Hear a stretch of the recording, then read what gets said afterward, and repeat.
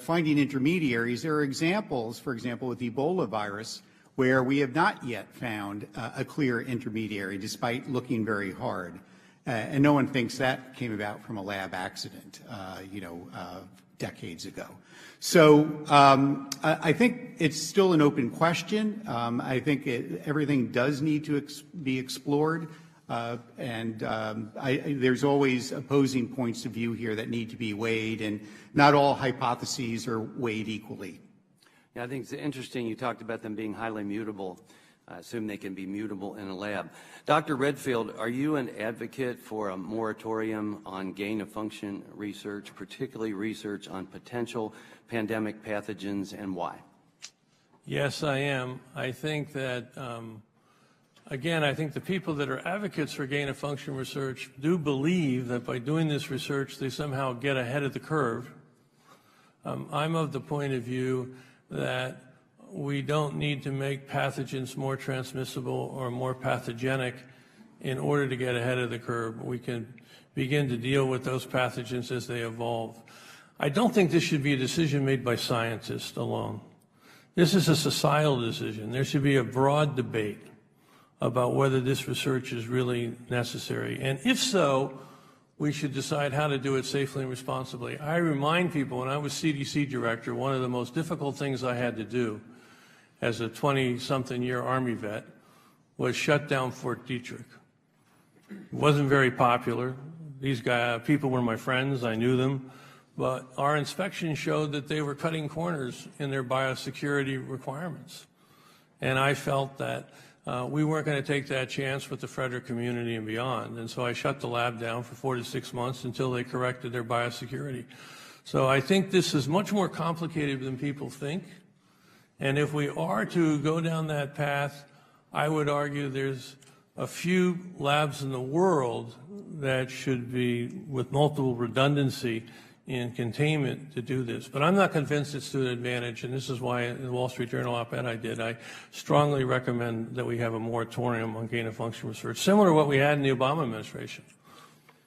In one sentence, can you provide a definition of gain-of-function research? And I say that because there becomes a little semantics sometimes, I believe, within the scientific community of what is a chimera and what is gain of function. Yeah, I think it's to take a pathogen and try to increase one of two things or both, to increase its transmissibility or its pathogenicity. I disagree with some of my colleagues at NIH to say the definition is restricted to a pathogen that's already a pathogen. If I make a non-pathogen pathogenic, that's gain of function. So in your expert opinion, was the Wuhan Institute conducting gain-of-function research on Absolutely. coronaviruses? Thank you. So one other path of questioning for you, Dr. Redfield. Proponents of this research claim it may result in vaccines or maybe even stop a pandemic. Dr. Redfield, has gain-of-function created any life-saving vaccines or therapeutics to your knowledge? Not to my knowledge. Has gain-of-function stopped a pandemic, in your opinion? No, on the contrary, I think it probably caused the greatest pandemic our world has seen. Do you find any tangible benefits to gain-of-function research at this time? I personally don't, but I do want to stress, I think the men and women that support it are people of good faith because they truly believe it's going to lead to a potential benefit. I disagree with that assessment. Thank you. I now recognize the ranking member, Dr. Ruiz from California, for his questions. Thank you, Mr. Chairman. The Select Subcommittee's first hearing should provide an opportunity for our members to carry out credible, responsible oversight to prevent and prepare for future pandemics. Instead, House Republicans invited a writer whose extreme and dangerous views have been echoed by white supremacists to testify on the issue of the novel's coronavirus origins. In May of 2014, David Duke, former Grand Wizard of the Ku Klux Klan, hosted a radio show praising Mr. Wade in his book, A Troublesome Inheritance. Mr. Wade, are you aware of David Duke's praise of your views on his website? When my book first came out, Mr. Ruiz, I think the extreme right wing thought it would help their cause, but they very soon dropped referring to it because when they actually read it, as many people who talk about my book have not, well, they found that David Duke did read your book. In fact, he had a whole radio talk show about it and described it in detail, and he did endorse your views. On a post, davidduke.com, promoting his radio show, he states, quote, "Hear Dr. David Duke speak on the former science editor for the New York Times, who has now essentially embraced the scientific racial truth that Dr. Duke wrote extensively about in My Awakening and has written about for more than 35 years. You see, Mr. Wade's book deploys dangerous tropes and stereotypes about minority communities under the guise of science. His assertions define the overwhelming consensus of scientists and researchers, including those in the fields of population genetics and evolutionary biology. Dr. Redfield, as a former CDC director, do these views trouble you? I'm sorry, I was distracted. I'm sorry, I was distracted. Would do the views that I mentioned and the David Duke's endorsements of Mr. Wade's book trouble you? I'm not a fan of David Duke at all. I do think that Nicholas Wade, and I've followed his work over 30 years, is an outstanding science reporter and has contributed substantially, both in nature science and, of course, leading the New York Times. You know, there are 140 faculty members and experts who strongly disagree with you. In fact, more than 140 faculty members and experts jointly condemned Mr. Wade's book in a joint letter to the New York Times book review stating, quote, "We reject Wade's implication that our findings substantiate his guesswork. They do not. We are in full agreement that there is no support from the field of population genetics for Wade's conjectures." Mr. Chairman, I'd like to enter this letter into the record. My only comment, I'm sorry, Dr. Redfield.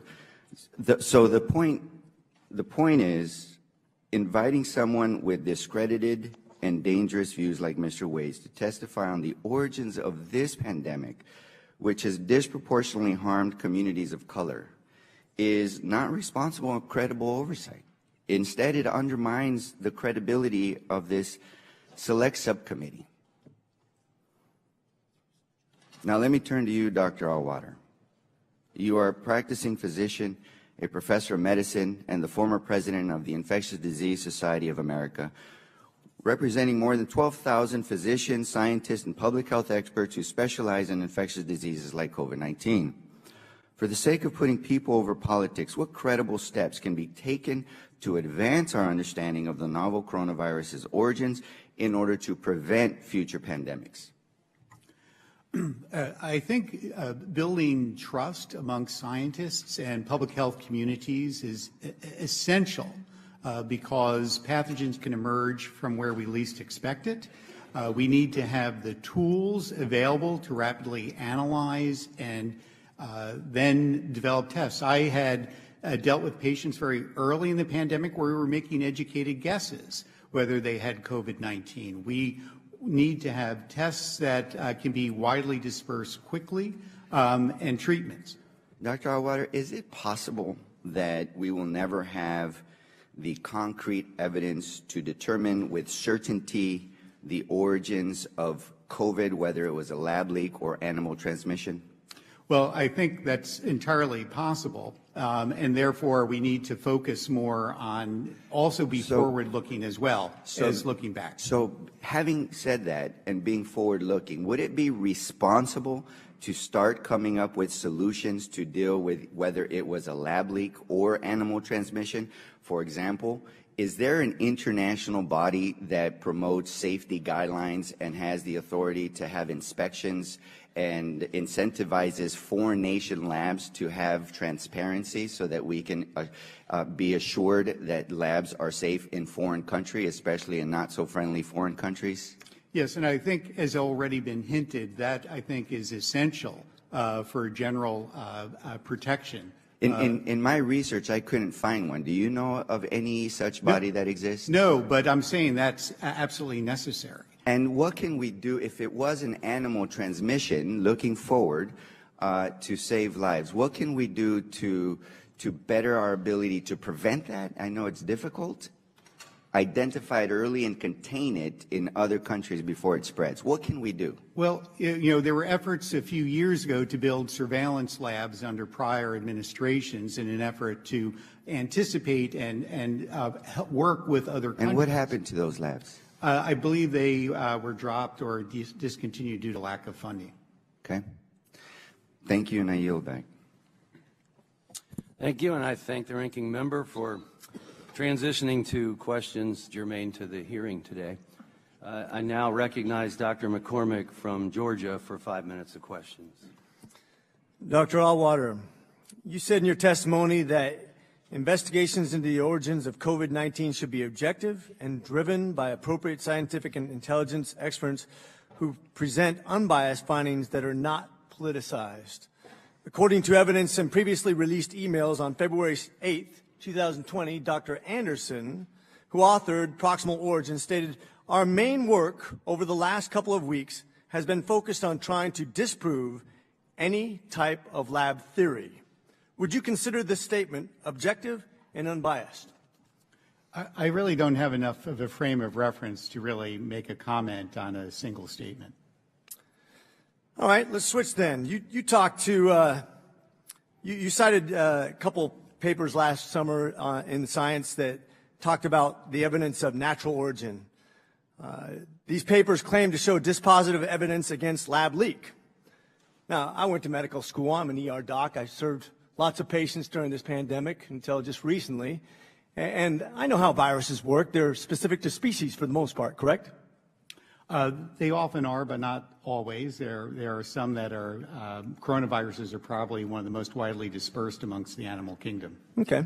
And given, if we use the origins of a species that was in the wild that came to human contact and gave us the virus that in question, wouldn't that virus still exist in that species in the wild? Well, I think that it would be likely the case. Right. Chances are. That's a good answer. Thank right. you. Mm-hmm. So how many species in the wild have we captured that still have this coronavirus in them? Because that would be a very easy thing to do, given its wide dissemination in the human population and its proximity to Chinese wildlife. How many wild animals have been captured with this coronavirus present in them currently? The answer is no, but on the other hand... Thank you. No, that's okay. I appreciate it. So basically, I'm talking about from a scientific standpoint.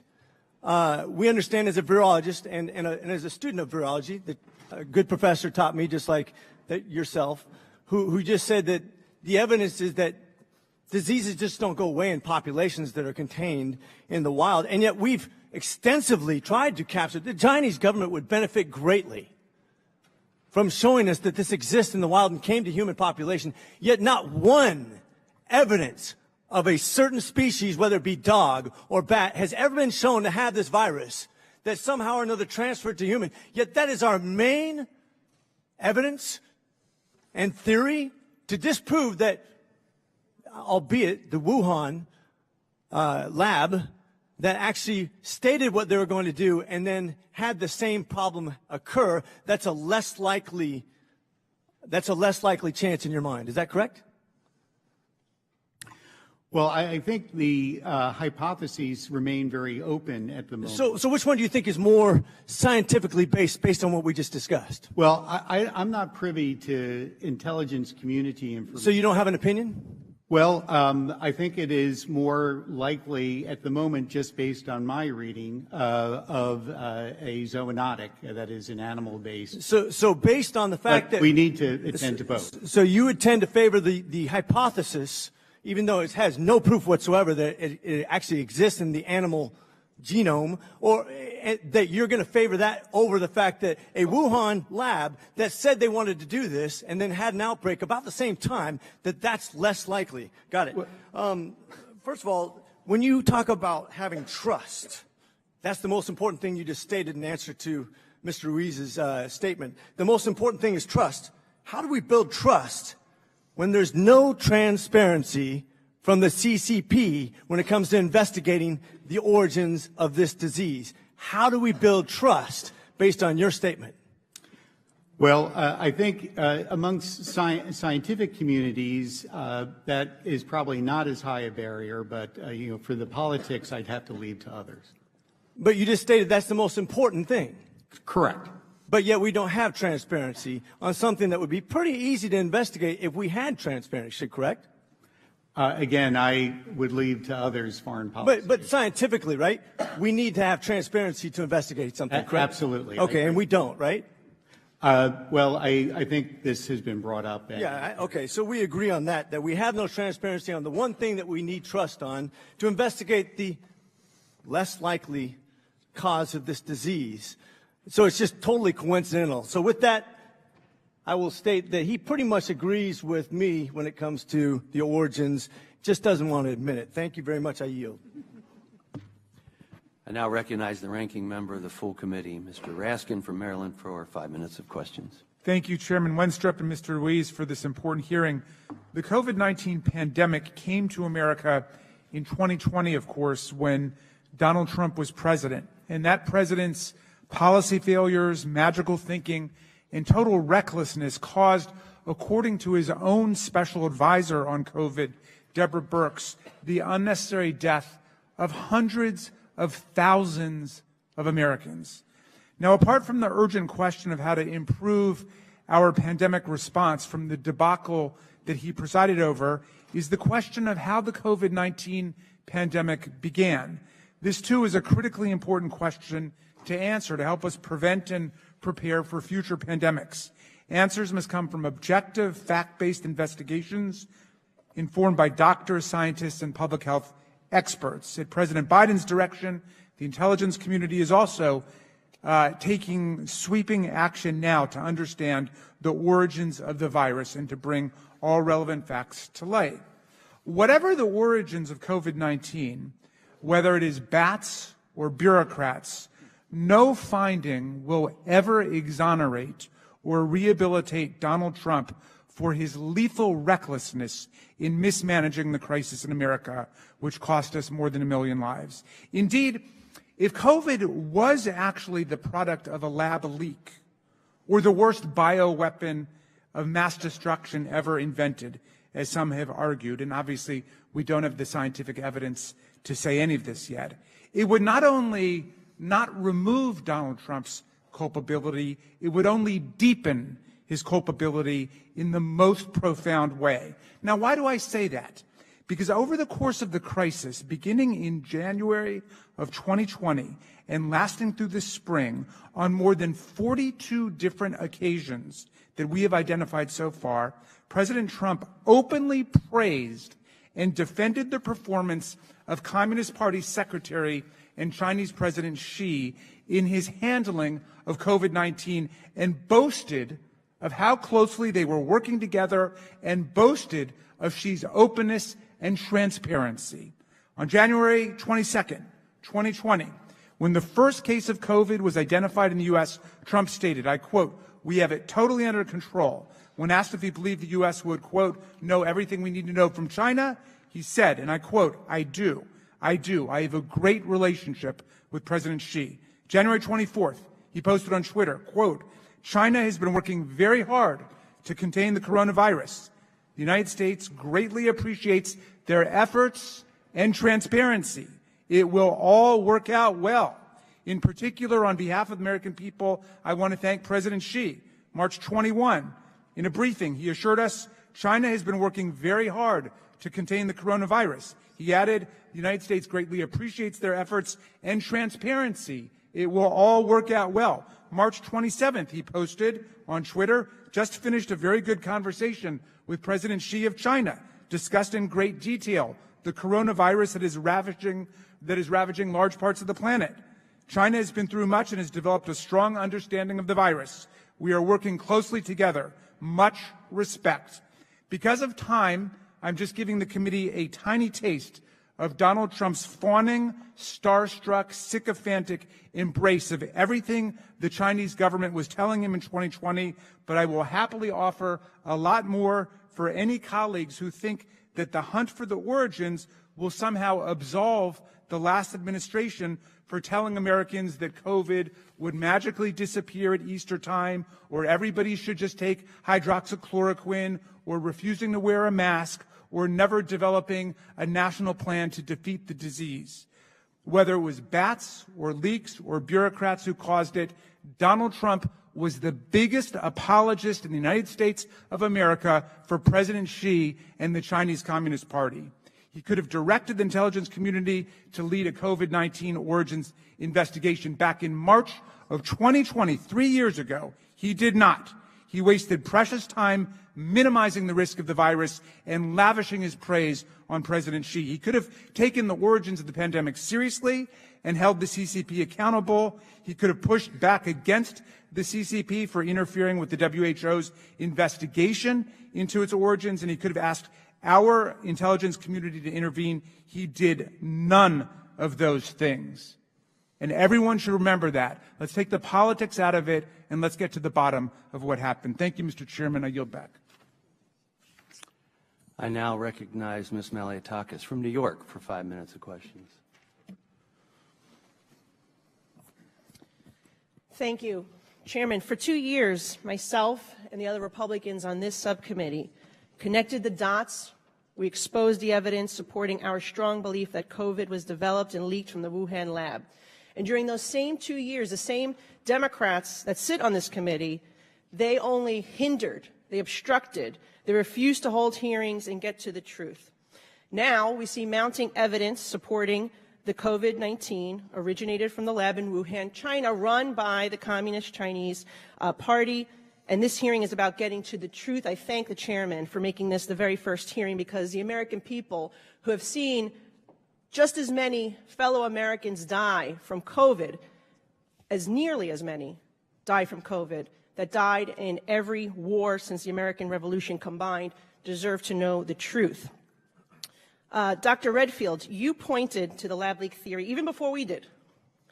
In mid-January of 2020, you expressed concerns to Dr. Fauci, to Jeremy Farrar of UK's Wellcome Trust, and to Dr. Tedros of World Health Organization that, quote, we had to take the lab leak hypothesis with extreme seriousness. And you urged Dr. Fauci to investigate both the lab and the natural hypotheses. Shortly thereafter, on February 1st, Farrar convened a meeting of a group of 11 top scientists across 5 time zones and asked Dr. Fauci to join, and he wrote, quote, my preference is to keep this group really tight. Obviously, ask everyone to treat in total confidence, unquote. Dr. Redfield, you were excluded from this call, but up until then, you had been on every single, you were included in every other conversation. What changed? Why do you think that you were excluded from these conversations?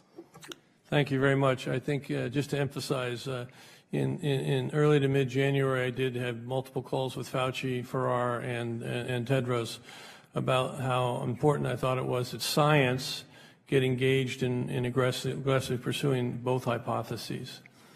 I also expressed, as a clinical virologist, that I felt it was not scientifically plausible that this virus went from a bat to humans and became one of the most infectious viruses that we have for humans.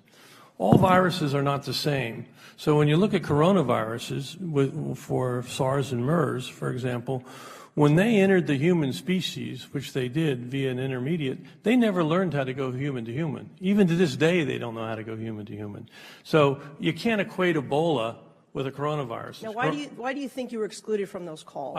Because it was told to me that they wanted a single narrative, and that I obviously had a different point of view. Okay. In emails following the conference call, 4 of the 11 scientists told Fauci that they all found the genetic sequence inconsistent with expectations from evolutionary theory, basically what you're saying. However, just 3 days later, these 4 scientists had drafted a paper arguing the exact opposite, and that's now the infamous proximal origin of SARS-CoV-2.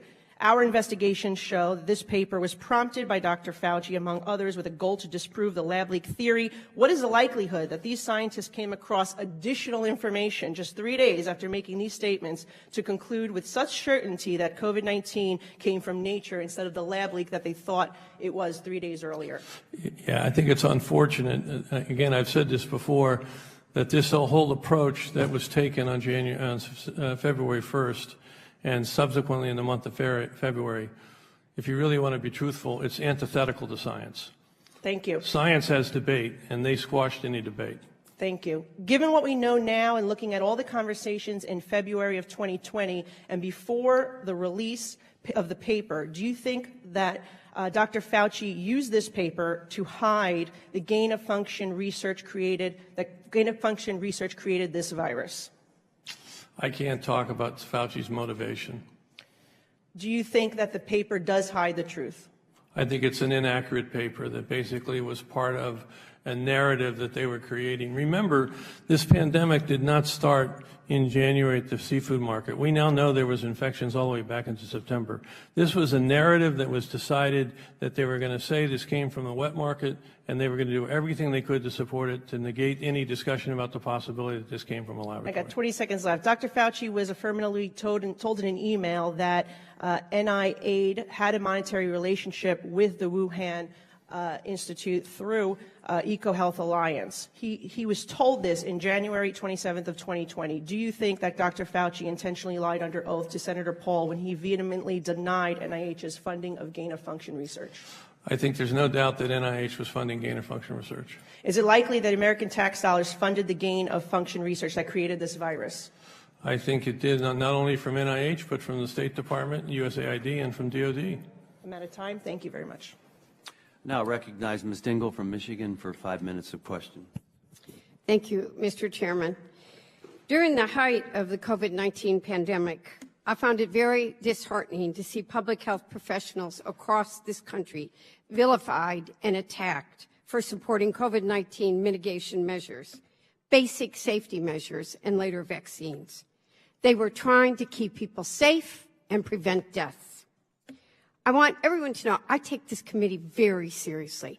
I want the facts. Dr. Redfield will confirm to you I was one of the first people to call him about Wuhan and had a lot of questions and never let up. So I want the facts. But I hope and say to my colleagues on the other side, we cannot go down a dangerous path by pushing unfounded conspiracies about Dr. Fauci and other long-serving career public health officials. Here is the reality. Like many of you, I am reading many articles, not just over the past weeks. Dr. Redfield knows I've been on this from the beginning. Talked to researchers, doctors, frontline nurses, public health officials. They all agree on one fact. After the billions of dollars on pandemic-era upgrades to labs and data and surveillance, after all the studies and white papers about emergency preparedness, the U.S. still lacks two things in the public health arsenal: people and trust. These continued smears on public health officials is destroying them.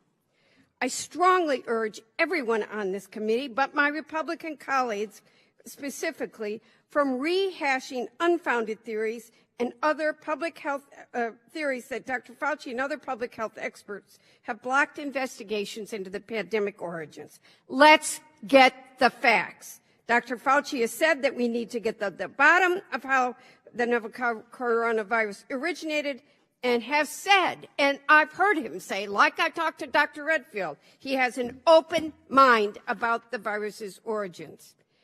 To all of you and to all of us in this room, I say it's critical to rebuild trust, and that continued attacks on public health officials only serves to further discredit people's confidence in our public health institutions, makes it almost impossible and it's challenging to recruit workers in the field, and it undermines people's trust in science. We're seeing it. We know that basic things like washing your hands, covering your mouth when you cough, and immunization save lives. And now, because of all of what we're doing, people aren't getting measles vaccines. They're not getting chickenpox. We're seeing the return of diseases that we've never seen before. We have to take seriously that this rhetoric is perpetuating people's distrust in flu shots and many other things. So let's work together, all of my colleagues, to protect the American people. That's our job. Dr. Arwater, how does misinformation surrounding the possible origins of COVID-19 and its spread damage the relationship between doctors and patients? Well, my sense is it's a very frequent question that, patients just ask me in the office, what do you think? And I don't have any direct knowledge, but it's obviously on a lot of people's minds. And I think if it was handled objectively, it would be less political. and therefore it sort of removes out of the realm of also dovetailing with other public health mitigation measures, which you so appropriately put forward. For the first part of the pandemic, we all wore masks. I tell you, no one on my faculty got COVID-19 until people started to not wear masks as well. I think the efforts of trying to just help the public early on, when we don't know a lot of information, we always tend to be more conservative. And then as we gain knowledge, recommendations evolve. So I think the origin story is important to help, again, look forward and put forward measures to try to help anticipate whether it's a zoonotic infection or was a lab-derived virus. I'm going to have more questions for the record, Mr. Chairman, if you'll do it, but I want to switch subjects. Today, there are a variety of views within the intelligence community and around the world on whether the virus originated in an accidental lab leak or whether it occurred from elite to animals to humans. And I want to know that more than as much as anybody. But Dr. Arwater, is it normal for different agencies within the intelligence community to make different assessments of the likelihood of one origin theory over the other? Well, I don't work in the government, but my understanding just reading the newspapers are that the CIA has not made any determination. Others have come to different levels of conclusions. So it seems to me that there is a difference of opinion. And it's normal for scientists to disagree. Absolutely. I think debate there is always the case. Very few things we know for certain. I yield back. Thank you, Mr. Chairman. I now recognize the chairman of the full committee, Mr. Comer from Kentucky, for 5 minutes of questions. Thank you, Mr. Chairman. One of the prevailing themes of the pandemic has been scientists' use of the media to downplay the lab leak theory. Mr. Wade, in your career, you worked at Nature Magazine, Science Magazine, and the New York Times. Would you agree that the scientific establishment used the media to downplay the lab leak theory? Microphone. That's a complicated issue, Mr. Comer. I think the media was used. It was used in this particular campaign to establish the natural origin theory. The scientific community is very afraid to speak up on political issues, and I think the reason is that the government grants are handed out through this system of peer review committees, right. And so you don't want any single scientist on your peer review committee to vote against you. Therefore, because you won't get your grant, it's so competitive. So therefore, scientists are very reluctant to say anything that is politically divisive or might turn other scientists off against them. This means that they cannot be relied upon in the way that I think we would like them to be independent and forthright and call it as they see it. Okay. Well, we saw this first with the proximal origin paper that said, quote, our analysis clearly showed that COVID-19 is not a laboratory construct or a purposely manipulated virus, end quote. This was first published on February 17th of 2020. Each witness, I have a simple question. Yes or no, was there science available to make such an unequivocal statement against the possibility of a lab leak that early on in February of 2020? Dr. Wade. Absolutely no. Mr. Wade. No, it was not. Yeah, I don't have sufficient frame of reference to give an answer. No.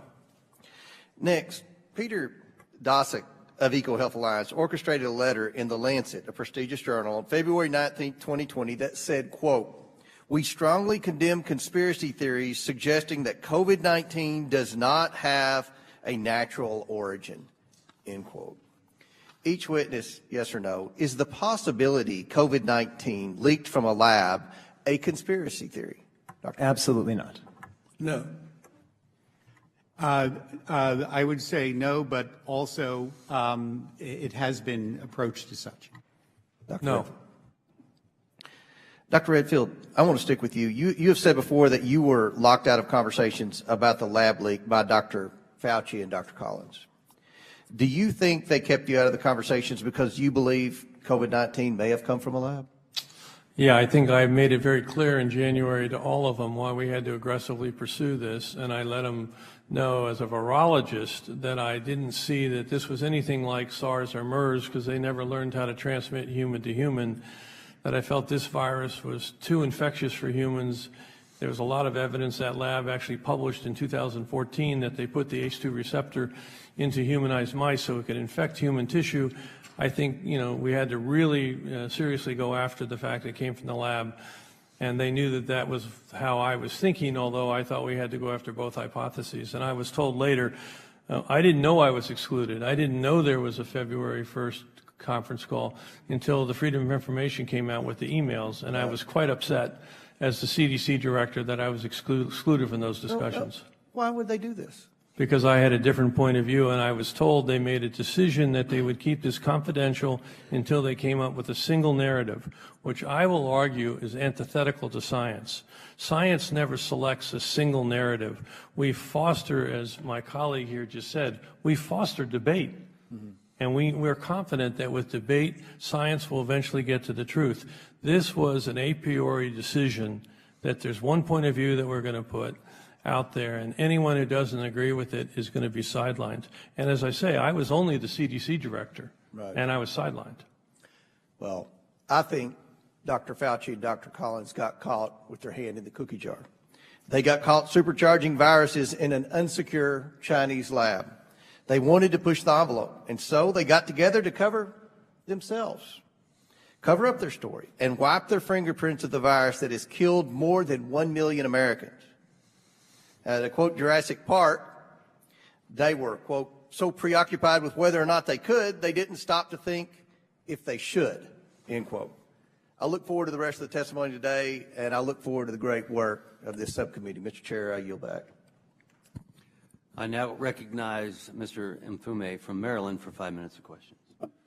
Thank you very much, Mr. Chairman. I want to thank you and the ranking member for convening us on this very important and difficult topic, one that all Americans, regardless of where they live, regardless of what they do, are concerned about.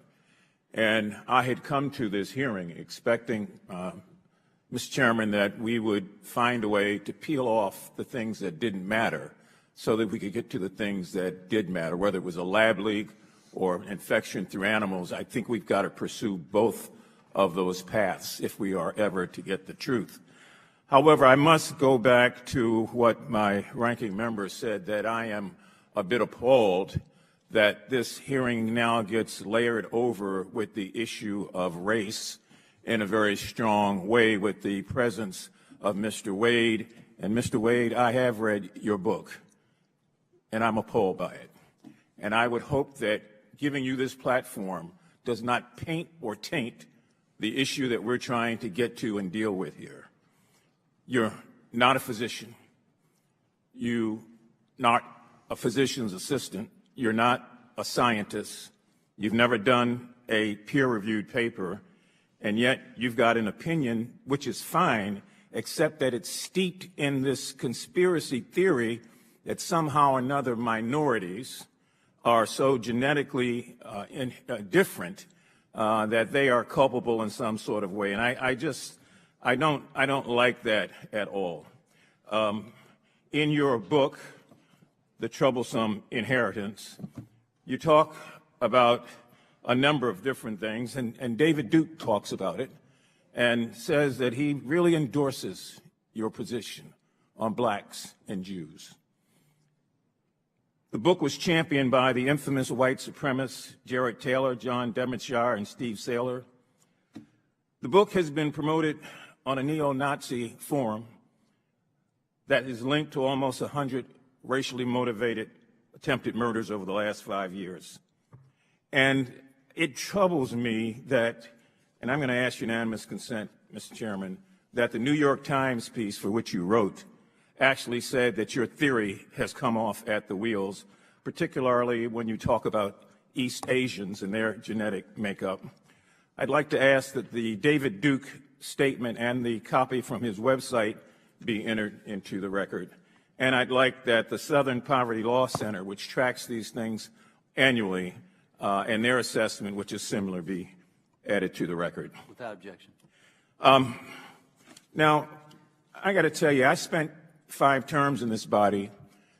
I was so troubled by what I saw in the streets with bias and hate crimes that I actually gave up my seat in the Congress.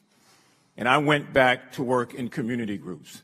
I ended up being the president of the NAACP so that nationally I could work against this sort of thing. It is repulsive. And so here I am back again, hearing the issues that drove me out of here to begin with.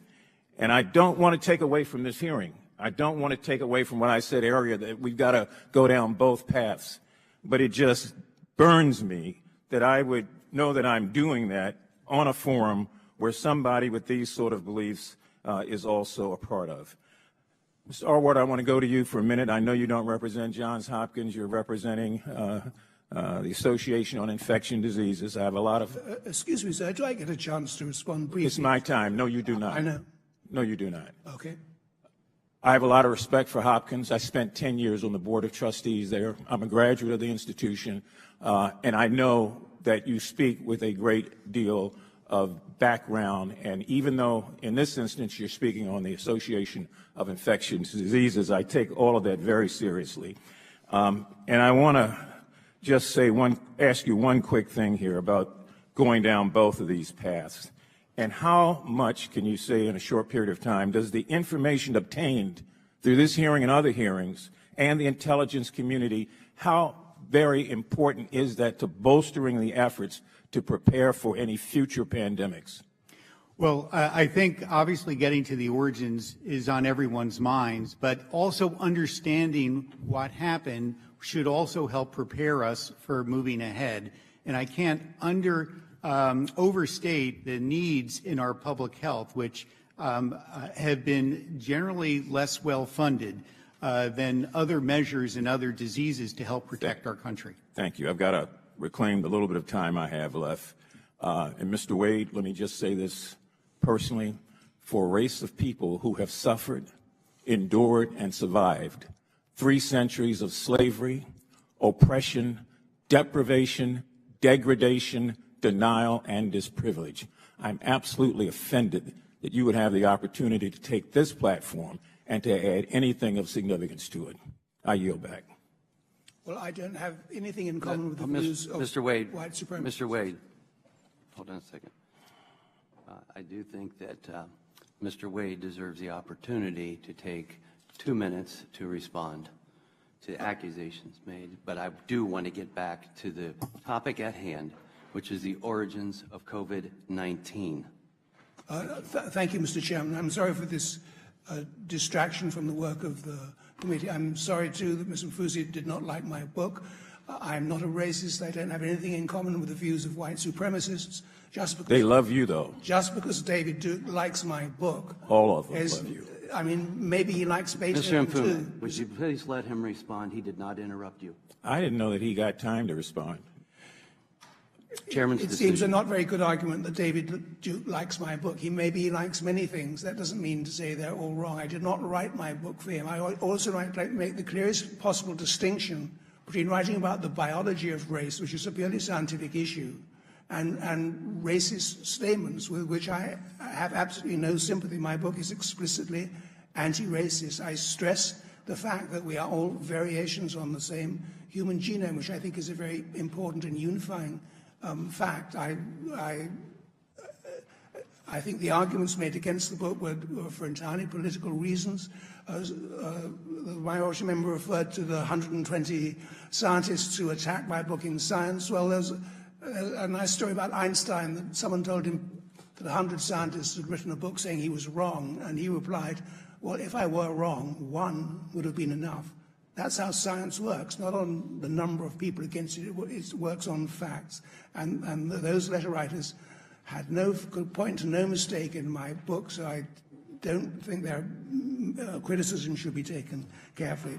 I'm sorry for the disruption and unhappiness this issue has caused, and let's get back to the issue of the hearing, Mr. Chairman. Thank you. I now recognize Dr. Miller Meeks from Iowa for 5 minutes of questions. Thank you so much, Chair Winstrup, and thank you to all of our witnesses who are here today. I'm both a doctor and a former director of the Iowa Department of Public Health, as well as a military veteran of 24 years. And like Dr. Metzl said, I have waited 3 years for this hearing. And I have, in fact, put people over politics and science over conspiracy. Our first inquiry on the Select Subcommittee on the Coronavirus Crisis, this is my 3rd year on this committee, was June 29th, 2021, on origins of COVID-19, and the only people that attended were Republicans. We had a press conference at that hearing, and I was concerned that the public and the press weren't conveying that it wasn't partisan in trying to determine origins. It was, in fact, of utmost importance, and importance not just to Americans, but to the international community. At that press conference on June 29th, 2021, I said, the reason we need to know the origins of COVID-19 is to prevent and prepare for the next pandemic. We need to know, one, there are immediate disclosure rules. There was not immediate disclosure of a virus that would lead to a worldwide pandemic. Immediate disclosure, and WHO has a vested interest in this and making sure there's compliance. Laboratory safety. It was known even in the U.S. there are labs who have lab leaks. Laboratory safety, biosafety lab 4 work being done in a biosafety lab 2. It was known that this was occurring at the Wuhan Institute of Virology, so lab safety. And thirdly, and I think that Dr. Redfield has mentioned this, all of you have mentioned this, and that is the ethics of gain-of-function research or types of research. Often we as scientists get ahead of the ethics. But the ethics of types of research, and again, the international community has a vested interest in discussing and debating these topics. And I've published in journals before, peer-reviewed journals. I know how the editing and the peer review process works. And I also know very intimately of the disclosure requirements and conflicts of interest, including financial. So over the weekend, we released new emails and documents that suggested that Dr. Fauci prompted the drafting of a publication, ultimately called Proximal Origins, that would disprove the lab leak theory. The authors of this paper skewed available evidence to achieve that goal. And Dr. Jeremy Farrar, now chief scientist for the World Health Organization, went uncredited despite significant involvement. So are you all aware of these documents? You can just nod affirmatively. All of the witnesses except one have nodded yes. You know, many of you have been in journalism and in science writing for a long time. And so, Dr. Metzl, can you explain the process briefly, because I have little time, of drafting, editing, and reviewing a publication in a science magazine? Well, Mr. Wade is probably better at this than me because he was an editor of 2 science magazines. But what I will say is different people contribute, and it's normal practice to list the names of the people who have participated. And then, Mr. Wade, given that acknowledgement, do you think it's important that there's proper crediting and acknowledging of authors? I think the question of who is or is not an author of a paper is somewhat loose. So many people interpret it different ways. There are things called honorary authorships where you talk to someone in an elevator and say, oh, I'll add you to my paper. It's not there are no hard and fast rules for who should be author of a paper. But if an individual is the genesis of that paper, do you think they should be acknowledged? Well, if they make some important intellectual contribution to it, they should. I don't know that Farrar did or was in a position to. All we know is that he suggested a minor editing change to the paper. Well, and Dr. Arwater, you mentioned that we know the intermediate host for SARS. How long did it take for us to find the intermediate host for SARS? It did take a few years. It was not immediate. And MERS? MERS also took some time. Okay. And are any of you aware of a furin cleavage site occurring naturally? Yes. Dr. Metzl, go ahead. Yeah, they occur naturally, but not in SARS-like viruses other than SARS-CoV-2. So in other viruses, but not in SARS and SARS-CoV-2, very similar to SARS. Correct. In no SARS-like viruses, and it showed up for the first time in a SARS-like virus in the SARS-CoV-2 virus, which it seemed to appear out of nowhere. The endonuclease fingerprint, how common does that occur? The repeating cycle, CG, GC, GG. The furin cleavage sites. Yeah. So my point in that is that There is, as you said, Dr. Metzel, extraordinary circumstantial evidence that this came from a lab. I don't know why the authors didn't want to state this. They did not want to have the scientific conversation and dialogue, why they wanted to obfuscate and suppress the truth, or even have a debate about the origins of COVID-19. Was it for personal financial gain? Was it to hide U.S. financial interest into the Wuhan Institute of Virology indirectly? Was it to suppress the revelation that there was perhaps gain-of-function research that had been prohibited in the United States? Or were they concerned that a conspiracy would develop that it was bioterrorism? And I would state that their suppression and obfuscation has led to the exact mistrust and distrust and conspiracy theories that they may have tried to avoid. Thank you so much. I'm so delighted to have this hearing, and I think we will be able to get to the bottom of this, have an open dialogue. What they did is not science, and it will not time has prevent future expired. I pandemics. now recognize Ms. Ross from North Carolina for 5 minutes of questions. Thank you very much, Mr. Chairman. I just want to be very clear to our distinguished panelists and to the folks who are watching this. My Democratic colleagues and I strongly support the experts community's efforts to determine the origins of the novel coronavirus, because doing so is critical to preventing and preparing for future pandemics, plain and simple. And as stated, almost 1.2 million Americans have lost their lives due to COVID-19 and millions more around the world. It's very personal to each of us. More than 30,000 people in my home state have died because of this pandemic. And our goal here should be to prevent something like this from happening again, which is why science and facts should guide legitimate investigations into the pandemic's origins.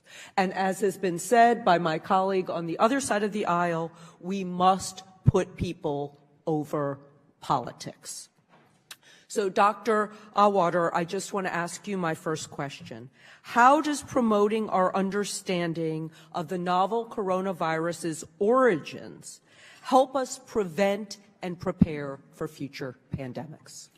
Well, I think there are two main avenues. One is, if it is of animal origin, we need to anticipate additional viruses or even potentially bacteria, and therefore having an advanced notice, an early notice as possible, certainly is helpful for containment and also mitigation measures.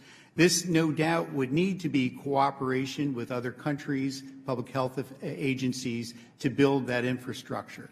On the other hand, if it's a lab-derived virus, then guidance in terms of proper research and guardrails is highly important to make sure, to the best of abilities, this never happens again, much as we take great care with airline safety, nuclear weapons, and so on. All that needs to be paid attention to. Thank you. Dozens of scientific research studies have been completed or are currently underway to promote our understanding of how the novel coronavirus came to be.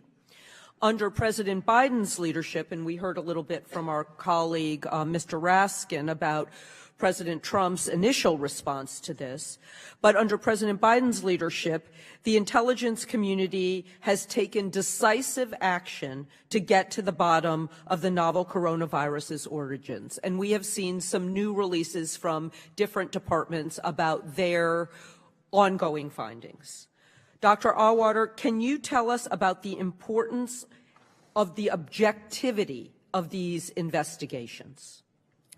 Well, as a clinician and someone that does research, I think the objectivity is very important. Obviously, not all information is available to us that has based the conclusions. That's outside of my expertise as to whether that's the case, but I think the objectivity is highly important, and also the fact of how it's rated.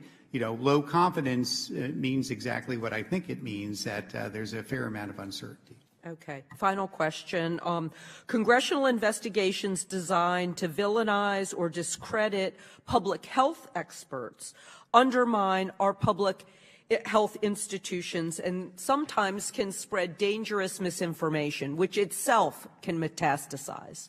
Dr. Auwaerter, instead of launching a partisan investigation or politicizing the pandemic's origin, what should Congress be doing to prevent something like this from happening again? Well, outside of the political realm, I would just say an independent body would make the most sense that is not hewing essentially or have an ability to make much political hay, if that's possible. I'm not sure of the details of that, but to me that seems to be the ideal. Thank you very much. I'd like to yield the remainder of my time to my colleague, Congressman Mfume. Oh, thank you very, very much for that. I want to go back and underscore, if I might, how I began my comments, because I don't want that lost on those who are here or those who are watching. This is designed, and again, I want to commend the chair and the ranking member Ruiz for making sure that we move down a path together, Democrats and Republicans trying to get answers for the American people, not just about what happened, but as has been said, so that it never happens again. And if it does, we're prepared. And I put so much emphasis on science because I spent 5 years at the NIH, at the Institute for Minority Health and Health Disparities. I was the executive director of the National Medical Association. And up until 2 years ago, I've served as vice president of Research America, the largest research advocacy organization in the country. This is real to me. This is very personal. And I can't even fathom the thought of people still dying as a result of this until we have our work completed. Thank you. I yield back.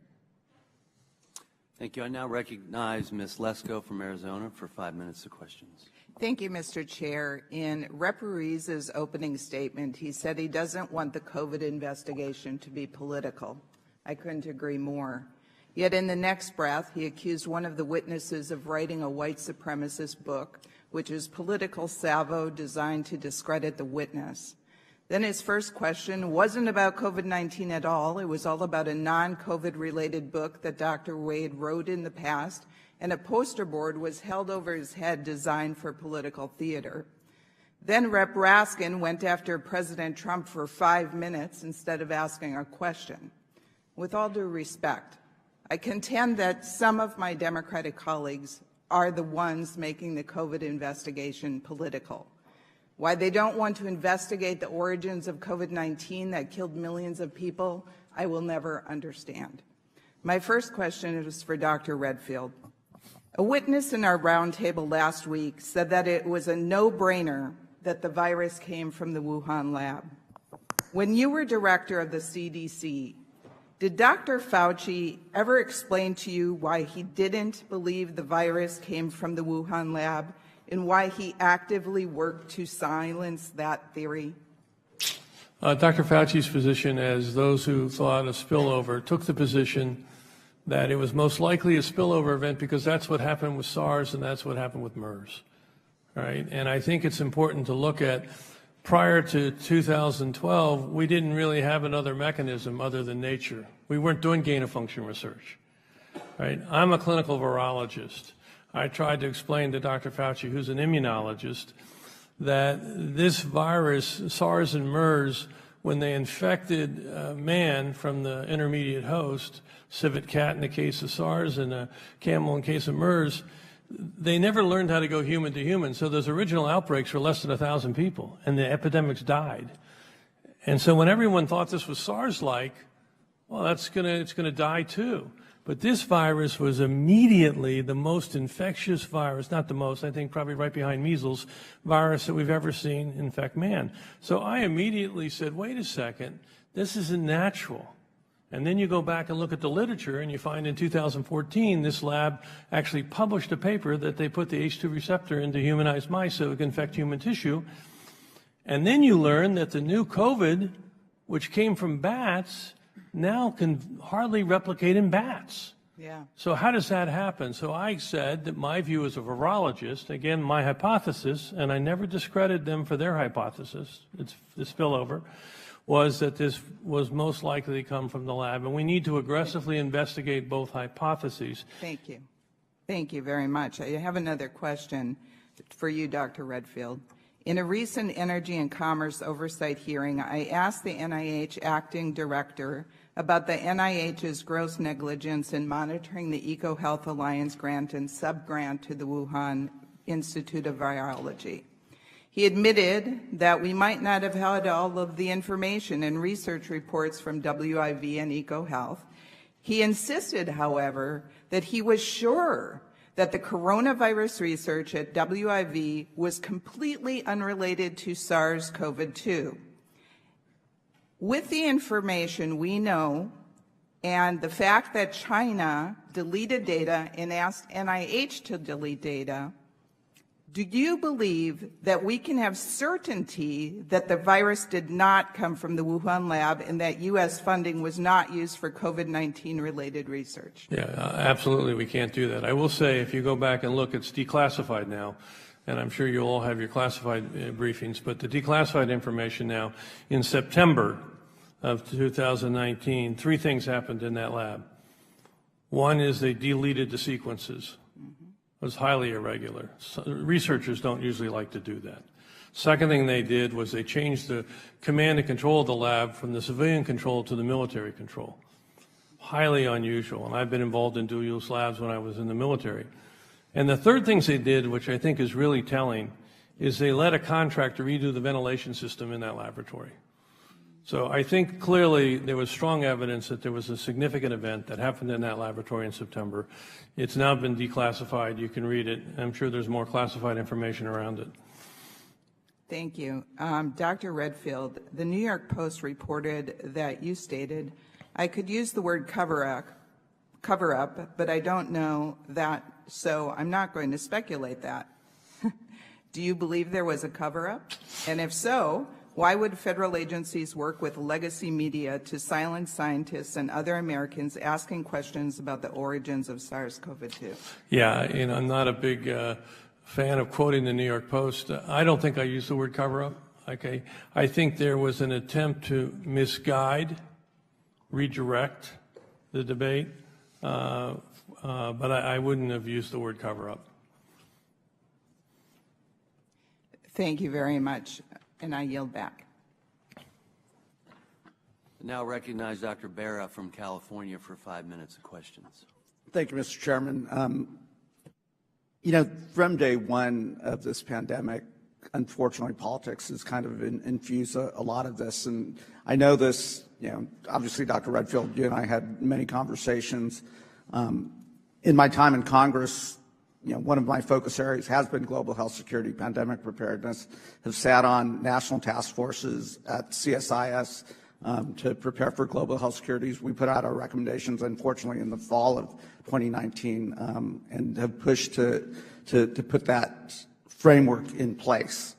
My colleagues, Congresswoman Dingell and Congresswoman Ross, have equivocally said, as Democrats, we want to find out what the origins of COVID were.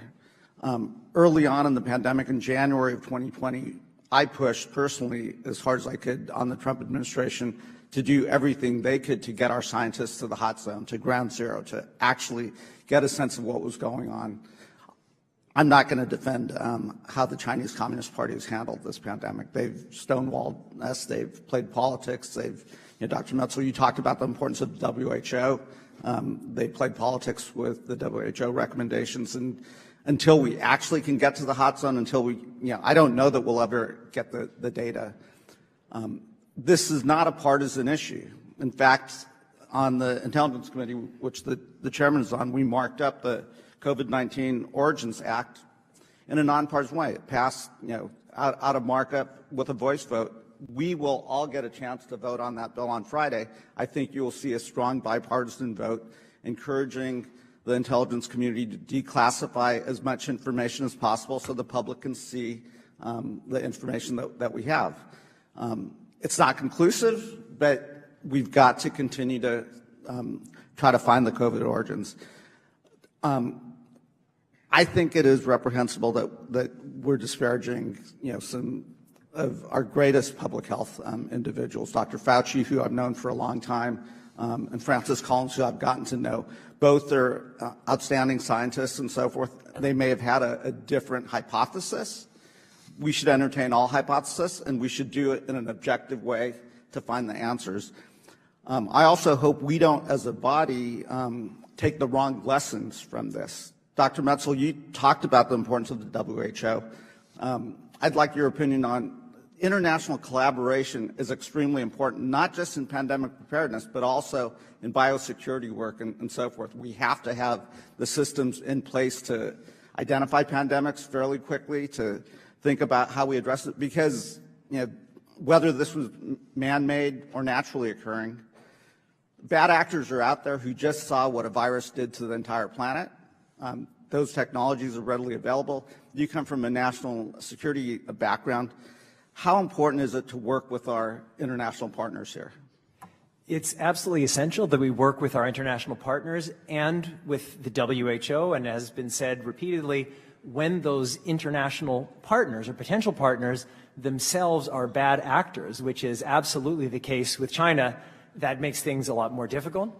And then the World Health Organization, which is absolutely essential, is working with one hand tied behind its back. It doesn't have the mandate or the authority to do what it needs to do. It couldn't have its own independent surveillance capability in the beginning of the pandemic. When China was preventing the WHO investigators from going to Wuhan, there was nothing that they could do. And as I said in my remarks, Dr. Tedros has actually really been at the forefront of fighting for the kind of open inquiry that the Chinese government has so aggressively blocked. And if I can just say, just very quickly, I'm originally from Kansas City. I'm a Midwestern optimist, and so I hear some consensus in the room that it's critically important to understand how the pandemic started, that we have to fully examine all origin hypotheses.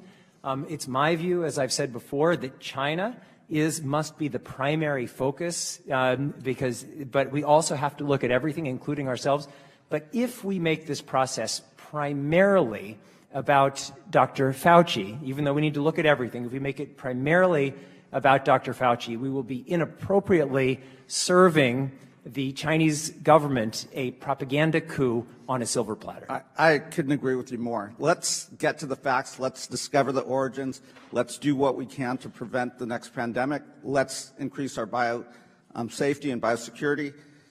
We should debate gain-of-function research. I think that's totally appropriate. We should make sure, if we are looking at that it is done in an absolute safe way with oversight, et cetera. We should also think about the private sector that can operate, and do this research on their own. We ought to think about how we also look at that and make that safer. Thank you. Now recognize Mr. Cloud for 5 minutes of questions.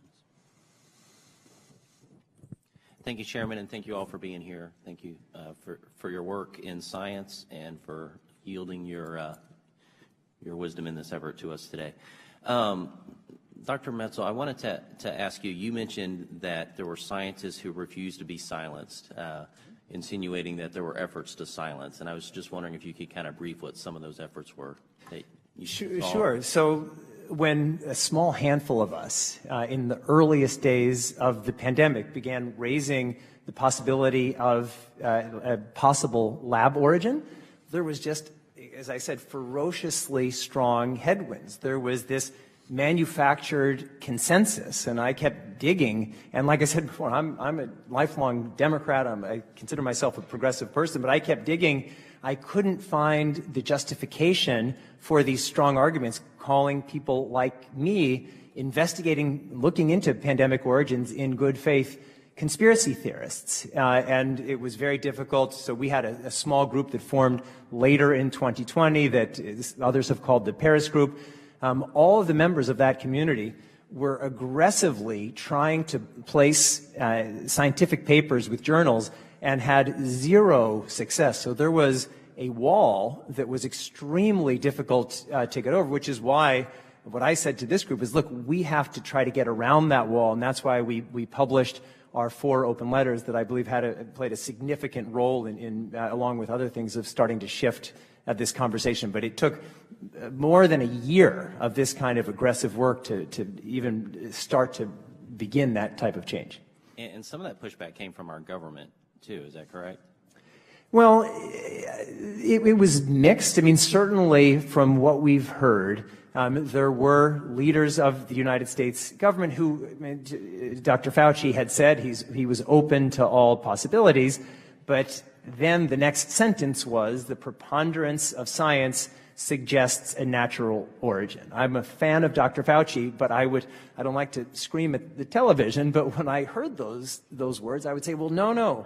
That's not the case. That's not what the science, at least as I'm reading it, is saying. To what you were just saying, Forbes mentioned you as one of the first, as an ex-high official, high-level staffer for Bill Clinton and then Senator Joe Biden to say that SARS coronavirus was likely a Wuhan lab escapee. Why did you think that? Yeah. So in the early days of January of 2020, like everybody, I was trying to figure out what was happening, and I read the news reports, and it said it comes from the market, and SARS-2 sounded kind of like SARS-1, and that seemed credible, but I had just been in Wuhan, China, and so I think a lot of Americans had this vision of Wuhan as some little market town where a bunch of yokels are eating bats for dinner every night, but Wuhan is China's Chicago. It's an incredibly sophisticated, highly educated, wealthy city. I knew that the Wuhan Institute of Virology was based there. I knew a lot about that background. I also had an understanding both of the science and of China. And then on January 24th of 2020, there was a Lancet paper written by Chinese scientists saying that more than a third of the earliest cases of infection were of people who had no connection to the market. And so in my mind, that was a pretty strong piece of evidence that the market was a super spreader place, which certainly is what I still believe. And that was when I started digging. And then in later February of 2020, I had all of these ideas I was developing. I went to South Africa for the meeting of our World Health Organization Expert Advisory Committee on Human Genome Editing. And this is with some of the top scientists and others in the world. And then privately, I was telling people, like, here is my private view. Here's what I'm seeing in the evidence. And there was a part of me that was kind of hoping that they would say, oh, no, you're crazy. Here's what you're missing. Because this is an uncomfortable hypothesis for many reasons.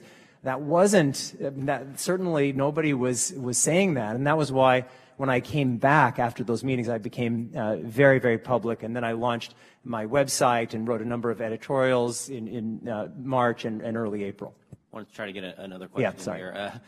Your take on this, was that before or after Proximal Origins came out? So and what was your take on that when you, I guess, read that? Yeah. And what impact do you think that had on the scientific community and the free discovery, so to speak, of?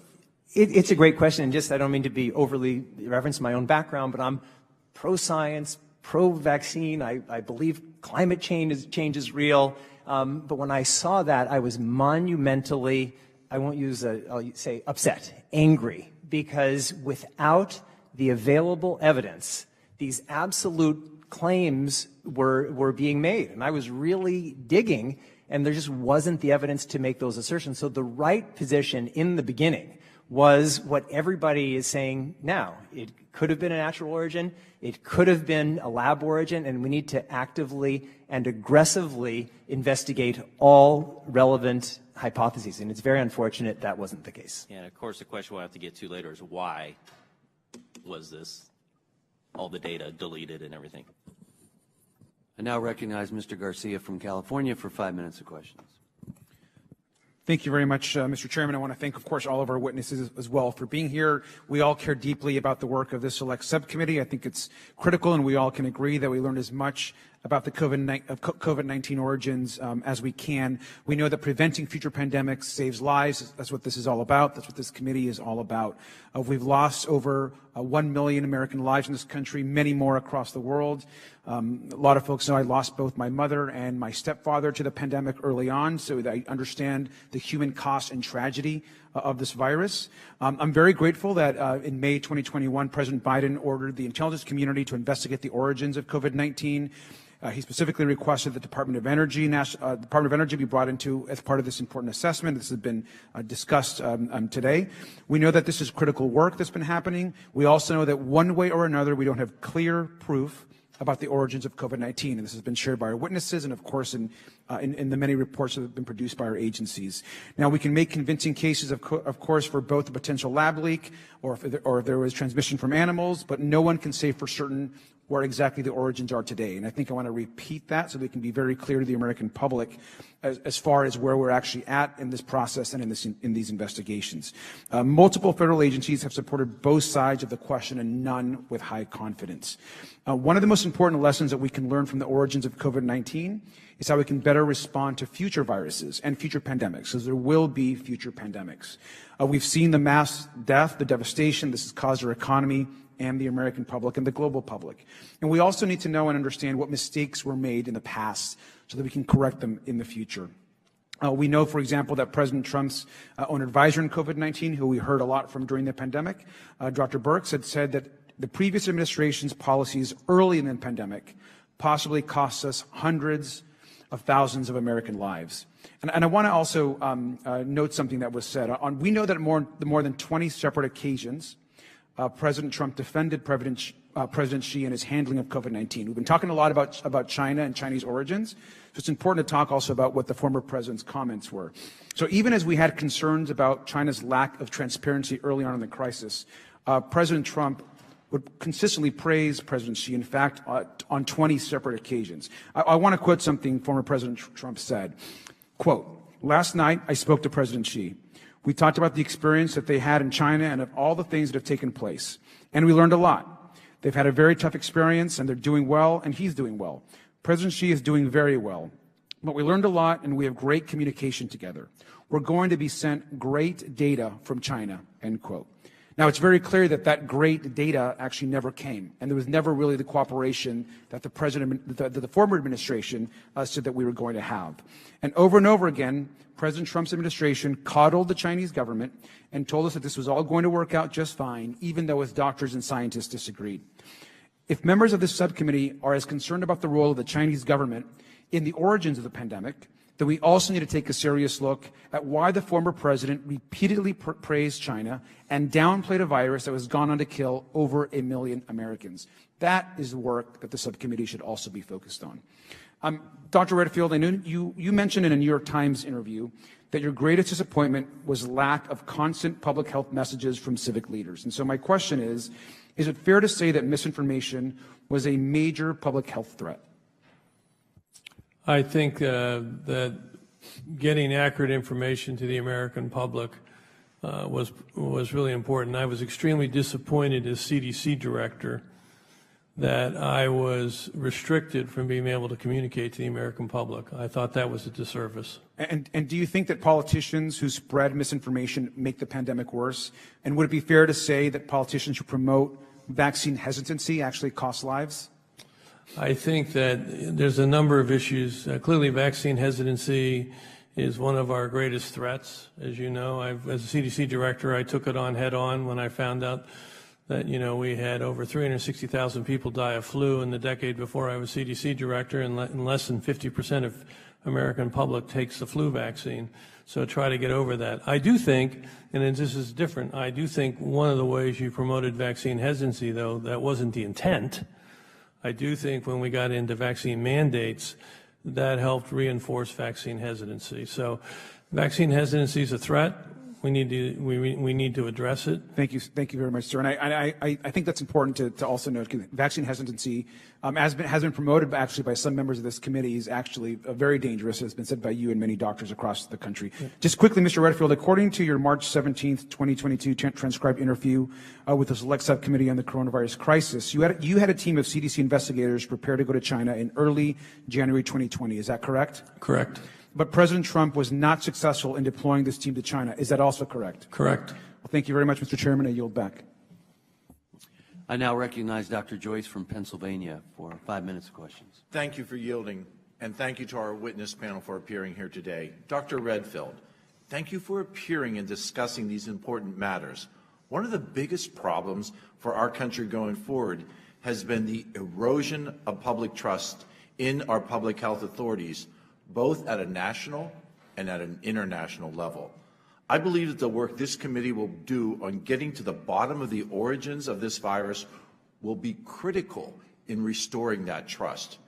And to that end, the House of Representatives will be voting on legislation this week requiring that the director of the National Intelligence Agency to declassify all information relating to the origins of COVID, especially if there is reason to believe that the Wuhan Institute of Virology is the source of this outbreak.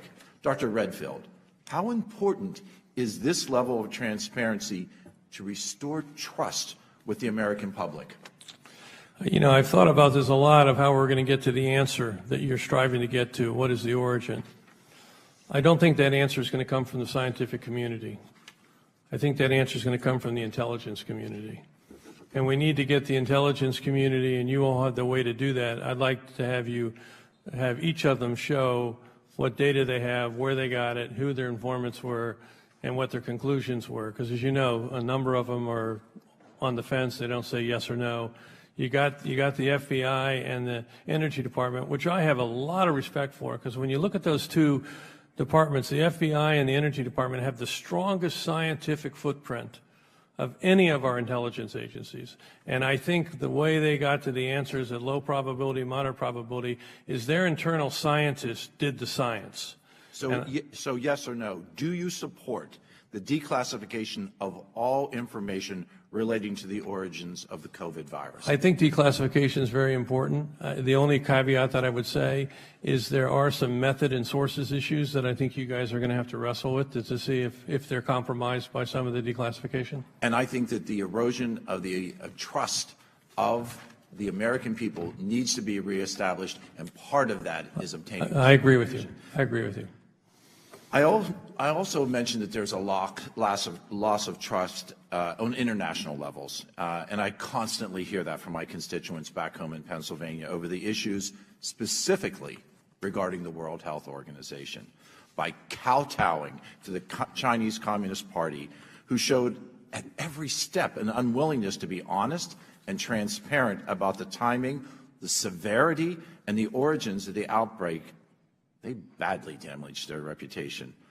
Dr. Metzel, Article 6 of the International Health Regulations requires that the World Health Organization notifies within 24 hours of all events which may constitute a public health emergency of international concern. Do you believe that the Chinese Communist Party complied with this requirement, given the reports that the CCP had identified COVID cases as early as November of 2019? There can be no doubt whatsoever that the Chinese government violated the IHR. Do you feel that there's an opportunity from our group, our work here, to reestablish potential trust in the World Health Organization? Well, that's a separate issue. Certainly in the earliest days of the pandemic, Dr. Tedros, by his own admission, was saying too many nice things about the Chinese government, when the Chinese government was very clearly not providing the WHO the information the WHO was privately asking for. But as I said earlier, Dr. Tedros then was the essential voice after the deeply flawed Chinese International Joint Study in February of 2021. If Dr. Tedros had not spoken up, basically condemning this deeply flawed report and then abolishing the this entire group, we would be in a very different situation today. The CCP was given full veto authority over those included on the investigation team. And coincidentally, the only American accepted was Peter Dask, who is CEO of EcoHealth. Sort of like having the fox in the henhouse. With this information, do you believe that the conclusions of the report can be trusted? And is there a serious conflict by Dask's inclusion in the investigation team? So as I've said many times, the entire process was flawed for the joint study, and that was a joint study not originated by the WHO Secretariat, but by the World Health Assembly, which is the governing body of states overseeing the WHO. So this was forced on the WHO. The report of the Chinese International Group, in my view, was so deeply and fundamentally flawed that it's outrageous. But the WHO Secretariat, they were the ones who then, Dr. Tedros rejected the findings, and then the WHO Secretariat abolished that group and established a new group, the Scientific Advisory Group on the Origin of Novel Pathogens. And that group came out with this report that was saying that we have to fully investigate a lab origin, and they called on China to be more cooperative, and China is again stonewalling. I agree that full investigation of a lab origin is the responsibility of this committee. I thank all of the panel members for being here today, and Mr. Chairman, I yield. I now recognize Ms. Takuda from Hawaii for 5 minutes. Thank you, Mr. Chair. Following up on the gentleman's from Maryland's comments, as an Asian American woman representing an ethnically diverse district that would find offense with Mr. Wade's work and conclusions in regards to race, I ask that the letter to the editor, signed by more than 100 geneticists and biologists opposing the use of their research in Mr. Wade's book, be entered officially into the record. This speaks to his professional credibility and calls into question his very presence on this panel. Without objection. Thank you. One thing the COVID-19 pandemic made clear is the need for reliable, real-time public health data. Without it, people of color and the most vulnerable in our communities are disproportionately impacted. We don't have the infrastructure to get needed resources to them, and people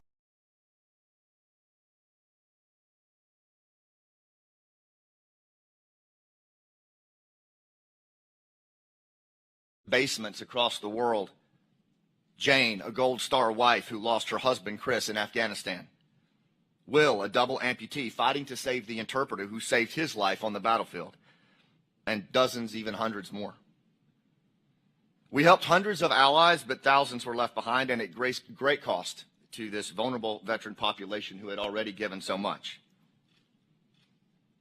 My buddy Steve, who was racked with post-traumatic stress and a traumatic brain injury from an IED, screamed into his pillow and pounded his bed because his children were in the next room. As his former interpreter was detained at a Taliban checkpoint and was pleading over the phone, "Steve, they are beating my wife. My children are watching this, for God's sakes. What should I do? Can I fight them? Why is this happening?" Jay, a former Navy SEAL in Pineapple, received a text on Signal from his Afghan partner. "My daughter has been trampled, sir. I know we're going to miss our chance to escape, but she's unconscious and barely breathing." It's okay, my friend. Thank you for trying. This whole thing has been a gutting experience. I never imagined I would witness the kind of gross abandonment, followed by career-preserving silence of senior leaders, military and civilian. As a result of the way that we've left Afghanistan, we're on the front end of a national security crisis, as 27 violent extremist groups are now operating on former NATO security bases with Taliban top cover. And I think we're on the front end of a mental health tsunami, as 73% of our Afghan war veterans say they feel betrayed by how this war ended. Calls to the VA hotline have spiked 81% in the first year since the Afghan withdrawal, and they keep coming. My friend Brad was found dead a few months ago in a Mississippi hotel room. His wife Dana confirmed to me that the Afghan abandonment reactivated all the demons that he had managed to put behind him from our time in Afghanistan together. And he just couldn't find his way out of the darkness of that moral injury. America is building a nasty reputation for multi-generational systemic abandonment of our allies that we leave as smoldering human wreckage, from the Montagnards of Vietnam to the Kurds in Syria. Our veterans know something else that this committee might do well to consider. We might be done with Afghanistan, but it's not done with us. The enemy has a vote. If we don't set politics aside and pursue accountability and lessons learned to address this grievous moral injury on our military community and right the wrongs that have been inflicted on our most at-risk Afghan allies, this colossal foreign policy failure will follow us home and ultimately draw us right back into the graveyard of empires where it all started. Thank you, and I look forward to your questions.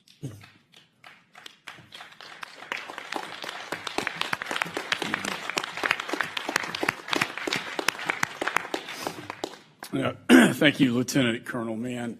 And I want to thank you for working with me and my office, my staff, getting people out. And you described the chaos and the moral injury, I think is how you put it. And I think everybody, this whole panel, sustained moral injury, and I think the nation sustained moral injury from what happened. I'd like to recognize other people in the hearing room who also assisted, and they're here to support their friends testifying.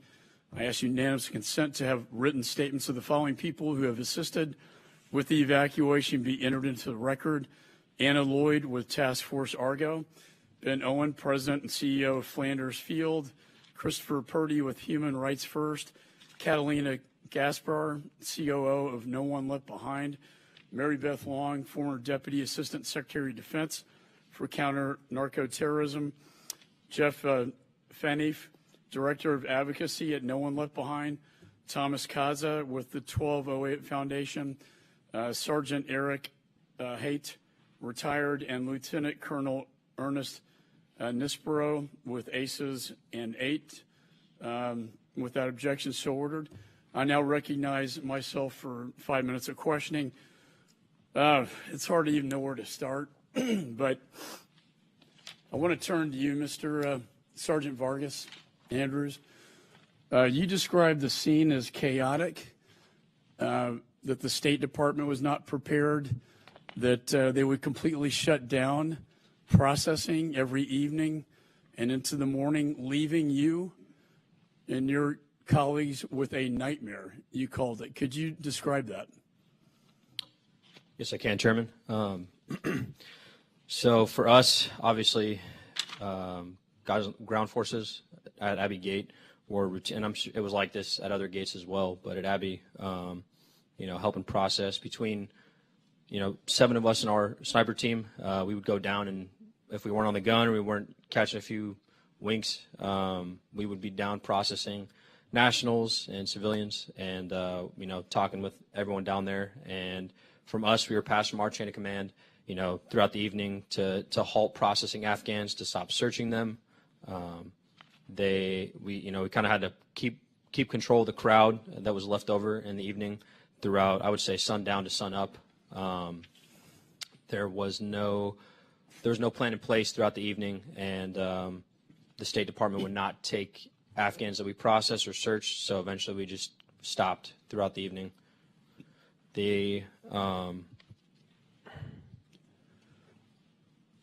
I'll go back to you. Yeah, and I think, because you're correct, there was no plan. There was no plan. And then the plan was to leave the Taliban in charge of this evacuation, which led to the chaos and the bloodshed that ensued after that. I want to focus specifically on what you saw on August 26th. I know be on the lookout, an intelligence bulletin went out identifying 2 individuals as a potential IED threat. That is correct. To the Abbey Gate. Yes, we routinely would send 2 or 3 guys back to collect intel from our intel assets over in the Joint Operations Command. And that morning around 2 a.m., we were passed that a suicide bomber was in the vicinity and in the surrounding neighborhoods, potentially moving towards the gate. We were told that he was wearing a brown man dress, a black vest. He would look clean shaven and be younger, with an older man traveling as his companion. And we saw just that on the 26th, around 12:30 in the afternoon. And in fact, you said you passed along the communications network that there was a potential threat, an IED attack imminent. And in your words, this was as serious as it gets. That is correct. We had eyes on these 2 individuals that fit the exact description that we were given from our intel assets. And we had pictures. We had them clear as day to be able to see through our scope with ease of fire on both individuals, as well as through our spotting scope. We have high-powered optics with quality lenses on our cameras to take clear-cut pictures of everything that we see. That is an enormous part of our job. Do you still have those photos? They were taken on an SD card when we turned them over to intelligence. Then you said you requested from your commander, Lieutenant Colonel Brad Whitted, to come to the tower to see what you saw. And the psychological operations came to the tower and confirmed that the suspect met the suicide bomber description. Is that correct? That is correct, yes. So you had him. We did. And then you showed this evidence, and you asked your commander if you could shoot. We did, Chairman. Both myself and my team leader asked for engagement authority, and he responded with he did not have that authority. So we asked who did. He told us he did not know and would go find out. In that time, in the time of talking with him and keeping eyes on this individual over the course of 30 minutes, the two individuals both disappeared into the crowd of thousands, as shown on the slides as I was talking. I mean, I think everyone can understand by looking at some of those pictures that I had up there how enormous the crowd was. I mean, it was unfathomable. Very easy to move through and conceal yourself, and that's what happened. So you asked for engagement permission, and your commanding officer says, I don't know. That is correct. He doesn't know if you have permission to take out the threat. Yes. There are no rules of engagement on the ground. We were told to pass our command if we saw any suspicious activity or hostile intent, and that's exactly what we did. We were not returned with an answer. And then you ask, well, who does Yes. know? And he says he doesn't know, but would find out, and he never got an answer to you. He never did. And the individual disappeared. That he did. And you believe that that was a suicide bomber. We do. And then you said, we made everyone on the ground aware. Operations had halted, started again. Plain and simple, we were ignored. Our expertise was disregarded. And then lastly, no one was accountable for our safety that day. That is correct, Chairman. No one was held accountable. No one was, and no one is to this day. Did your battalion commander run that request up the chain of command? He should have. That was his responsibility to. I don't know if he did. Wouldn't I that be can't the answer to normal that. protocol? That would be the normal protocol, Chairman. But we don't know. And as a result, we have 13 dead servicemen, women. We have 170 Afghans killed, and 45, including yourself, sir, injured. That is correct. Because that threat could not be taken out because your commanding officer couldn't give you the order. That is correct. Amazing. I now recognize the ranking member. Again, let me thank each witness for their testimony.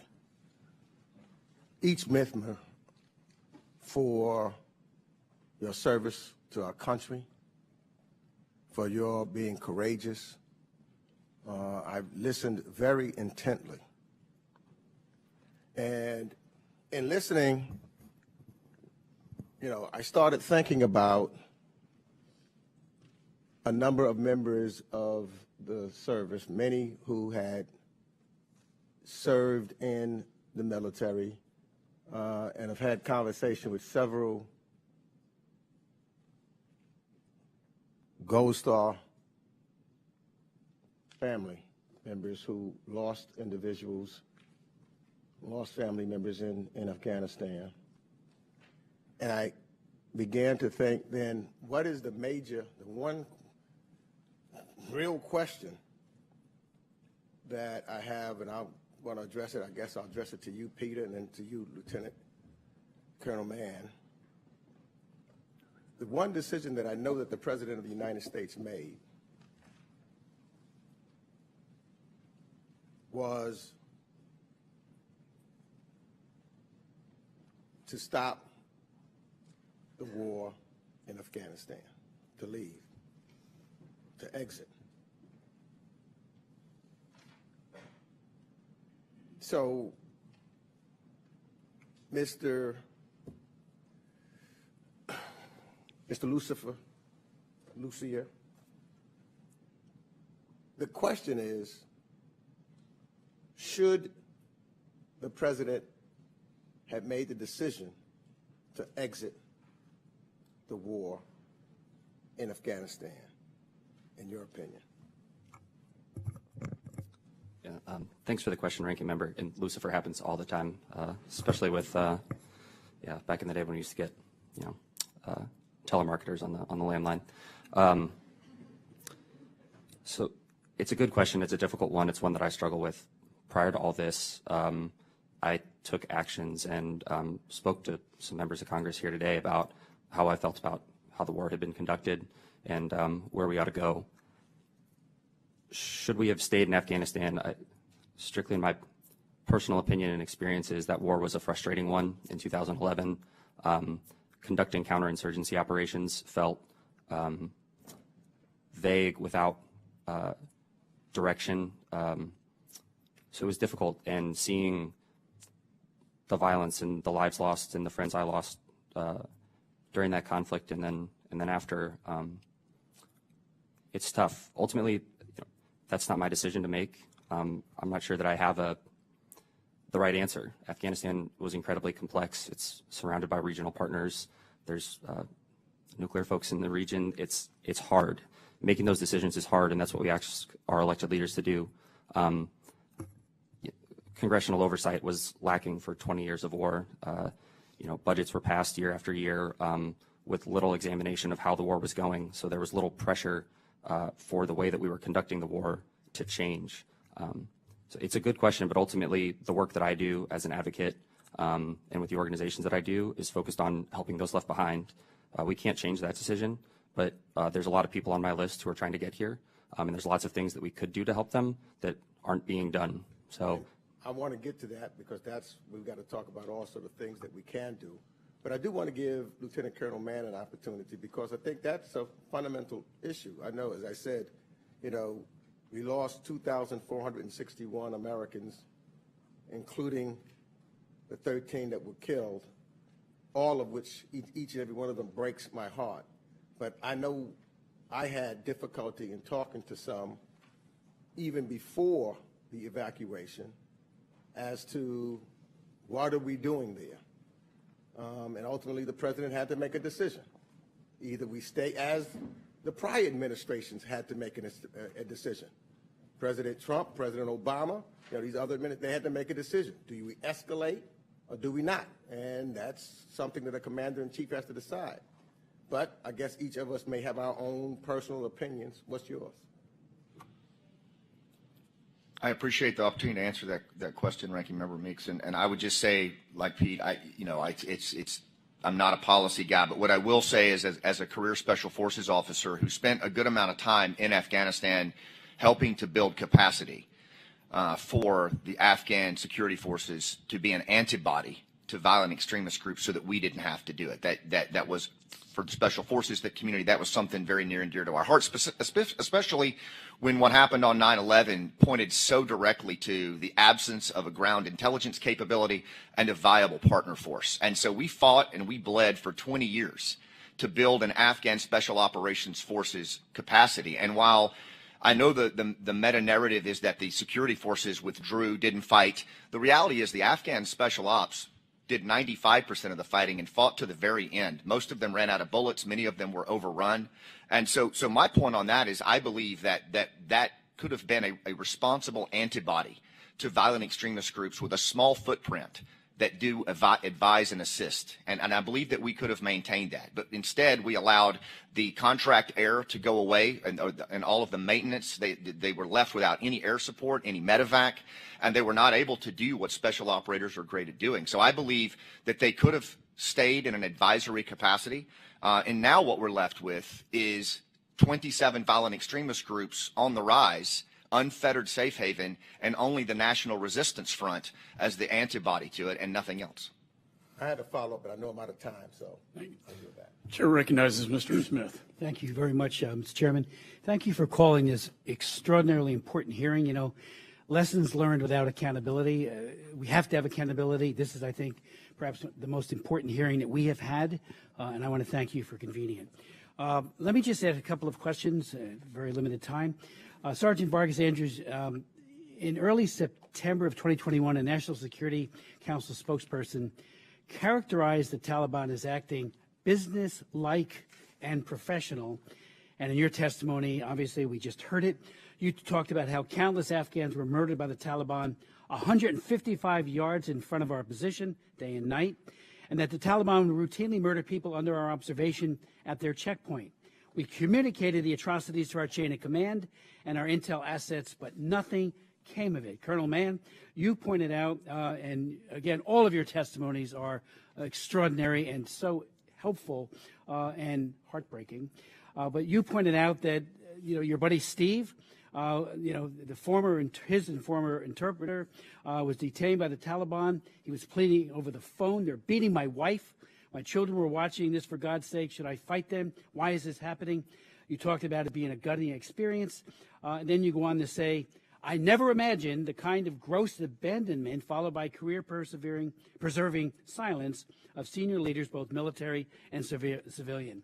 And coming from you and from all of you, that kind of sentiment today, where are our top leaders? Have any of us heard President Biden and Vice President Harris at the State of the Union or at any other venue talk and convey to those left behind, both the Americans and our allies, you're not forgotten? And to say we will not let up in terms of our pursuit, you've had to do it kind of like a private sector initiative at great risk to yourselves, and you might want to speak to those risks. And let me just say also, past is often prologue.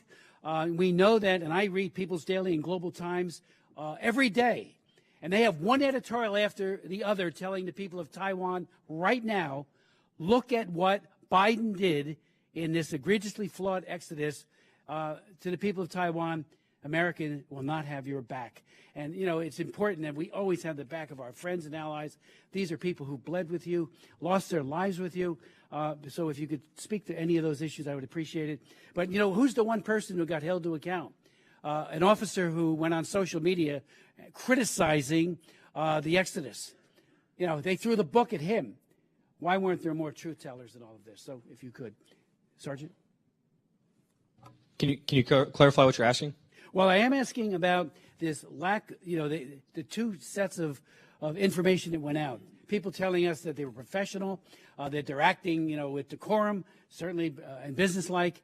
When you were seeing a completely opposite phenomenon right in front of you, people getting killed at their checkpoints, and you saw it firsthand. What I would say, the only thing professional about the Taliban is them professionally being able to brutalize and torture people. There was no sense of civility or being what you would consider a regular human being in that situation. I mean, the Taliban were out there doing what they've done best as long as we've been at war with them, as long as they've been an organization. They continue to brutalize people in front of us because they knew that they could, because we weren't going to do anything about it, and that's exactly what happened. Carl? Congressman, I'll just speak to the personal and organizational responsibility piece. I was brought up by really outstanding Special Forces NCOs who taught me that one of the most important things that you can ever do as a leader is when you screw up, you take responsibility for it. You take personal accountability, responsibility for your actions, whatever they are.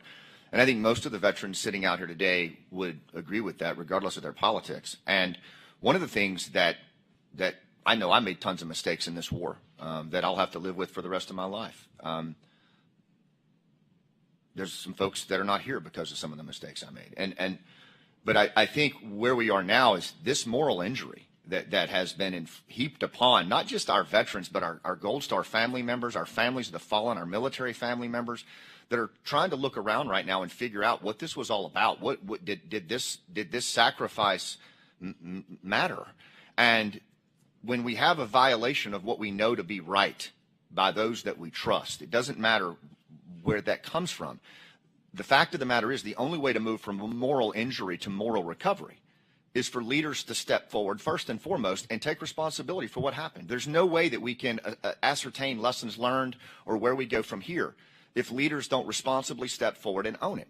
And I think yes, it starts with the commander-in-chief, but it needs to go all the way down to our retired admirals and generals and sergeants major, all of them. We're going to have to really lean into this mental health issue to address this thing. It's going to take all leaders at all levels to acknowledge that this thing was a serious mistake and it can't ever happen again.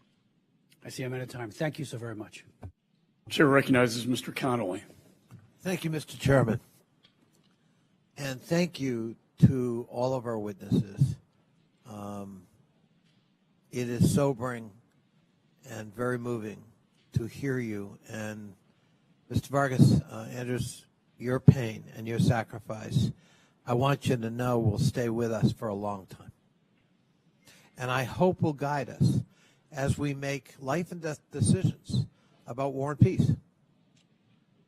Because human beings are at stake. It isn't just broad, big, huge geopolitical dynamics. It's people like you who have to bear the brunt of the decisions we make, and we need to bear that responsibility. So thank you for having the courage to be here. Thank you for shedding your tears with us. And know that you're making a difference with your testimony here today on all of us. This hearing, and Lieutenant Colonel, I don't know your politics, but I think what you said needs to be taken to heart at several levels.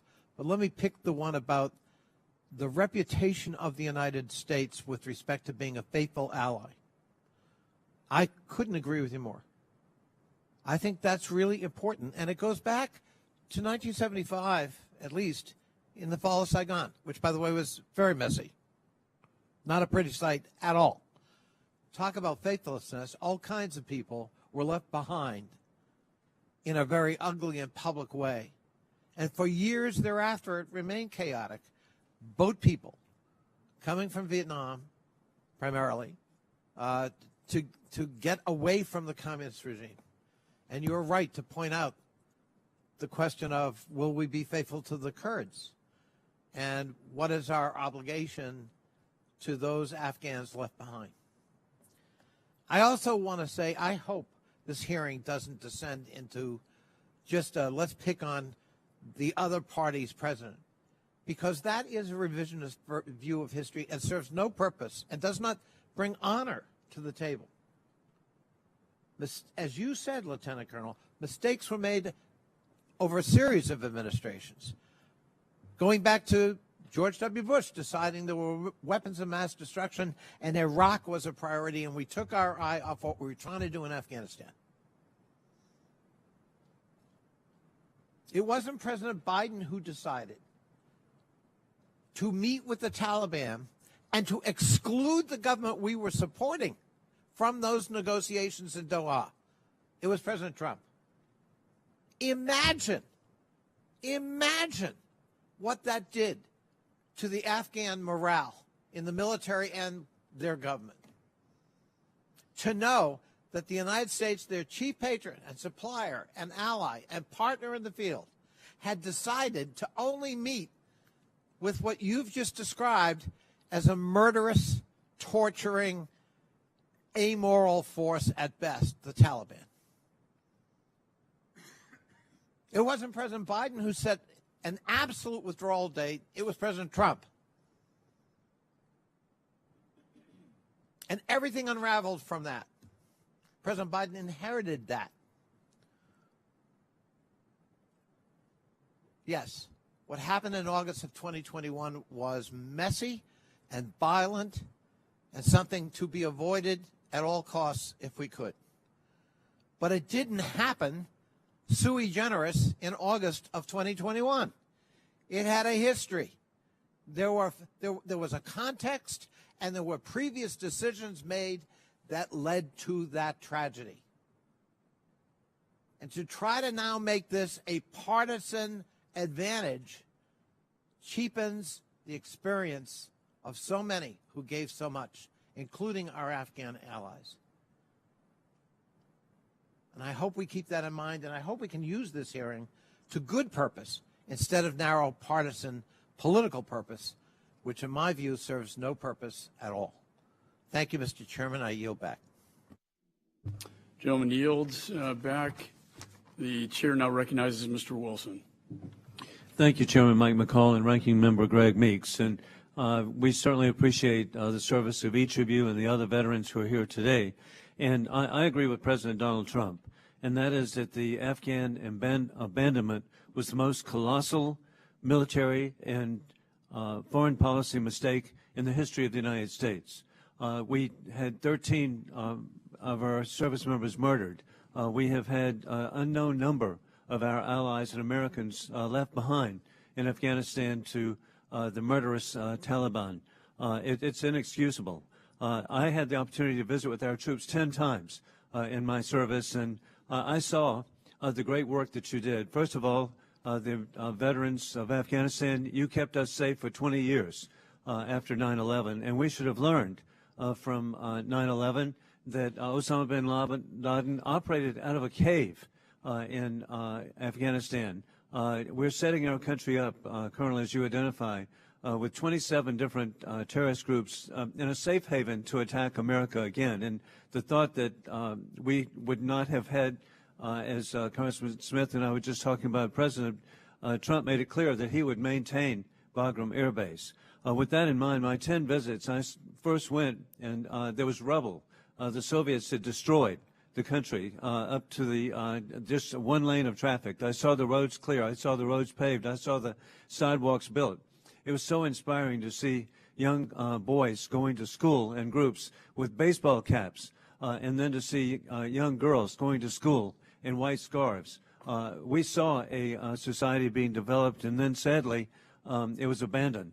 It's personal to me. My National Guard unit, the 218th Brigade of the South Carolina Army National Guard, served for a year in Afghanistan with the Adjutant General Bob Livingston, and it was so inspiring. Our troops were all over the country in small outposts, and they developed a great affection for their Afghan brothers. And then I'm grateful my youngest son, First Lieutenant Hunter Wilson, served for a year in Afghanistan as an engineer. So it's very personal to me, and that's why I just consider it so disgraceful, the betrayal of the people of Afghanistan, the betrayal of the service by NATO allies, by American troops. And disgracefully, on August the 26th, the President had a press conference, and I want to quote what he said. "The military have all contacted me, usually by letter, stating that they subscribe to the mission as designed." End of quote. I that day sent a letter to the President asking him for copies of these letters. I know the letters don't exist. I have faith in the American military. And so every 2 months I've been asking for the letters. I've never got a response. And it would seem like to me the American media might be interested too. Where are these letters that designed this disgrace, which has paved the way for war criminal Putin to threaten and to invade Ukraine, to threaten by the Chinese Communist Party, to threaten Taiwan, to provide for the mullahs in Tehran, to plan for the vaporization of the people of Israel and the vaporization of the people of the United States. With that in mind, I'd like to ask a question to Sergeant Vargas Andrews and to Specialist Gunderson. Were the troops given clear and consistent direction as to who should be granted entry into the airport?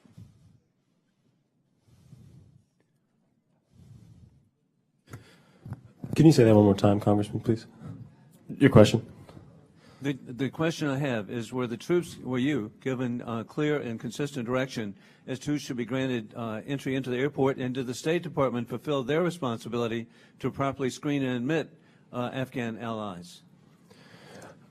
Well, thank you for the question, Congressman. I cannot speak to the State Department and how they did. I know that the Marines down at Abbey Gate and I looked for SIVs and blue passports, but I don't think I was ever given, like, from my leadership, a direct guidance, like this is who we were pulling out and this is who we're not. Well, you did your best, and Sergeant. Myself, I know for a while at the gate, a lot of guys had no idea what even special immigrant visas even looked like. It took people asking, higher-ups asking, because they were look for this and look for passports. We know what passports look like. The majority of people know what passports look like. But as far as special immigrant visas, it was probably 4 days into the gate before I started seeing them. Again, thank you all, and Mr. Lucier, thank you. I appreciate your family. Best wishes on your continued success. Thank you. I yield back. Gentleman yields back. Chair recognizes Mr. Keating. I just want to thank all our witnesses and all in the audience and anyone that's listening to this for their service. And I want to associate very strongly with your remarks. Given experience I've had, it's not as personal by any means. It's not as powerful by any means, but it's carved in my mind indelibly as a family of, as a Gold Star family in particular. It was in Helmand Province when, as a congressional member, I visited with the troops there and listened to our leaders in terms of strategy. And as often is the case with so many of us, we'll say, if there's anything I can ever do for you, I told the Marines that were protecting us, please let me know. And in this one instance, they said, well, sir, there is, if you would. And so that evening, I went to the marketplace in the village with them, and we went to meet a gentleman, a man that was there, and I found out that they wanted simply a member of Congress to thank this Afghan civilian because he was risking his life every day, telling them where the IEDs were planted, telling them what the strategies and the movements of the Taliban would be. And I asked him when I met him, I said, why are you risking your life to this extent to do that? And behind him, he reached back and pulled forward his 8-year-old boy. And he said, I just want him to have the same freedom, education that you have in your country here in Afghanistan. I'll never forget that moment. And those are the people you've been talking about, people that risk their lives to protect us and our soldiers. And we just don't owe these allies. We just don't owe them, I don't think. We would be benefited by their citizenship as Americans, with their shared values, with their demonstrated courage, and with their personal commitment to democratic values. They would be outstanding American citizens. And I don't want that point lost either. And I don't want another point lost, particularly with our witnesses here that served us so well. That's not to say thank you for what happened in those final days. Thank you for your bravery. We were briefed on the dangers that would occur in our classified briefings. It's the most dangerous part of the war, they said. And you were there. And some of your lives will never be the same, along with many of the colleagues you said, people that are injured physically, people with hidden injuries that will never quite be the same. But you helped save 120,000 people during that very difficult situation. That could have been better, but you did it. And there's 120,000 people just in those 15 days, 76,000 Afghans that were saved. Thank you. And that shouldn't be lost as we look at everything else and lessons learned. I know how difficult it was, not directly as you, but, you know, our office was 24/7, and I was on the phone. I was actually on the phone with an Afghan family talking to, I'll just call a U.S. official at the Abbey Gate. And as I was on the phone, explosions went off within their sight. And that's how dangerous this whole situation was. You experienced, and thank you for sharing so much more. But that commitment that we have, and I wasn't the only office, there were other offices working, trying to extricate people, bring them here, get them beyond that danger and move them forward. But we worked together in doing that. We had direct effect with 62 individuals, and my staff was just didn't sleep. And one of them, by the way, left us this week and is going to go work for CARE. She was so moved as an Army veteran and person that worked in our office with this. She's now changed her career to help this, and that's important as well. And I hope we don't gather too much, but I'm running out of time. I'll just say this. The testimony, I read every word of it a couple of times, was very moving. Most important words that stuck out to me, beyond just looking at lessons learned or the bipartisan back and forth of whose fault it is. It's 21 years. There's a lot of fault to go around. But it was the words that Mr. Lucier said.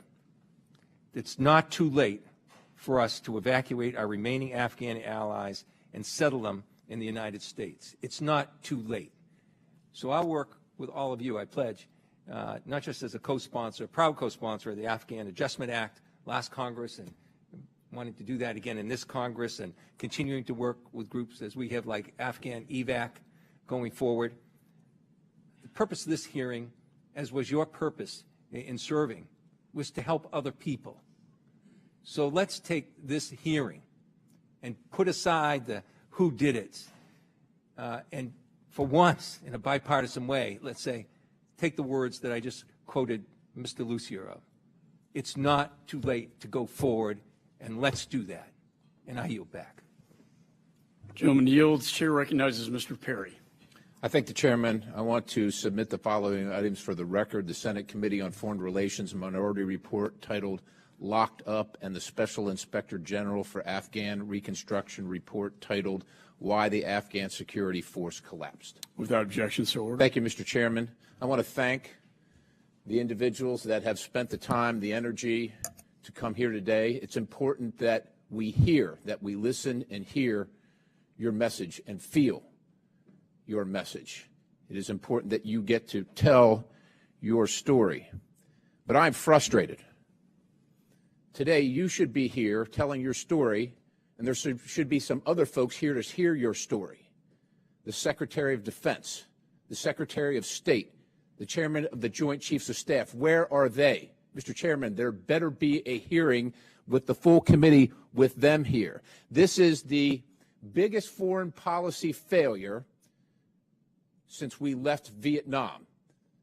Very similar, right? The only difference maybe in some ways is the cost and the fact that a Huey was leaving the embassy in Hanoi, and instead a Chinook was departing with billions of dollars on it, and the president of Afghanistan. That was the image that the United States saw. That's the difference of this foreign policy failure. And while my friends on the other side of the aisle say don't ascribe any blame to it, and then go on to ascribe blame to what happened, remind everybody that the President of the United States, the Commander-in-Chief, knew this was coming, had 6 months, over 6 months to deal with this, and ignored everything he was being told. And what's the cost of that? 13 U.S. service members murdered. Our American service members deserve better. Our country deserves better. How many did we leave stranded? The Senate Foreign Affairs Committee report, Locked Up, said the State Department continuously misled or outright contradicted themselves. Well, isn't that coincidental? How many times is this government going to lie to us and cost us our lives? The coordinator for Afghanistan relocation effort, Beth Jones, said at times there were 100 waiting. And then we found out maybe it's thousands. We don't even know how many because they didn't know how many, because they were incompetent. They were unprepared.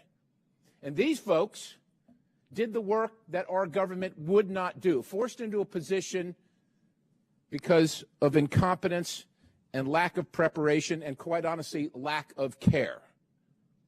Billions of dollars worth of assets left in Afghanistan. We don't know where they were. We don't know where they are, sold to Russia, Ukraine, cartels, Syria. We have no way of knowing because the server storing the records crashed in March of 2021. How convenient. How convenient. We do know this. We left biometrics behind, facial images, fingerprints, the addresses of the people that helped these people, for the Taliban to go round up and publicly murder, torture, and kill. Unacceptable. Unacceptable betrayal. Unacceptable. Yet we're still not talking to those who are involved. My friends on the other side of the aisle say, well, don't ascribe any blame. We're not trying to ascribe blame. We'd like some accountability. For 2 years, we've been coming to this committee hearing. You could have come. They weren't interested in hearing from you. The only reason you're here now is because we're in charge and the chairman asked you to come. But I encourage the chairman for a full committee hearing with you here to face the people that put you in the position. Sir, it's not your battalion commander's fault that he didn't get the rules of engagement to allow you to engage. Somebody above him stopped that person, stopped your commander from issuing the order, because I guarantee you, commanders in the field want to service the enemy and keep their troops safe. That's what we want to do. We need to know who did it. There needs to be an accountability. And so far, no one's been held accountable except some poor Marine in uniform who said, something has gone terribly wrong here, and we need to do something about it. Those folks, the folks at the top, the folks that made the decision to betray you and to betray our allies and betray our country, they need to come before this committee and the American people and explain how this happened and who's going to be held accountable so that it doesn't happen again. We cannot continue to do this. Mr. Chairman, I request a full committee hearing with the Secretary of Defense, the Secretary of State, and the Chairman of the Joint Chiefs of Staff so we can get to the bottom of this and ascribe accountability. And I yield the balance. That's certainly our game plan. We're starting with the eyewitnesses to the Abbey Gate bombing. And I want to thank all of you for being here today. And the veterans groups who got these people out. We lost a lot of them. But if y'all hadn't stepped up to the plate, nobody would have gotten out of there. So, Chair recognizes Mr. Cicilline. Thank you. I want to begin by thanking our witnesses for being here today and obviously recognize the extraordinary service and sacrifices you have all made to our country, and to recognize the Gold Star families and other members of the military who have joined us today for sharing very powerful testimony. I will say at the outset that let me be very clear that there was never going to be a good time to leave Afghanistan, but this forever war needed to come to an end. And amidst the unavoidable turmoil of ending a war that had spanned 2 decades, the Biden administration carried out an unprecedented evacuation, helping more than 120,000 people evacuate. After 2 decades of U.S. involvement in Afghanistan, today's hearing should be focused on examining the full scope of this conflict, its failures and its successes, including how U.S. foreign policy and strategy led to this moment, and how we can continue our efforts to assist and relocate vulnerable Afghans. I fear, however, that today's hearing was not convened in that spirit, but rather as an attempt to distract us from the full picture, and even in some cases to try to score political points, which I believe dishonors the lives lost and the bravery of those who sit before this committee. When the Trump administration pressured the Afghan government to free 5,000 Taliban fighters, it affected events on the ground. When the Trump administration negotiated directly with the Taliban, undermining the Afghan government, it affected events on the ground. And when the Trump administration dismantled our nation's refugee programs, it impacted events on the ground. And so I know a lot of the discussion today is about our obligation to those who assisted us in this war, and I think we all recognize the important responsibilities that we have. But I want to ask very specifically about the conditions that were in place that made that more difficult. And Mr. Lucier and Ms. Meckler, these questions are specifically for you. President Trump instituted a set of immigration policy that really centered on reducing the numbers of non-white refugees and immigrants allowed to come into the United States. He slashed staffing across the interagencies for those dedicated to processing such applications, including the special immigrant visa program. And he instituted, of course, the infamous Muslim ban. Throughout the administration, the number of Afghan SIVs processed plummeted, while applications continued to rise, causing the wait times for SIV applicants to balloon to more than 2 years by January of 2021. In June of 2021, Secretary Blinken had dedicated an additional 50 personnel to process SIV applications, but by that point, the average wait time was more than 700 days. The backlog at the time the Biden administration took office was more than 17,000 cases. And so my first question is, in your experience, what kind of damage to the immigration system, to the refugee admission process, and to other U.S. institutions was done during this period, and how did it make it more difficult to bring out the very people that we were attempting to bring out? And did you, in light of what existed at the time, did you notice any willingness from members of the Trump administration to streamline the process for SIV applicants, refugees, or humanitarian parolees, particularly in the wake of the Trump administration's negotiated withdrawal agreement with the Taliban? Thank you for your question, Congressman. I can take the first stab at answering. I've been an immigration attorney for almost 20 years, and I can assure you that the immigration system has been broken for far longer than that, and that it is systemic failures over administration after administration that has led us to where we are today, and we need to start looking at solutions to all of that, not just what one administration did. When the current administration took office, resources had been decimated in many areas, including the refugee resettlement area. The SIV process had ground to a halt. Backlogs are a factor of life in all immigration proceedings. We look at the SIV system because it is a clear way of helping some Afghan allies, but there are many who could potentially help through family visa processing, but that also is just, stuck in endless backlogs. The refugee resettlement process, like I said, takes years and had to rebuild to get even back to where it was prior in the early days of this administration. So I think we need to take a much bigger view. The immigration system is not functional. It is not functional. And it has not been functional for decades. And we need to take a look at it, and we need to figure out how we realign it with our values and how we want to be able to show up and help allies like those in Afghanistan who had absolutely and continue to have no pathways. Even those who made it here are stuck in unending asylum backlogs. And so there's been a lot of reports put out there. The International Refugee Assistance Program, IRAP, has really comprehensive reports on how to fix the SIV system for sure. But I think overall, we just need to agree that this system does not allow us to bring people to the United States who we want here. And it's a much bigger question, I guess. Gentleman's time's expired. Chair recognizes Ms. Wagner. I thank the chairman, and I would like to point out to my good friends and colleagues on the other side of the aisle that the subject of this hearing is the fall of Kabul, examining the administration's emergency evacuation from Afghanistan. It's very specifically that. And I want to thank the chairman for organizing this long overdue hearing to examine the Biden administration's responsibility for the catastrophic fall of Afghanistan.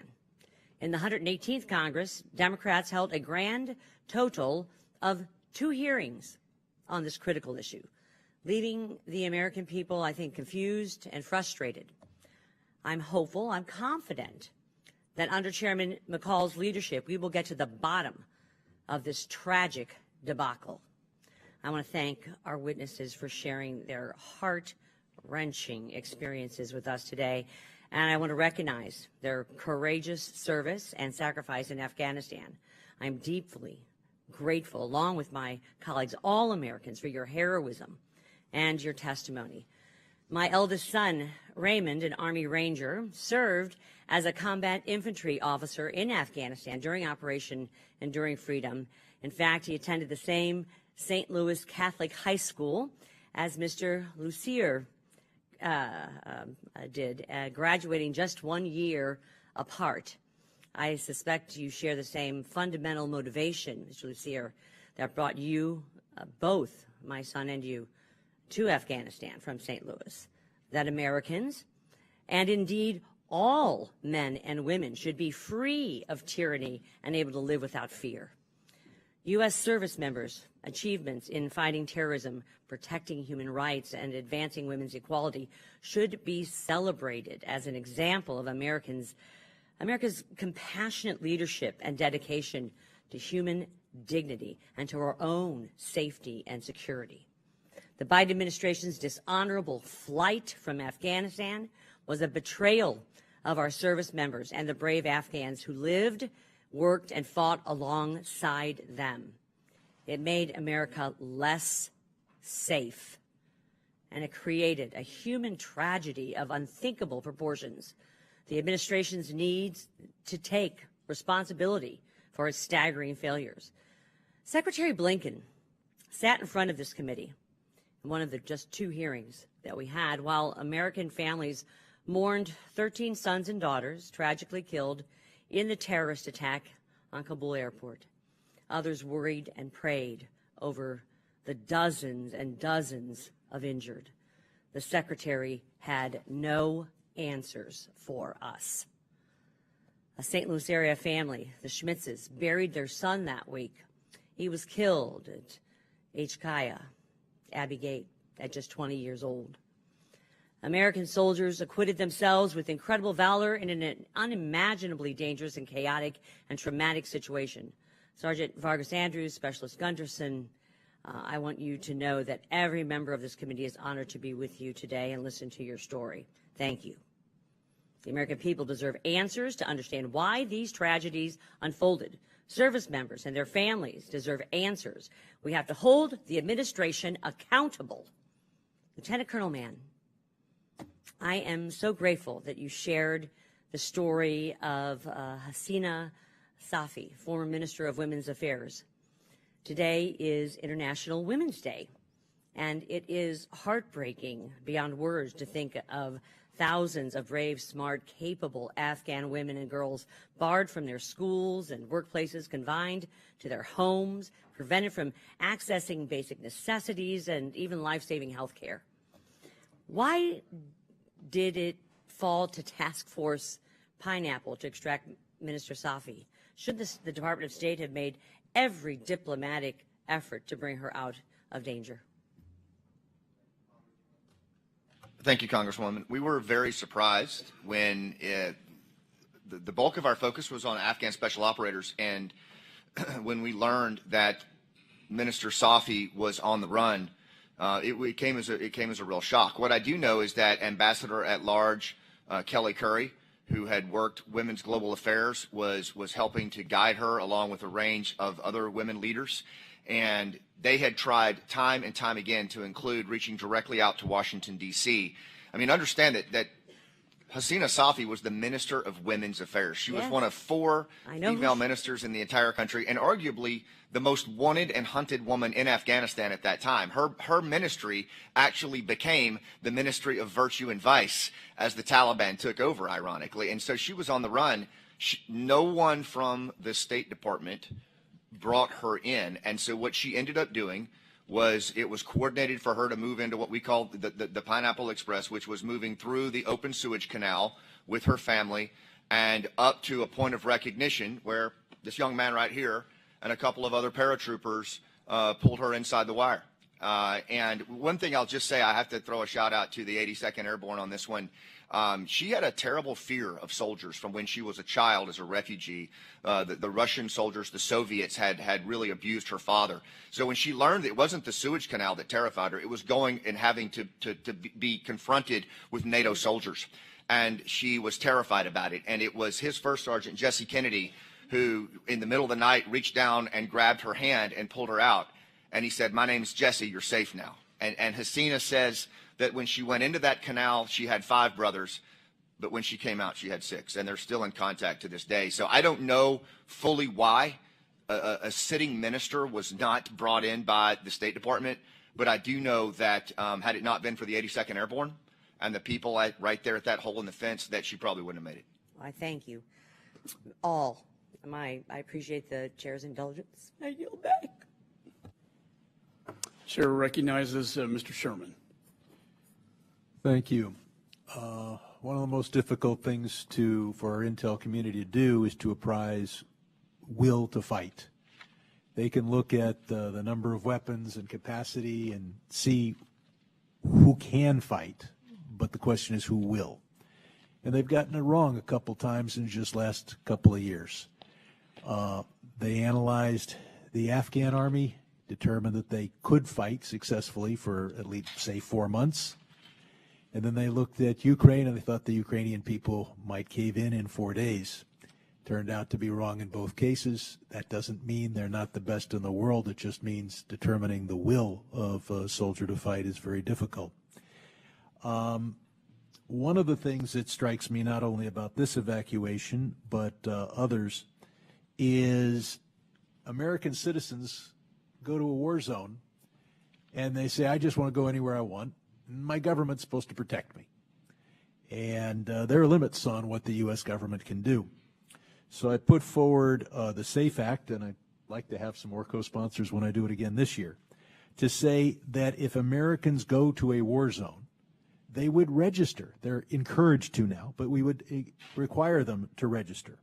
We saw 15,000 American citizens in 2006 in Lebanon with a lack of registration, and that was identified in the GAO report as a significant problem in getting Americans out of Lebanon. We started this evacuation, and obviously we're focusing on Afghans who are our friends and eligible for immigration, but the absolute core of the American government's responsibilities to American citizens and green card holders. Mr. Lisser, in October 2021, before this committee, the Deputy Secretary of Management and Resources for the State Department said that the withdrawal would have been easier as to U.S. citizens, and that's the focus here, if those citizens had been required to register with the embassy. You have experience in dealing with the withdrawal of American citizens. Do you agree? Thank you for the question, sir. Yes, this was one of the areas in which my organization sought to assist and make the evacuation go smoother. We had an open intake form through which folks could either be referred to us or could self-register. Among those were many American citizens, at least about 88 during the 2-week NEO period. If I can interrupt, were there people who hadn't registered 2 or 3 months before the withdrawal that then were seeking help and we didn't know where they were, situations where had people registered when they went into the war zone, it would have been more helpful? Yes, sir. That was one of the primary difficulties. That's what make groups like mine necessary, is that data submission that you're talking about that could have happened ahead of time. Hope to get some more co-sponsors on the SAFE Act. I've got another question for you. I don't know if it's come up here, but there has been criticism of the Biden administration for the fact that weapons that we provided the Afghan army we did not recover on our way out. So these weapons were spread out over a very big country, or a fairly large country, Afghanistan. They were, by definition, in the hands of armed men. Mr. Lusser, if we had wanted to go and reclaim these weapons and sent American military all over where those weapons were and demanded their return, could we have done that and gotten those weapons back without any American casualties? While I'm not a military logistics expert, that certainly would seem just common sense to have been an incredibly difficult task as we attempted to retrograde from that country, sir. Yes. The fact is that it's very difficult to leave a hostile situation and withdraw and do it in a pristine manner. We saw in Vietnam, and I know Mr. Hong's family saw in Vietnam, how difficult that is, and that was with a South Vietnamese military that was far more impressive than the Afghan military. We have, but just around the world, withdrawals are difficult. They're never pristine. They're never organized. They never go to plan. And finally, of course, the Trump administration did not do any of the interviews to identify the SIVs, did not prepare for this withdrawal. America decided we didn't want a forever war, and there's no pristine way to withdraw. I yield back. When yields, Chair recognizes Mr. Issa. Thank you, Mr. Chairman. I didn't plan on responding to the previous round of questions, but I just want to contrast perhaps what was just said. President Trump left office in January. Colonel Mann, when did you first know there was going to be a hasty withdrawal or withdrawal of Americans? I started to suspect that things were coming off the rails and that it was going to be a very, very chaotic withdrawal around late April. And that was mainly because my friend Nizam was sending play-by-play signal texts on the falling of each district. Okay, so areas of the conflict began to change in April. When were you first notified by the State Department that your services would be needed to help evacuate American citizens? I never received direct notification from the State Department that our help would be needed. To your knowledge, were either you or our American allies, were they aware of anything before basically the embassy evacuated in the night without notice? No, Congressman. August 15th was when everything started for us. Okay. So in the 8 months between the departure of President Trump and the hasty withdrawal in the night without telling our allies, our NATO allies, if there was planning, it certainly didn't come to those who then took it on themselves to help get American citizens out, right? I think that's correct, Congressman. Okay, I want to go over some numbers very quickly. To your knowledge, you and the other partners that were helping get Americans out, you totaled numbers, by names and numbers of people. Was that a handful of people that you totaled up were left behind as of August 15th? It was a much larger, I would think of a handful, was much it, larger. 50 or 100?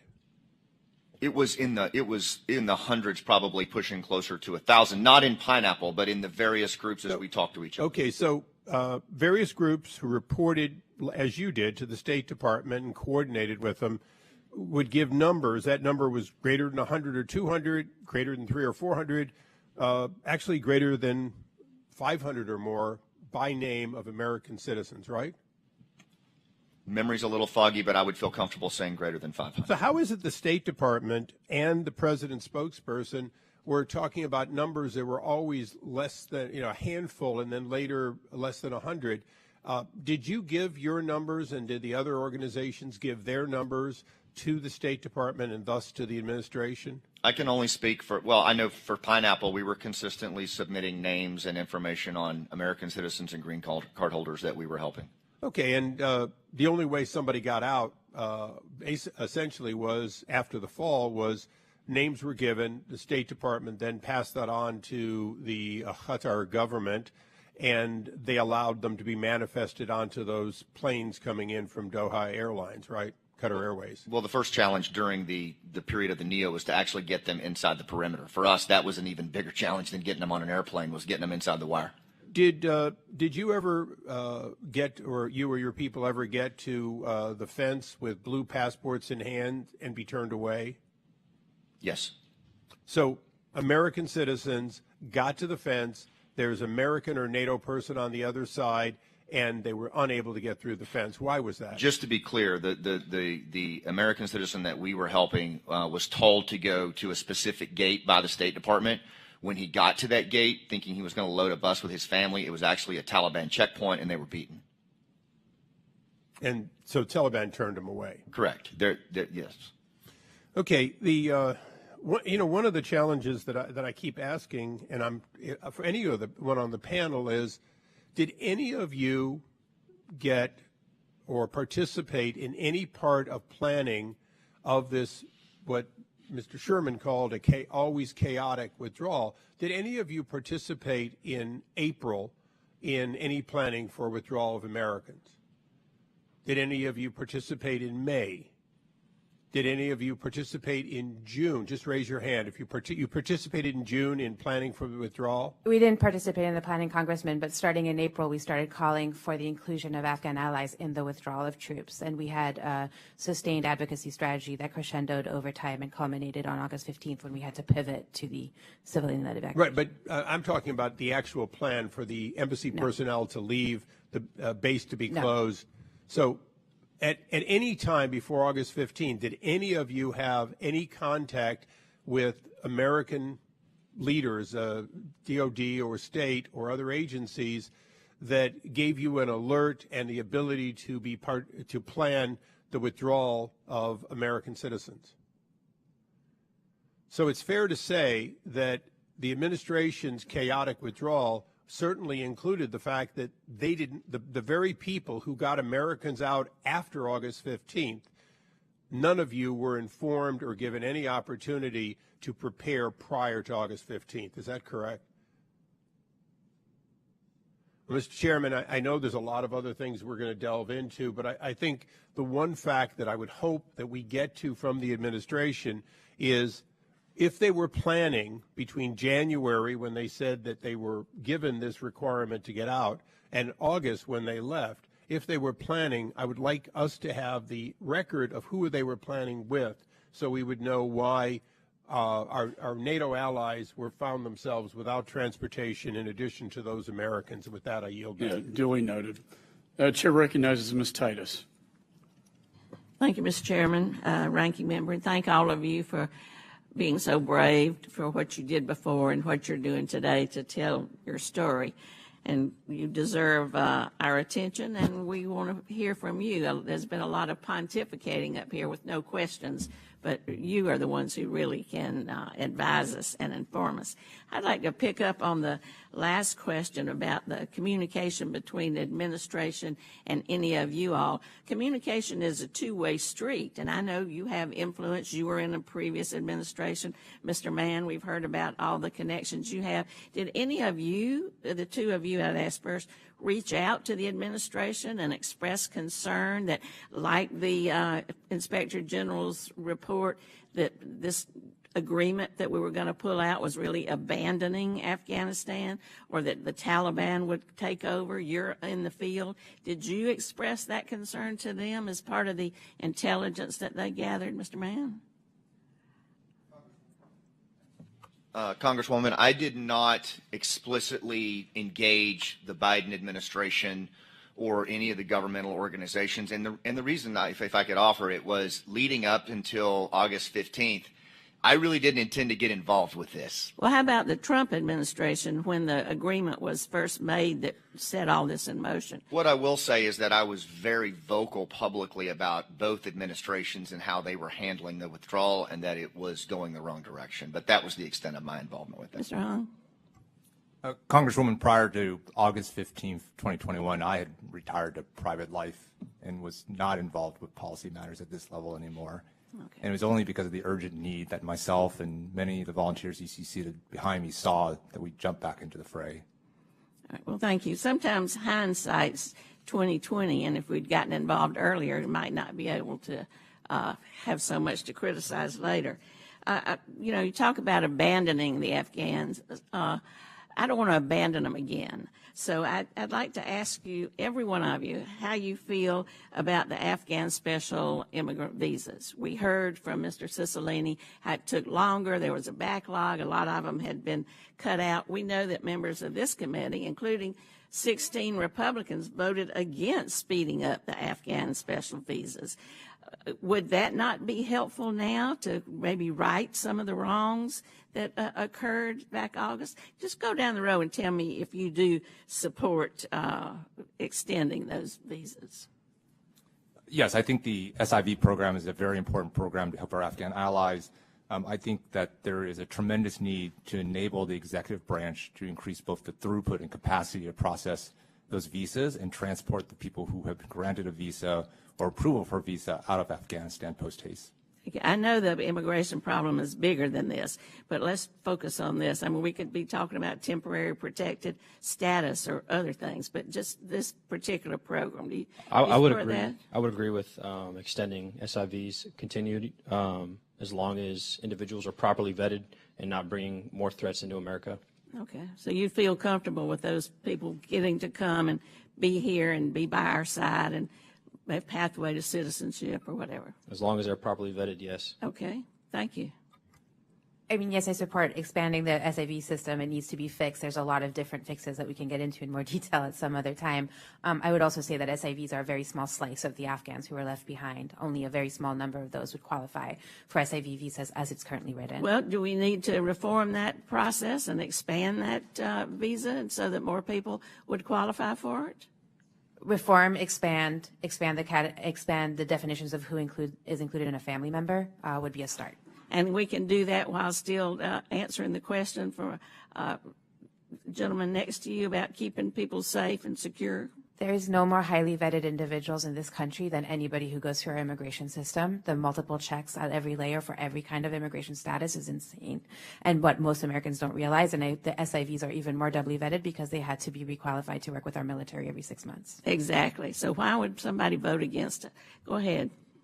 Yes, thank you, Congresswoman. The SIV program is where I spend the majority of my time, so I'll try to be as brief as possible. Very briefly, on your previous question of worrying about the Afghan allies left behind, you might not remember this, Congressman Crow, but actually about 3 years ago, I was in your office with Common Defense, and we were asking about, the End the Forever War campaign. And at the end of that, myself and another veteran spoke to you, and you said you were hesitant to sign on to the campaign because from your experience in Iraq, Kurds had been left behind, and you were worried about the exact same thing happening to our Afghan allies. it's a moment that stayed with me powerfully for a very long Will time. you answer my question? We'll let Mr. Crow come. Yes, ma'am. Give I'm us sorry, real some quickly. time. So just like Camille said, every 6 months they were underwent incredibly vigorous background checks, which included polygraphs and counterintelligence screening. During the security screening process itself, they go through 17 different intelligence agencies kind of database checks. It takes 4 to 7 years to get an SIV. I'm in support of extending the program, but more so this backlog issue. There are both administrative and congressional fixes that could make this problem incredibly faster. And also, like she said, it also could be expanded or using other pathways to bring other at-risk people who currently are not included in the statutory requirements, who don't meet SIV, but who are incredibly at risk, who are also equally vetted, and who are facing, a dire circumstance in Afghanistan right now. So absolutely, ma'am. Perhaps that's where we should direct our energy, is improving that system so we don't abandon more people. The gentlelady's time's expired. The chairman recognizes Mr. Mast. Thank you, Mr. Chairman. I would say part of what, for myself, sharing my own personal story allows me to cope with the loss of friends and things like that each day is being haunted by the questions of, what if we took a different road? What if we were a foot to the left, a foot to the right? Constantly thinking about, what if we would have done that thing? Caring about it. The fact that I still care about it and still think about those people that I visit in Arlington, that helps me personally to cope with loss. And to answer Ranking Member Meek's question about should we have withdrawn from Afghanistan or not, whether somebody believes we should or should not have withdrawn, it is evident to everybody that it should not have been done in the manner in which it was done. But this administration is perfectly comfortable not being haunted by the losses that took place. I don't know how they live with that, because I wouldn't be able to. I want to ask some questions of you, Sergeant. You essentially lived in a tower with your team, your rifle, your ammo, a camera for 10 days? That is correct. Over those 10 days, those 10 nights, you were in there day and night? Yes, we were. In those 10 days and nights, did you witness the Taliban not letting people through their own checkpoint to get to your checkpoint? Multiple times. Did you witness the Taliban beating people? Yes, we did. Did you witness the Taliban executing people? Yes. Was this recorded? We had footage of it, yes. For those last 10 days, essentially, of the withdrawal, you were literally the front line. You were the front line of the withdrawal. It nearly took your life.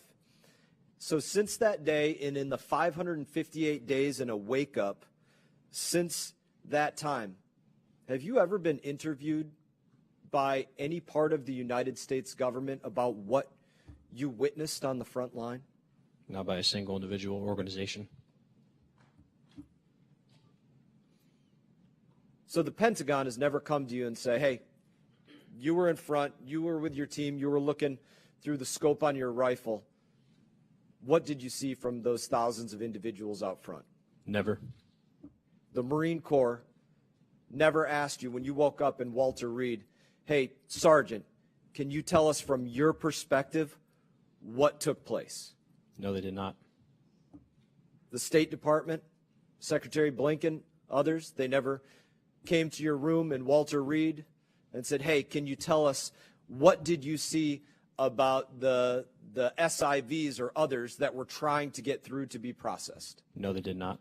They never came and asked you, hey, is it true that people in the State Department were essentially knocking off at 6 p.m. or not processing individuals at nighttime when you were still having to sit in a tower at all hours? No, they did not. Battalion commander, company commander, did they ever come and ask you for your story? A company commander in a personal capacity, yes, but not through the chain of command or on behalf of the Marine Corps. CIA, FBI, anybody else, they never came to ask you, hey, can you tell us when you were looking through the scope on your rifle, what made you think that you identified the bomber? No. The intel folks that said, hey, this is what you're looking for on this day. We think it might be an individual that appears like this and traveling in this way and undertaking these actions. The intel folks didn't come and ask you afterwards, hey, what did you see through your rifle scope? No, they did not. Are you aware that at some point, some folks in the Pentagon made this statement that all the people near the blast were concussed or unreliable? I am aware of that statement, yes. How does that make you feel that you have not been asked, as somebody that was on the front line of this, that apparently they don't care to hear what you saw and what you witnessed? Makes me feel like my service is not valued to this country by the government. Thank you, Sarge. Gentleman yields. Chair recognizes Ms. Wild. Thank you, Mr. Chairman. And let me just start by saying, Sergeant Vargas Andrews, that your service is very much valued by many of us in the U.S. government. I just want to be on record as saying that Afghanistan has to serve as a lesson about forever wars that the U.S. gets involved in. And I say that as the daughter of a proud Air Force career officer who served in 2 wars. And I have a huge respect for the military, having grown up in that environment my entire childhood. And but I do think we also have to be very cautious about forever wars, and we have seen that for sure. I really appreciate the opportunity to have this hearing. In August of 2021, I made it very clear that I did not think this evacuation was executed in a way that reflected the extraordinary sacrifices of our U.S. service members and our Afghan allies. As a Democrat, I was critical of the execution of this withdrawal. Having said that, let me just be perfectly clear that I long ago thought it was time for us to get out of Afghanistan, and I'm not changing that. It's just the manner in which this withdrawal occurred. I continue, though, to have very deep concerns about the number of Afghan allies that were left behind and whose families now face unspeakable dangers from a Taliban regime that is once again persecuting women and girls and shows absolutely no respect for human life. But at the same time, here's what I am not willing to do. I'm not willing to ignore the 2 decades of intelligence failures that led our country to sacrifice the lives of so many of our brave service members and to spend hundreds of billions over 2 decades propping up an Afghan government that was utterly incapable of defending itself. And I'm not willing to ignore the fact that the previous administration did, in fact, negotiate the underlying agreement for withdrawal with the Taliban. This was not the failure of a single administration. It's the failure of multiple administrations of both parties over 2 decades. And unfortunately, our service members who put their lives on the line and those who lost their lives and lost parts of their bodies, our Afghan allies and the American people deserve real answers on why we found ourselves in a 20-year war that was impossible to win. And I just want to close with my remarks by saying, I started by saying that this should be a lesson in forever wars. I haven't heard it yet today, but I categorically reject any comparison of the Afghanistan war to what's currently going on in Ukraine and the United States' support of Ukraine, and I just want to make that perfectly clear. With that, I'd like to move to Mr. Lucier, please. Sir, your testimony was very helpful, especially in terms of understand the SIV process.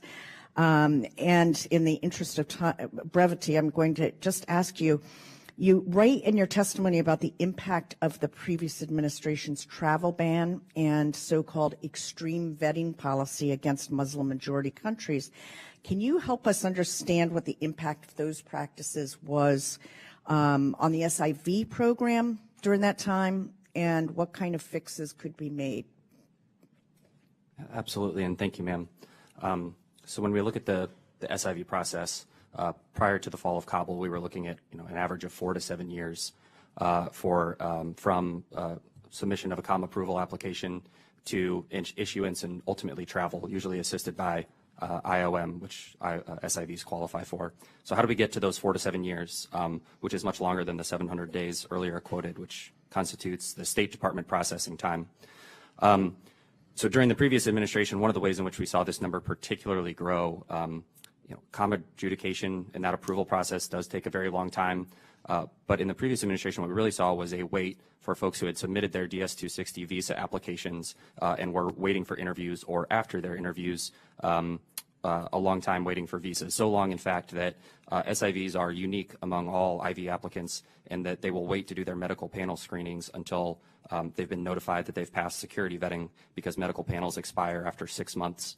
Every other IV applicant can regularly be assured that visa will issue after an interview before that 6-month expiry. But for SIVs, it could take much, much longer. So with extreme vetting, DS-5550s, and other additional types of security measures that were put in place, for example, the FBI bulk data collection that looks at social media and things, what we saw was that folks, after their interviews, saw incredibly increased wait times, because this incredibly already vetted population that already faced very strict scrutiny with regards to security concerns, these extra burdensome, incredibly administratively inefficient processes really lengthened that time out for SIVs after they had already interviewed. So they think that they're almost through the process, and then they can wait sometimes years in an administrative processing black hole, in a refused status, and an INA 212G refused status for a very, very long time. So that period was saw a jump in the length of time it took for an SIV to become issued and make their way to the U.S. safely. As well as a dramatically reduced number of SIVs actually ultimately end up being issued, both because interviews were sometimes unable to happen, but even those who were interviewed, subjected to these extra requirements, could get highlighted in ways that there's lots of stuff, but there's that extreme vetting and that extra layer of security vetting that again, this population was already incredibly vetted, really lengthened that time out and prevented many, many more people from coming before this disaster. Thank you, sir. My time is up, but I appreciate your answer. Thank you so much. Chair recognizes Mr. Burchett. Thank you, Mr. Chairman. I appreciate all the witnesses and the incredible sacrifice y'all made. In the first 2 weeks of the Afghanistan evacuation, staff in my district office were contacted by nearly 30 Afghan citizens. Of those 30, we were able to get 15 out. A year and a half later, 5 others are still waiting on special immigration visas in Afghanistan. We don't know what happened to the others. A young lady in my office, Madison Heinschen, worked around the clock on that. I say around the clock, with the State Department checking out at 6 o'clock.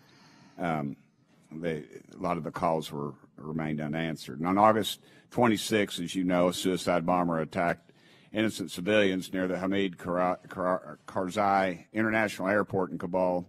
182 people were killed, including 13 U.S. service members. One of those service members was my constituent, Army Staff Sergeant Ryan Knaus. That's his picture right there. I know Ryan's mama and daddy and stepmama and his family, and they're just wonderful people. We live in the same community there in Knoxville, and they're dear friends of mine. And Staff Sergeant Knaus was transported to hospital where he was pronounced dead. He is listed as the last casualty of war in Afghanistan and was laid to rest in Arlington National Cemetery. I attended that funeral. Mr. Gunderson, you're one of the first individuals on the scene to provide medical assistance. And, of course, there's a chance that you did so for Staff Sergeant Knaus. I know I speak for me and the rest of the good folks in East Tennessee and his family, and we thank you for that, brother.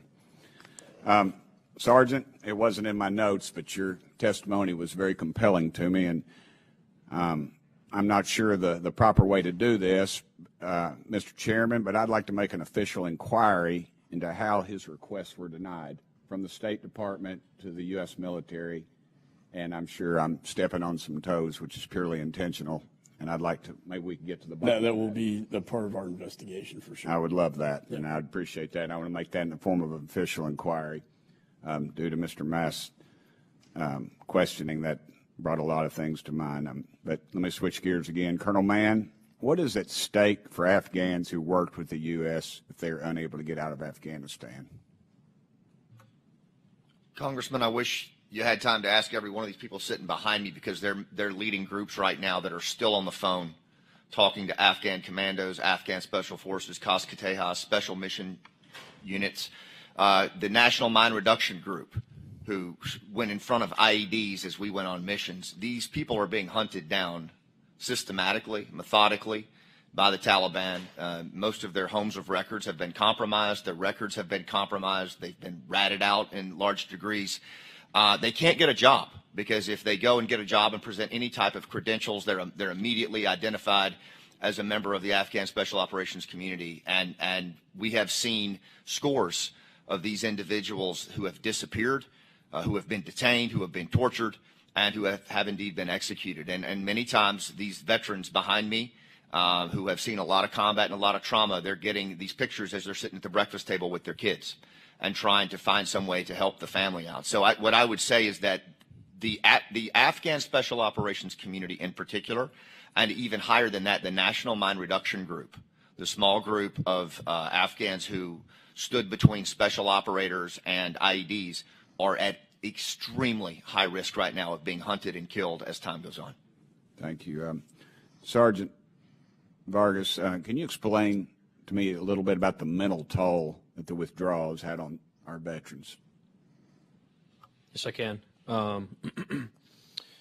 As another member stated earlier, and as Lieutenant Colonel stated, the moral injury is moral and mental injury is I mean, it's, I don't think you can quite measure that. You can't see those wounds, can you? No, you can't. You know, my father served in the Pacific Second World War, and he got out without a scratch, and I think he suffered from what people call survivor's guilt, because he was in the worst of it. His colonel was Chesty Puller, as a matter of fact, so you know where he was. I definitely thank you for your father's service. I know for myself, for guys on my team and friends of mine who are out there serving, it's I mean, throughout any war that, you know, veterans have been a part of, it's hard enough being a service member in the military, whether you go to war or not. That mental toll is significant, but going overseas, going to war, seeing the things that we have, personally seeing the things that I have, you know, everyone handles things differently, and I think the approach on mental health that some of these individuals are trying to take is extremely important. I know for myself, the reason that I am here today and continue to have, from the day that I woke up in Walter Reed, and have continued to be vocal about the things that my men and women have experienced to serve next to me, is because I have the ability to speak about those things that I've experienced. So it's my responsibility, as long as everyone else involved in here in this committee, to continue to advocate and vouch for those individuals involved. Thank you all so much. Thank you, Mr. Chairman. I appreciate everybody who served our country. I'm growing up in a family that was very partial to veterans. They were always my heroes, and I got 4 or 5 on this committee that are my personal heroes, and I'll add you all to that list. So thank you, brother, for serving our great country. Thank you. Gentleman's time's expired. Chair recognizes Mr. Allred. Thank you, Mr. Chairman, and thank you all for your service, for your testimony, both written and verbal. It's been incredibly moving for all of us, and I think it's important for us to hear that. The bravery and efficiency of our armed forces allowed us to, even in the darkest times, rescue 124,000 Afghans and Americans who were saved from a very dark fate under Taliban rule. And we owe y'all an incredible debt of gratitude for your service. Those lives include Mohammed Afzali and his family, who ultimately settled in my district, and who I had the privilege of meeting and helping them get out. Mr. Afzali used a letter that I wrote in support of his application to get out. He was one of those people with identification papers at the airport. His kids are the sweetest little kids. And he didn't just rescue his kids. He took out 4 other kids that belonged to other families that he delivered here to the United States. And your bravery your professionalism saved those people's lives. They're real people. I know them, and I thank you.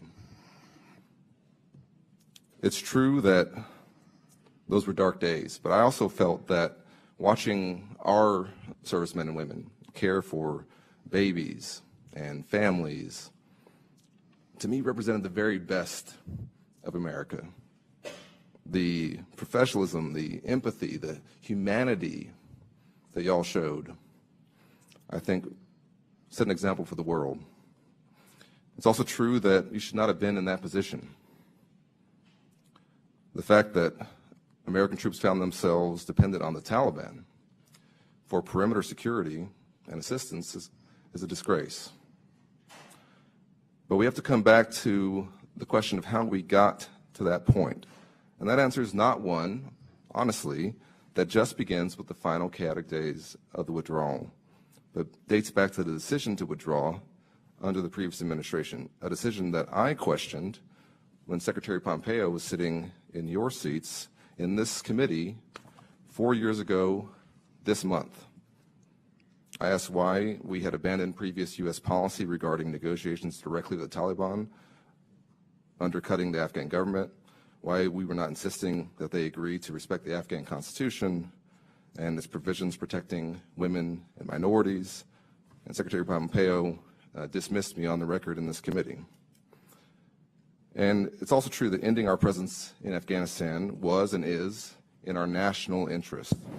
And we should all note that 2022 was the first year in this century that no American service member lost their lives in Afghanistan. Any fair analysis of the events of this withdrawal have to include all of the context. And not recognizing that reality is disingenuous and taints with partisanship something that should be bipartisan. Bring American troops home, acknowledging their sacrifices and making sure that we serve our allies. To me, the question now is, what do we do with the lessons that were learned, and how do we support the 100,000 Afghans, like the Afzalis, who are here now?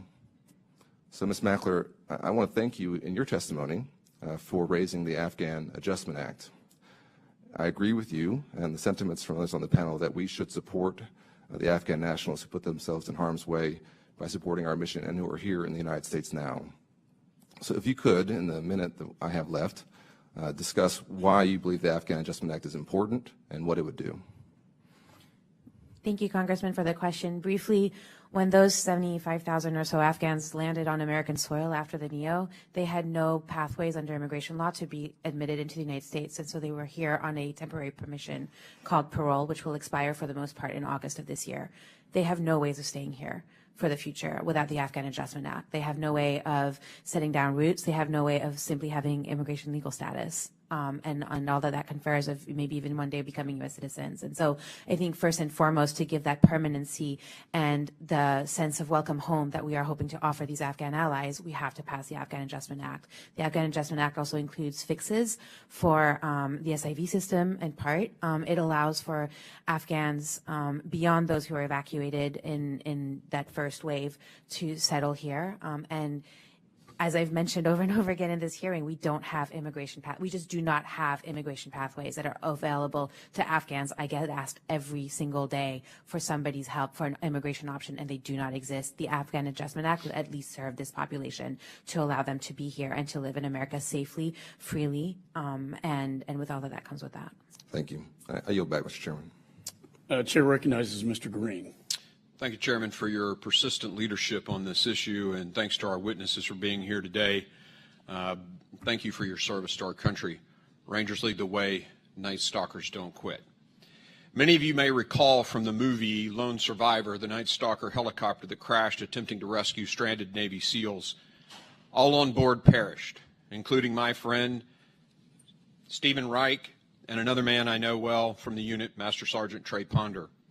Trey's parents are my constituents, and I often see them at events in the district. Before I begin my comments, I want to say a word to my fellow Afghanistan veterans. Our service and our sacrifices were not in vain. We kept our nation safe from a terrorist attack for 20 years.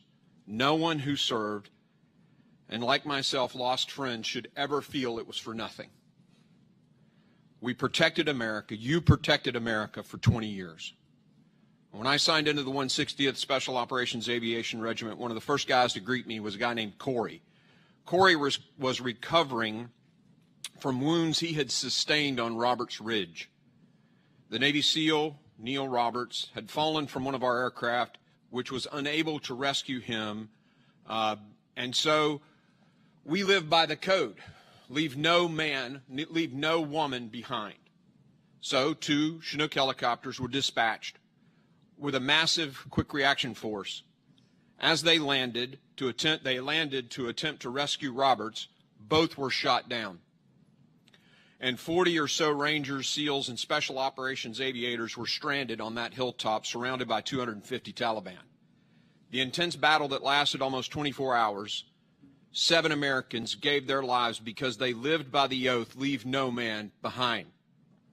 The Ranger Code, which I learned back in the day, has a line or two that is relevant for today. Every Ranger graduate, every member of the Ranger Regiment knows this creed. Those lines, and I quote, "I will never leave a fallen comrade to fall into the hands of the enemy. Under no circumstance will I ever embarrass my country." Senior general officers at the Pentagon have told me they insisted that the evacuation occur from Bagram Air Base. Those leaders, we can debate about whether or not we should have, could have, would have, whether Biden should have stopped, not withdrawn at all, but they decided to withdraw, and senior general officers told me that the evacuation should have occurred from Bagram Air Base. Those leaders told the president, we need 3,500 soldiers to guard the base for the exfil. According to those generals, in a room at the White House, the president himself said, no, go to 600 troops. With 600, you can't hold Bagram, so the decision to exfil from Kabul became necessary. That decision killed 13 American warriors and left hundreds of American citizens behind enemy lines, many of whom fell into the hands of the enemy. And more, that decision made by Joe Biden to leave Americans behind was an embarrassment to this nation. And it most certainly crystallized Vladimir Putin's decision to invade Ukraine. And I'll debate that with anyone who cares to take me on. Now, in the few minutes that I have, Colonel Mann, do you think that the exfil would have been safer from Bagram Air Base had we surrounded that with 3,500 troops? Thank you. I do, Congressman. Thank you. I'm going to ask a sensitive question now. I have an answer that is tragic for myself, but I'm going to ask a question of all of the veterans here. Do you know anyone who soon after this disastrous withdrawal committed suicide because they felt like it was all for nothing? Yes, I see lots of heads nodding. Yes. I do too. The blood of those men and women's hands are on the president, period. We live by the oath, leave no man behind. It would be great if the commander-in-chief did as well. Now I want to say very quickly, reiterate what I said at the beginning. Take this to your friends. Take this to our brothers and sisters. It was not in vain. We kept America safe for 20 years. Those sacrifices saved Americans' lives from a terrorist attack back home. Thank you for your service. Thank you for your sacrifice. God bless you. And Mr. Chairman, I yield. Gentleman yields back. Ms. Jacobs is recognized. Well, thank you, Mr. Chairman. And first, I want to thank all of our panelists for your service to our country, both if you served in the military, but also all the work that you did to help get people out of Afghanistan and get them to safety. And Sergeant Vargas Andrews, I know you deployed from Pendleton. I represent the San Diego area, and I want to say a special thank you to you for your service and your sacrifice. You've made our country very proud. We've talked a lot about the criticisms of how the evacuation happened, and I share many of them. In fact, I was one of the original members of the Honoring Our Promises working group that my colleague, Mr. Crow, co-led on a bipartisan basis. And my office worked with many of your groups to help get hundreds of Afghans out of Afghanistan, and we're still working to help get folks through the SIV process. But I think a lot of the criticism that we've heard should actually be leveled at this body, at this committee, because it's our job to oversee the State Department. And over the years, we've systematically underfunded and underappreciated their work to the point where when we had to do this NEO, the State Department didn't have the capacity it needed to do the mission we were asking of it. And I would welcome working with my colleagues on both sides of the aisle to figure out how we boost State Department funding and capacity and oversight to make sure that the State Department has the capacity it needs in the future, not only for a scenario like this, but because we know that diplomacy helps prevent and minimize conflict, and we could prevent more situations like this. Now, Specialist Gunderson, you said in your testimony that you were born 1 year before September 11th. I'm not quite as young as you, but I am the youngest person on this dais, and I was in middle school when September 11th happened. And we've talked a lot about the failure of oversight and the abdication of responsibilities. And I want to talk about the abdication of responsibility of this body, because Congress did not take a single vote on the war in Afghanistan since you were 1 year old and I was 11 years old. That's 21 years that Congress allowed this war to continue without ever doing our job in oversight to make sure that what we were doing was actually making sense. And our generation has been told over and over our entire lives that we're making gains, that we just needed a little more time, a little more resources, that we were turning a corner. Now, San Diego is one of the largest military communities in the country, and we are a large Afghan community, refugee community as well. So I take this very personally, because we lost more than 2,300 service members and tens of thousands of Afghans over the 20 years, and countless more from the trauma they experienced there, and my colleague Mr. Green talked about that so eloquently. Watching our troops leave Afghanistan was a stark reminder of the costs of 2 decades of war, but it was also a stark reminder of how we got there. Of the many, many years where we had military leaders come in front of us and tell us we just need a little more resources, a little more time, we're turning a corner, where they were telling the public that we were winning, when privately our military leaders knew that that was never going to be possible. And Mr. Lucier, you wrote about this so poignantly in an op-ed in the Washington Post in December of 2019. And Mr. Chairman, I ask unanimous consent to enter his op-ed into the record. Without objection, so ordered. Thank you, and I want to read a few sentences from this. I quote, "However, despite knowledge at the top that little progress was being made in Afghanistan, that victory was never likely, and that the entire enterprise seemed to be fatally mismanaged, this isn't the story that the government or the military told the public." And again, instead, time and time again, officials talked about how local forces were getting better, how it was impossible for the Taliban to win this fight, and the infamous soundbite that American forces always seem to be turning a corner in Afghanistan. And my last quote from this: "The inability of top officials to tell the truth made it harder for me to come home from war." Now, Mr. Lucier, following on the ranking member's question, do you think the outcome would have been different if we had stayed 2, 5, 10 more years? And I know we talked about the mental health consequences of this retrograde on service members, and I feel that personally, I do. But can you speak to the mental health implications of fighting an unwinnable war and how you would have felt as a veteran if we kept sending young people to experience those horrifying things while knowing that we couldn't win? Yes, ma'am, thank you. It's a difficult question. I spoke out in favor of bringing that war to an end because of exactly my experiences. It was difficult to continue to watch the news and in a small byline somewhere, because Afghanistan was not at the time making a lot of headlines, but you would see a KIA notice from somewhere over there and then texting your friends, oh, do we know who it is yet? And is it someone I know? It was an odd way to experience the war that I left in, of May of 2012, for it to continue to visit my life on the news as I was trying to move on and go to school.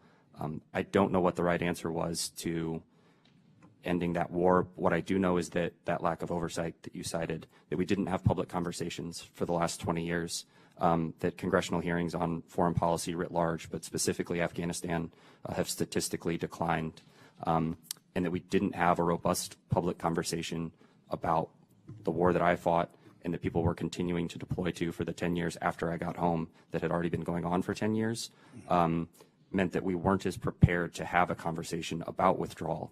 Because there wasn't a robust record, because there hadn't been congressional oversight, public discussion. It was a war that at times felt forgotten except for folks like myself, Gold Star families, and Afghans who made it here. It's worth noting how many had come here and how many are now here. 70,000 Afghan troops, military Delay's members. time Yes, sir. has expired. Chair recognizes Mr. Davidson.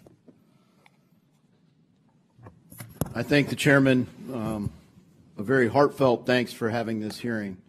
Frankly, it's a shame that we had to wait this far after the events in Afghanistan to have a hearing like this. And while this committee is generally very collaborative and bipartisan, I think the delay in it should be noted. And part of the problem has been the lack of accountability for, frankly, senior leaders, whether in uniform or out of uniform.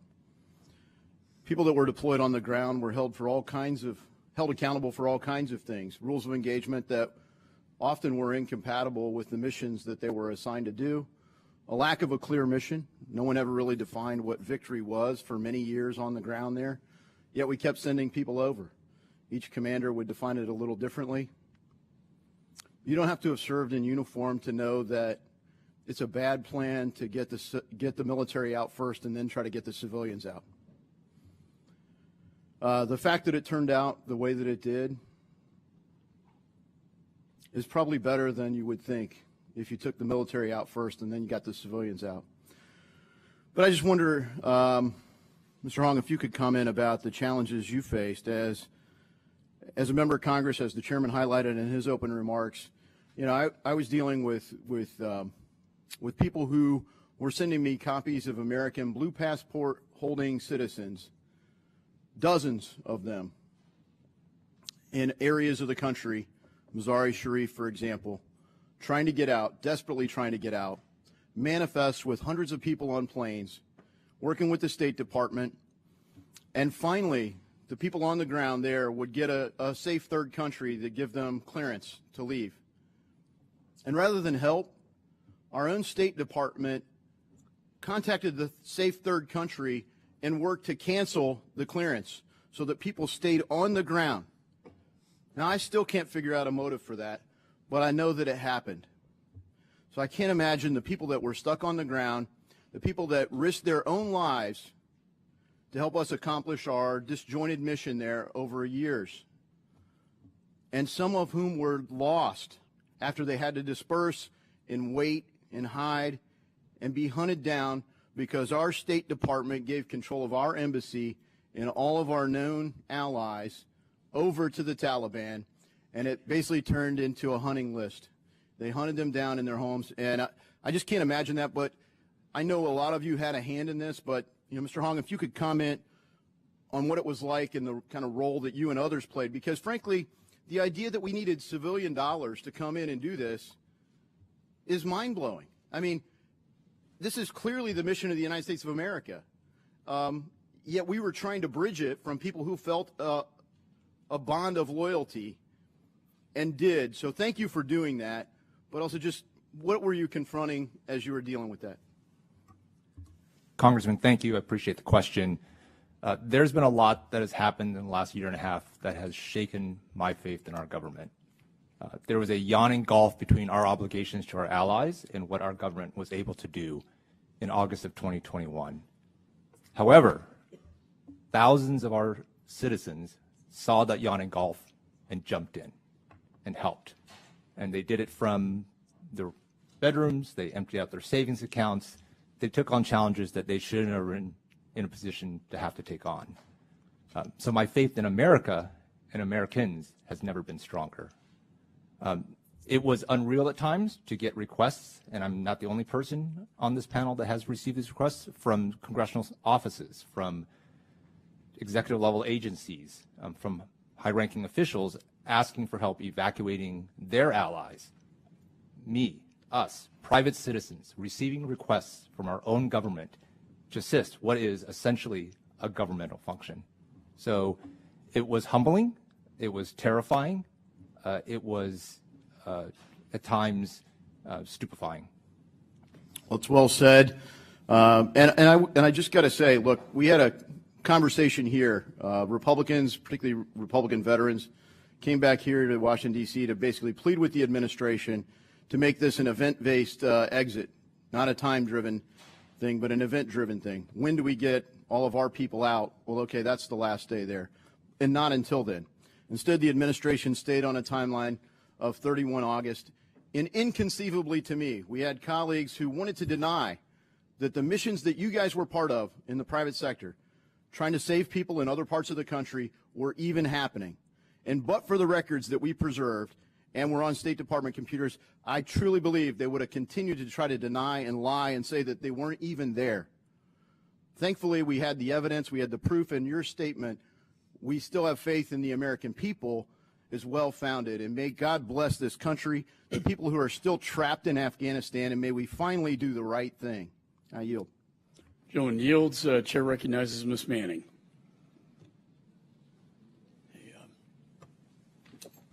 Thank you, Mr. Chairman. And I want to thank each and every one of the witnesses for joining us today. I want to express my deep gratitude to those of you who served for your selfless service to our country, and to all of you for helping Americans and vulnerable Afghans to get to safety. As we all know, the war in Afghanistan lasted for over 20 years, over 4 administrations, and over 10 Congresses. And the American people fought and paid for this war in so many ways. They deserve a full accounting, as many mistakes were made along the way by many, many decision makers over many years. So I'd like to start with the February 2020 Trump-Doha Agreement. Mr. Lucier, when I read that agreement, I was shocked by how few conditions there were in that agreement. There were no protections for the women and girls in Afghanistan, for the Afghan people who had helped us and worked side by side with our forces. Frankly, there were hardly any requirements for the Taliban to meet. So in retrospect, what should have been done differently in negotiating or reaching that agreement?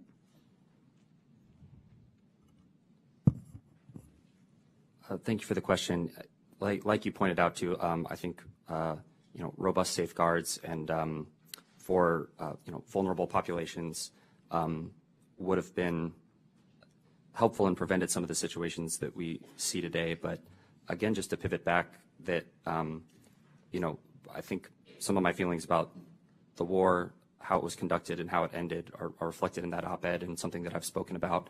But I just want to pivot back again to the Team America has these 70,000 folks who are here, and these questions about how the war should have ended. There are lots of interesting and difficult questions that we can all grapple with, and that perhaps we should have grappled with at the time. But I'm really focused on. There's a lot of folks who are relying on me, my team, and other folks here at this witness stand who, those are important conversations that we can have, but these folks who are, facing life and death in dire circumstances are really relying on us to take actions moving forward. And so that's where I'm spending the majority of my time and effort and research, and what I'm much more familiar with is how to get more SIVs here, how to protect maybe the women and girls who weren't protected by that 2020 agreement. But that's what I'm focused on in the stories that I hope to tell here today. Thank you for that. And I have to agree that one of the most wrenching tragedies of the Taliban's takeover has been the devastating impact on the women and girls of Afghanistan, women who had high-ranking positions, who had good, productive jobs, who are no longer able to work, girls who were attending school, who loved learning, who were preparing for the future, who are no longer able to get any education. And several years ago, before the withdrawal, we had a Zoom meeting with a group of these women, and we asked them if they were trying to get out. And surprisingly, they said no, that they wanted to stay and fight for the soul of their country. So, Ms. Mackler, I want to ask you, what is being done to help women and girls in Afghanistan, and what more can be done? I don't know. I'm an immigration lawyer. As I said, they have no options. I think there's only pressure that can be put on the Taliban to uphold international standards of human rights and to treat them in a certain way. Just today, the New York Times had an article on how these women and girls are suffering even more right now under the cruel winter that Afghanistan is going through. I think we have to continue to shine a light on the conditions that they are under and continue to exert pressure. I will say I have met some truly extraordinary women. I was very privileged in the early days of the evacuation to help one young woman, barely 23 years old, who escaped hours before the fall of Kabul and had been running a nonprofit in Afghanistan to educate women, and she continues to do that from the United States. And she is not the only one who I know has come here and continues these efforts within other networks of women to continue the work that was happening, even if it's less visible now by necessity. I also, many of them, including one of my own colleagues who was the commander of a female tactical platoon who worked with our cultural sensitivity teams in the U.S. military and who works with me now working on Afghans who've been resettled in upstate New York. She and others like her have continued to tell me that their biggest wish, their biggest desire is to return, to be able to find a way one day to return so that they can keep fighting that fight. I want to thank all of you for all the work you're doing. I wish we could hear more. My time has expired, and I yield back. The gentlelady yields. The chair now recognizes Mr. Waltz. Thank you, Mr. Chairman. And I too want to thank everyone for joining us today. I know this is painful, and it's deeply personal. It's deeply personal to many of us. I have here pictures of one of my interpreters, Spartacus, who was beheaded by the Taliban, a young man of 19 years old who only wished to one day come to America, as he was literally saving my life. I have here a picture of Rahim, who we did manage to get out on the SIV program. I'm standing next to him building a well for his village. But you know what? What did the Taliban do when we successfully, since this was such an outstanding success, get these people out? They're hunting down his family. They've captured his cousin, tied him up behind a Taliban truck, drug him through the village, and killed him to say, don't you dare ever work for America or work with America or work with the West again. And they've also beaten his brothers nearly to death. So even when we're successful, they start targeting and going after the families. Mr. Hong, Mr. Mann, you had to basically become your own State Department. You had to charter international flights. You had to arrange country clearances. You had to deal with international borders because the State Department failed. Is that an accurate statement? Do you disagree with that statement? I don't disagree with that, Congressman. Congressman, the State Department found itself in a very difficult situation with very little guidance, as far as we can tell, no advanced planning for this exact scenario, and unclear lines of authority. And so while many individuals at the State Department tried their best to help us, they found themselves hamstrung by the bureaucracy. No, thank you for that clarification, because this was a failure at leadership at the most senior levels of the State Department and the White House. Mr. Mann, do you have members of Task Force Pineapple veterans who have exhausted their personal savings trying to help these Afghans? I do. There's a friend of mine, Duke, who's in the Moral Compass Federation with us, says that so many of our veterans have basically taken on an Uncle Sam-sized problem with their pension funds. Do you know IDO? Do you know members that have exhausted their children's 529 plans? Some of them are in this room right now. Do you know members that survived multiple deployments, their marriages, but now they're heading to divorce? Yes. Do you know members that are thinking of or have committed suicide? You mentioned Brad. He was my friend, too. He was my operations officer. He's now dead because of this moral injury. How many? Well, I don't even know if you can quantify it, but you mentioned an 81% increase. There's been a 40% increase just in the last anniversary in text to the suicide hotline. At the same time, is it fair to say these veterans feel betrayed by their own government? I do. Do you think that added to their moral injury to see the President of the United States calling this an outstanding success, I quote? I believe even more hurtful is the non-mentioning of it in two State of the Union addresses. Thank you, because that's what I was about to ask you. Do you think the fact that he didn't even say the word Afghanistan hurt them even more? Didn't even say the word. I do.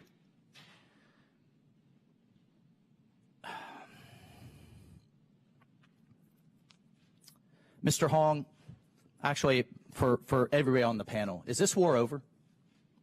Does anybody think this war is over? because we've had members of this committee, the House Foreign Relations Committee, Foreign Affairs Committee of the United States government, United States House of Representatives, and the President of the United States, and the Secretary of Defense, and Secretary of State celebrate the fact that the war is over. Did the Taliban, Al-Qaeda, ISIS get the memo that we decided, that the President decided the war was over? Is this war over? Do we still have people trapped behind enemy lines, over 80,000? I know the answer is yes. In fact, today, this morning at 9:23 a.m., I received a desperate email from one of my interpreters who was formerly a school teacher, but decided to work for a better future for women and children in Afghanistan. He's now being hunted. He's been in hiding for 2 years. 9:23 a.m. this morning. Do you think he thinks this war is over? Are the Taliban systematically hunting these people down? Anybody disagree with that this is top-down, top-driven? I'll just end with this. Mr. Mann, you're absolutely right. What happens in Afghanistan does not and will not stay in Afghanistan. Members of this committee celebrated when President Obama pulled us out of Iraq in 2011 with no follow-on plan. ISIS caliphate comes roaring in 3 years later, and we now have more members there, more military members back dealing with that than when we left in 2011.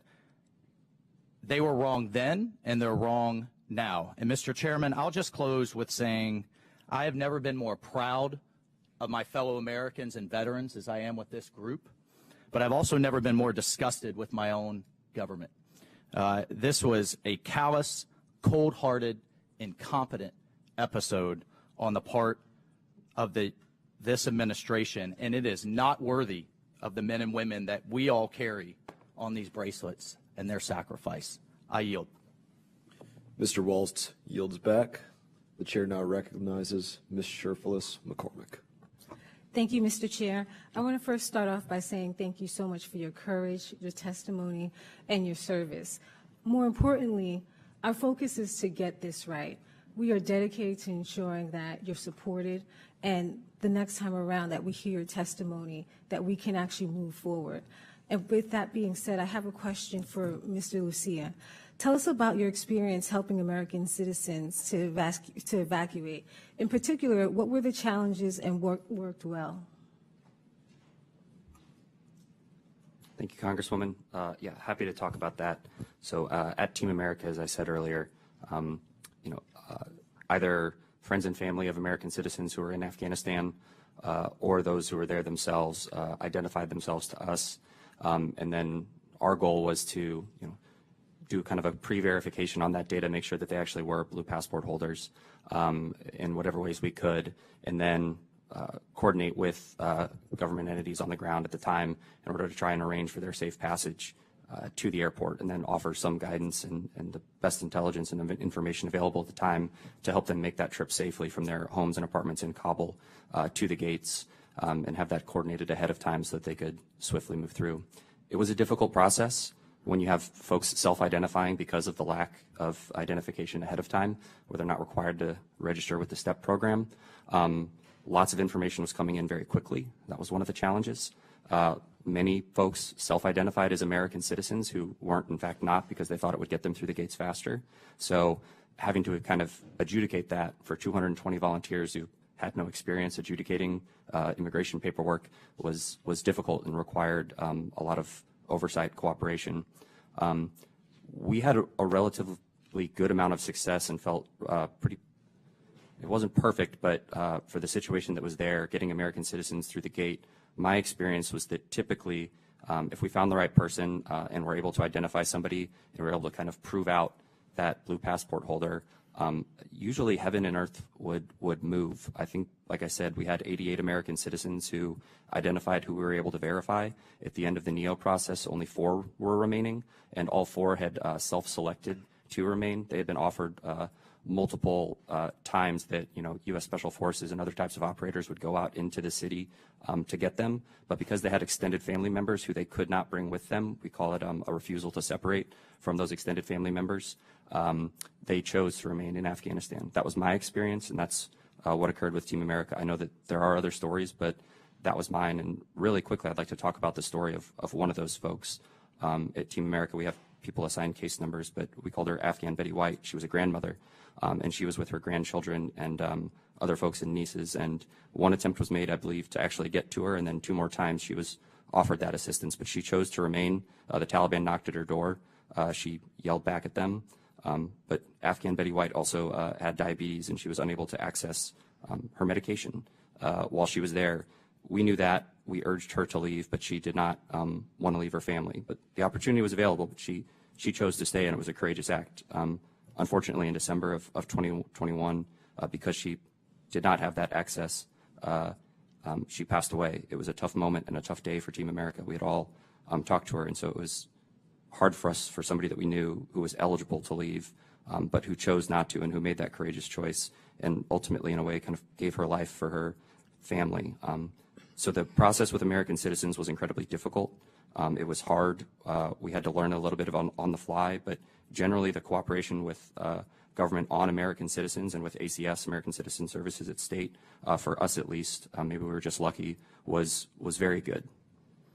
Ms. Meckler, beyond an immigration pathway into the United States, what do you see as other necessary lines of efforts in terms of diplomatic engagement, humanitarian or economic assistance, multilateral work with partner countries or areas to ensure we are helping vulnerable Afghanistans and defending the U.S. interest and values in respect to Afghanistan? I think the answer when we talk about immigration is always going to be that we should allow people who want to come and people who want to stay home. I know that our Afghan partners have spoken a lot about not supporting sanctions or other ways that reduce the Afghan economy because they are really suffering right now economically. And so continuing to support them, continuing to fight, especially for women and girls, but for all Afghans, continuing to allow them to live with dignity and, without the starvation or the poverty or the disease that we're seeing right now are all efforts that we should be looking into, and then supporting our allies. I mean, not everyone wants to live in the United States either, and allowing them the choice of migration and not having it be by force. Thank you for your testimony. Mr. Chair, I yield back. The gentlelady yields. The chair now recognizes Mr. Keene. Thank you, Mr. Chairman. First, I would like to thank our witnesses for their service to our country and to actions during the withdrawal in August of 2021. Like so many of you, I cannot forget the images on TV showing Afghan civilians crowding around the gates of HKIA and the aftermath of the Abbey Gate bombing, which claimed the lives of 13 American service members and 169 Afghan civilians. Despite the valiant efforts of our service members during the withdrawal and 2 decades of American dedication and sacrifice in Afghanistan, the American people witnessed a terrible conclusion to this nation's longest war. Mr. Gunderson, I want to thank you for being here today. And during your testimony, you indicated that not a single person on your flight to Afghanistan was given the appropriate preparation for what they would encounter in Kabul. Could you speak to what were some of the impacts of this lack of preparation, what could have been done differently, and how did this compare to other deployments? Thank you, Congressman, for the question. I think the lack of preparation came from the fact of lack of not knowing what the ground situation was going to be. I know for myself, the entire 20-hour flight over to the other side of the world was long, and I thought nonstop about what we might see, and I never predicted what was going to be on the ground. I think we didn't know what was going to be on the ground, and we just hoped for the best. Like, luckily, there were things of water and things of food that we were able to find, but without those things, like, we asked every day, like, what are we going to do when we run out of water? We didn't know. There was no plan. Thankfully, we didn't run out of food or water. Yeah, I'll send it back to you. Okay, thank you. Sergeant Vargas Andrews, you described the scenes and sounds of the Taliban shooting and brutalizing of Afghanis outside the wire of HKIA. How did you and the other service members feel being put in a position of having to stand by and watch while the Taliban engaged in these acts? Myself and my team in the tower felt pretty useless, especially the Army or someone moved shipping containers about 150, 130 yards in between us and the Taliban and their checkpoint.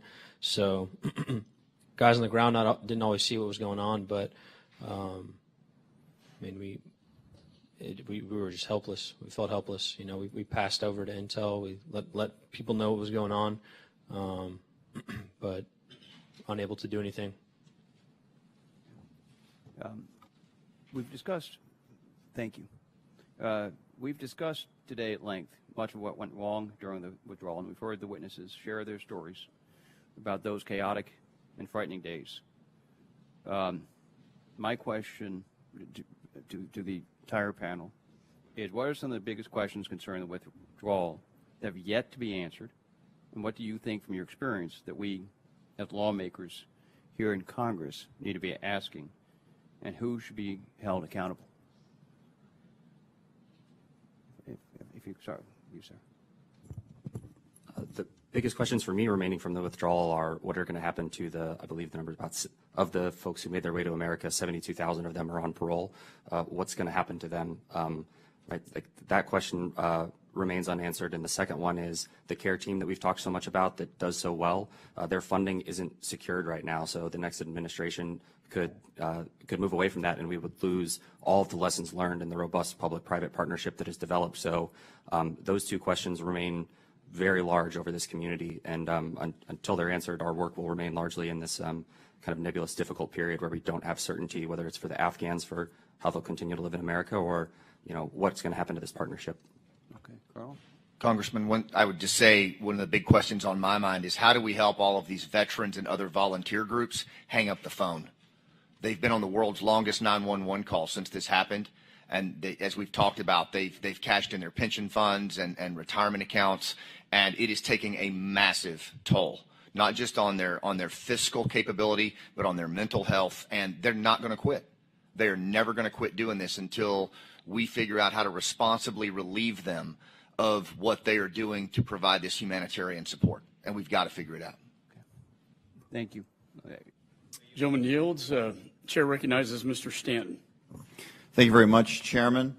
Thank you to each of our panelists for your bravery and dedication, service to our country, and in evacuating American citizens and our Afghan allies in incredibly dangerous circumstances. Your work and the work of thousands of combat veterans saved many, many lives, and this body owes you a huge debt of gratitude. But for tens of thousands of our Afghan allies who we brought to the United States, their arrival was also the start of a nearly 2-year-long bureaucratic purgatory, one that has left them without permanent legal status. I want to draw this committee's attention to one particular vulnerable group. In the weeks before Kabul fell, my team and I helped to evacuate women who served in the Afghan National Army's female tactical platoon. These FTPs, as they're called, were combat soldiers who were recruited, rigorously vetted, and trained by elite U.S. strike forces. These courageous, amazing women risked their lives by going where male soldiers couldn't in a majority Muslim country, searching and questioning women and children in pursuit of Taliban targets. The platoon conducted 2,000 missions, including high-risk and highly classified missions alongside Green Berets, Navy SEALs, and Army Rangers. Their work to support the American mission and their gender makes them and their families a top target for the Taliban. Yet the women from this unit who are now here in the United States, only one has been granted asylum. They have been kept in legal limbo for well past the allotted 180-day deadline, some for nearly a year. These women have done their part, submitted their applications, gone through interviews. Now they are just waiting without information that they are owed. I am deeply frustrated by how uncertain their futures still are. They served side by side with our soldiers. These women put their lives and their family lives on the line to assist the United States. Is this how we repay our allies? In August, tens of thousands of evacuees, including FTPs, will have been here for nearly 2 years and will lose their parole status. It is a moral failing that despite broad and bipartisan support, Congress cannot come together to pass the Afghan Adjustment Act to fix this and give these FTPs and thousands of others certainty and stability. Ms. Mackler, in your testimony, you touched upon the importance of passing the Afghan Adjustment Act. You also mentioned the work your colleagues are doing with FTPs here in the United States. If Congress does not pass the Afghan Adjustment Act and does not provide legal residence pathways to FTPs and other evacuees, what could happen to your clients and evacuees like them? Thank you for the question, Congressman. One of the FTP commanders works with me at IARC, working on helping Afghans resettle in New York State, and is one of the ones who is still in legal limbo. So first of all, just to be clear, the AAA, the Afghan Adjustment Act, would actually extend the SIV protections to FTPs. So that's number one. If they don't, same for them as for any other Afghans who are here currently on parole status. If there is no extension of that parole and no other solutions come up, then they will be subject to deportation proceedings. They will be here without status, meaning that they will be at risk of immigration enforcement. Many of them have applied for asylum. I can't say for certainty if all of them have, but many of them have because of the vetting requirements. Many asylum applications are being held up long past the 180 days. We're seeing a lot of Afghans being interviewed. Not very many are actually getting adjudications of their asylum claims. So simply put, they'll be at risk of deportation. Deportation to where is a question, but nonetheless, their lives here are not able to begin until this. That's an unacceptable solution or situation for any of us. With that, I'll yield the remainder of my time to our leader on the Afghan Adjustment Act in our caucus, Representative Crow. Thank you, Mr. Stanton. In a little bit of time that I have, I'll have some time to address other issues here momentarily, but I just want to send a message to my fellow veterans and to those who might be listening. Never confuse your individual service with policy decisions that are made in Washington, D.C. Each of you stood up, you raised your right hand, you did your job, and it was right. It was honorable. It remains right and honorable. And this country owes you a great debt of gratitude for that service. And you should be proud, because I am proud of you. And so many people are proud of you. Policy decisions will be made here. Mistakes will happen. We will debate that. We will have those discussions. But do not confuse those with that right and honorable service that all of our fellow veterans share. Thank you. I yield back. Well stated. I yield back. Gentleman yields. Chair recognizes Mr. Moran. Thank you, Mr. Chairman. Thank you to all of you that are here today. I am devastated by the testimony and the stories that we're hearing. And I'll just tell you, from my perspective, the foreign policy, the national defense policy, and the homeland security policy of the U.S. must clearly be strong, steady, and strategic. Our policies and practices must adhere to these principles. Otherwise, our allies will not trust us, our foes will not fear us, and neither will respect us. Without such policies and practices, and without the resulting trust and respect that comes with them, our country's practical ability to lead in this world collapses alongside its broken principles. America will no longer be able to claim the moral high ground, and foreign allies will no longer be able to trust that we will stand with them in those critical times. Additionally, I'm convinced that it will incentivize our foes to become more aggressive, and it will disincentivize anyone from partnering with us. Both are devastating to this nation and heightens the chance for additional military conflict and additional loss of both military and civilian life. Now, I want to turn to Sergeant Vargas Andrews, and in your testimony, I want to give you an opportunity to address some of those things, because you asked us to give you the opportunity to elaborate on your ordeal post-blast. If you haven't had sufficient opportunity today to do that, I want to give you some more opportunity to elaborate on what you've been through since then. I appreciate that, Congressman. For myself, at the time leading up to the blast, I was behind our gun in the tower. We had another individual, Sergeant Andrew Valencia, observing as well. We were continuing to scan the crowd for any threats. And about 17:30, Staff Sergeant Darren Hoover came and retrieved me from the tower to go gather an interpreter and his family member from the canal. The other half of our team was back staging gear in case we had to pull out quickly. And I walked out there to the canal with Staff Sergeant Hoover and talking about the situation. He was a combat veteran and prior to that, and had explained how that was unlike anything that he had ever experienced in his time in Afghanistan prior. We walked out to that canal and pulled out an interpreter. He had a sign with what we had suggested putting on it to identify him. Pulled out his brother and did a search on them for weapons and any threat. Moved to take them to the main search area for processing, and he stated that he had family still in the canal. He had a wife and 4 kids back there, and so we stayed down in the canal that day.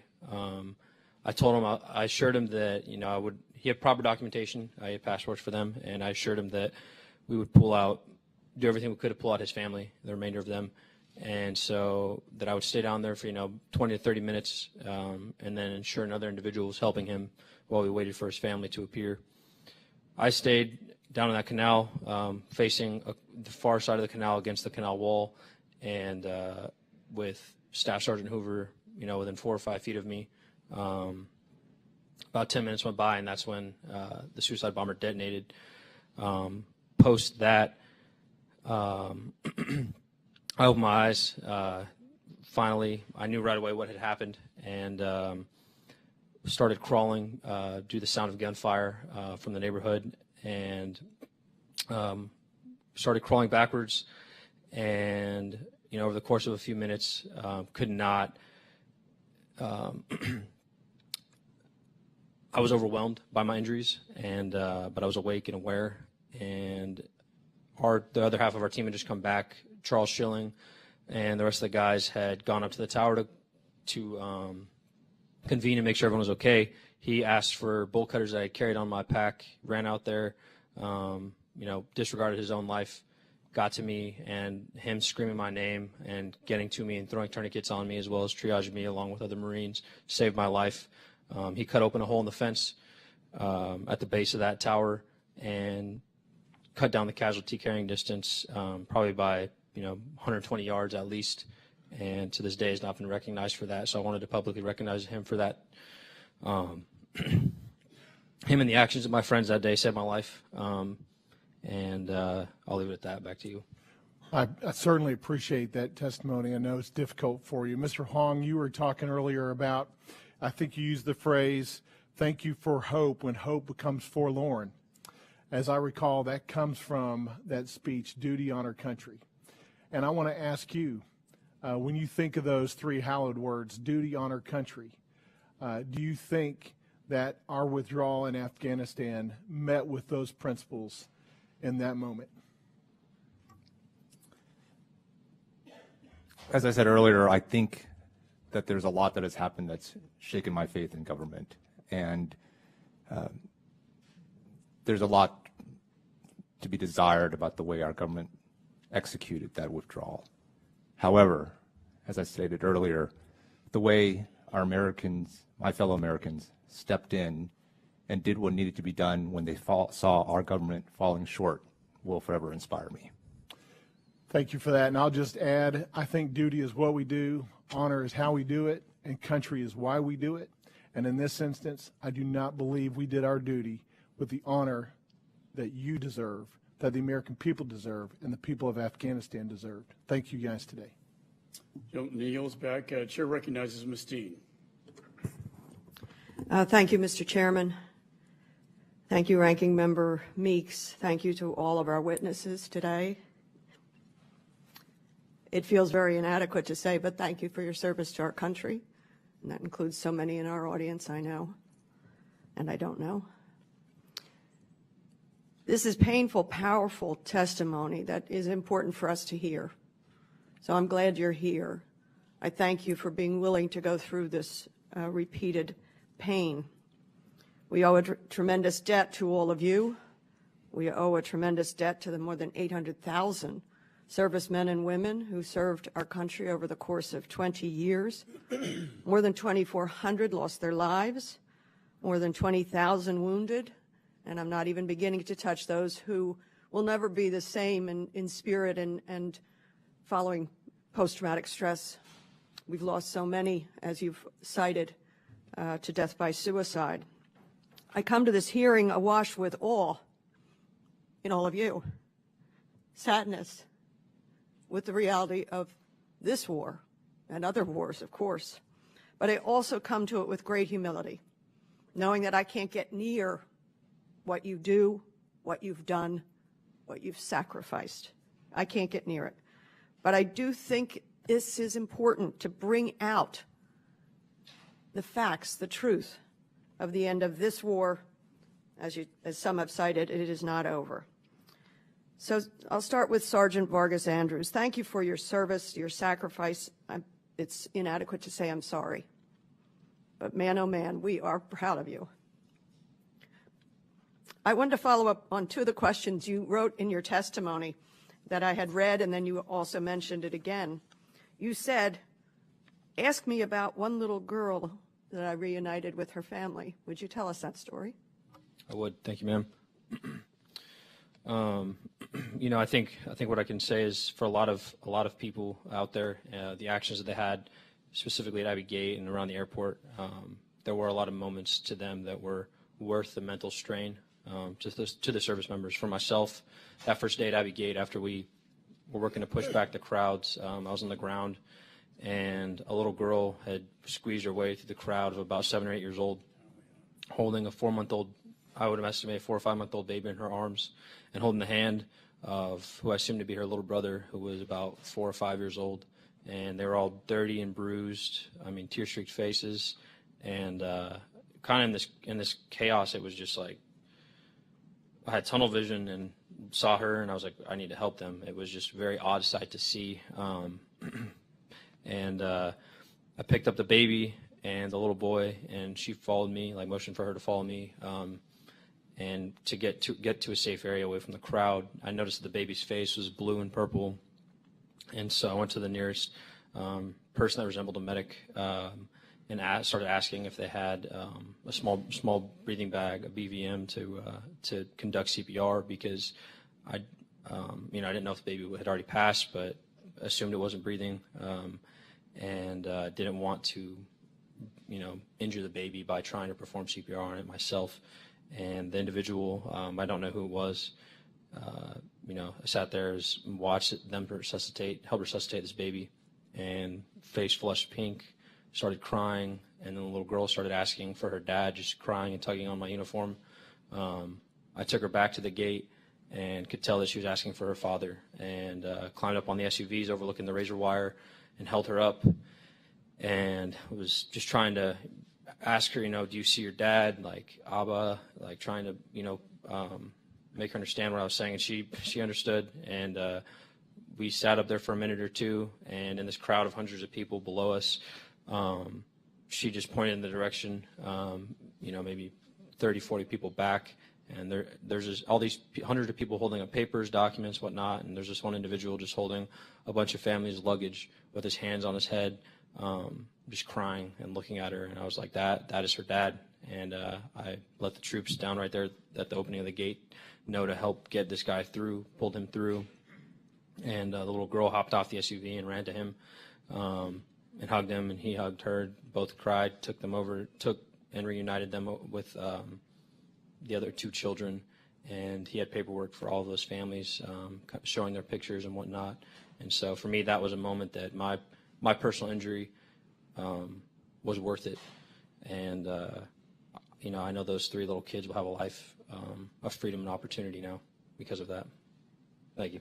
There's an expression in the Jewish tradition that I always lean on, even though I'm a person of Catholic faith. And it is to have saved a single life is to have saved the whole universe. So many of you have done that. You're in the process of it. Help us make sure we live up to our obligation to the remaining people whom we must save, rescue, get on with their lives, as we also try to help the women and girls. Mr. Chairman, I yield back, and I thank you. General yields. We have votes on the House floor right now, so the committee will stand in recess until 2:20 for votes. I know it's been a long hearing, but if you could stay, we'd greatly appreciate that. I think there's still 8 more members that have questions. So we stand in recess until 2:20.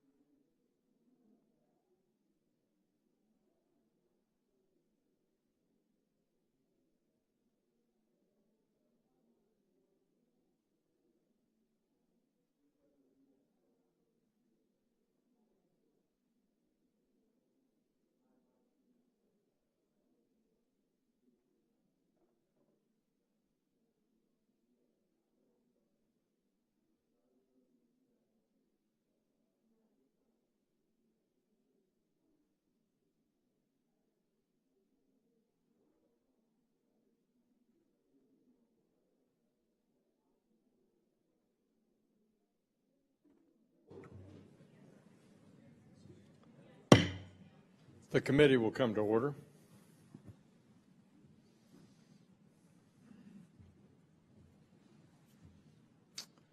Mr. James, if you're ready, I recognize you for 5 minutes.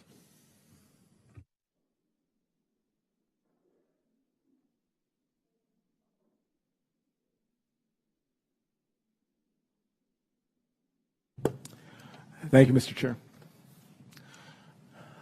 Ladies, gentlemen, first, as a brother in arms, I want to thank you for your service.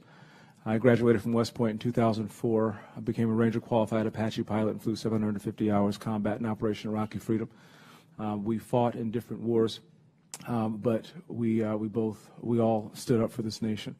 Our service continues today. You answered the call initially because of something deep down in your soul that taught you, that told you that you had an obligation, not an option, to continue your service and give back, even to the point where you felt called, putting yourself in grave danger to answer those in the world who also share what we believe: all men created equal, all men and women allowed to breathe free, and protecting American ideals are things that you did. Putting your lives on the line to protect those. I want to personally thank you for your service. You've said many times that there is a feeling that's palpable amongst the American people that we have betrayed our allies and we have betrayed those who stood up with us during our time of need, and we abandoned them in theirs. We also got some feedback on addressing the 72,000 who are already over here in a probationary status, and also care teams not being funded. My first question is, in the little recess that we've had, it's been a long day, I grant you that, and I appreciate it. But are there any other things that we can do right now, any gaps that we can address in Congress to make sure that that we can make amends for this retreat in some small way? Congressman, I'd like to answer. There's been mention before of the Afghan Adjustment Act. I am personally in favor of passing that act. I believe it's a bipartisan negotiated framework. It provides the adjustment of the status that the Afghans that are here that don't have currently a pathway to citizenship, and enlarges SIV eligibility, and it reinserts Congress's prerogative in this area. And so I think a number of folks that are sitting behind me also support it, and we've advocated for that in the past. If I could just offer one thing, Congressman. On top of that, I believe I had spoken earlier about the NMRG, the National Mine Reduction Group. This group of individuals was actually not part of the Afghan Special Operations community, but were rather specially trained by Afghan SOF for force protection and mine clearing. Therefore, they're eligible right now for SIV. They're extremely organized, very coherent, and there are groups right now that are in this room that are actively guiding them, and I believe could be one of the first big wins in how we get the most at-risk Afghans over here post-blast. And I think looking at the NMRG as our first look for severely at-risk groups to get over here because they're already SIV eligible, if we could lean in with the private groups that are working that right now, I think we could see an immediate success. Yeah, thank you so much for the question, Congressman. That's really, I think the most important thing we can do is really focus on what we can do now.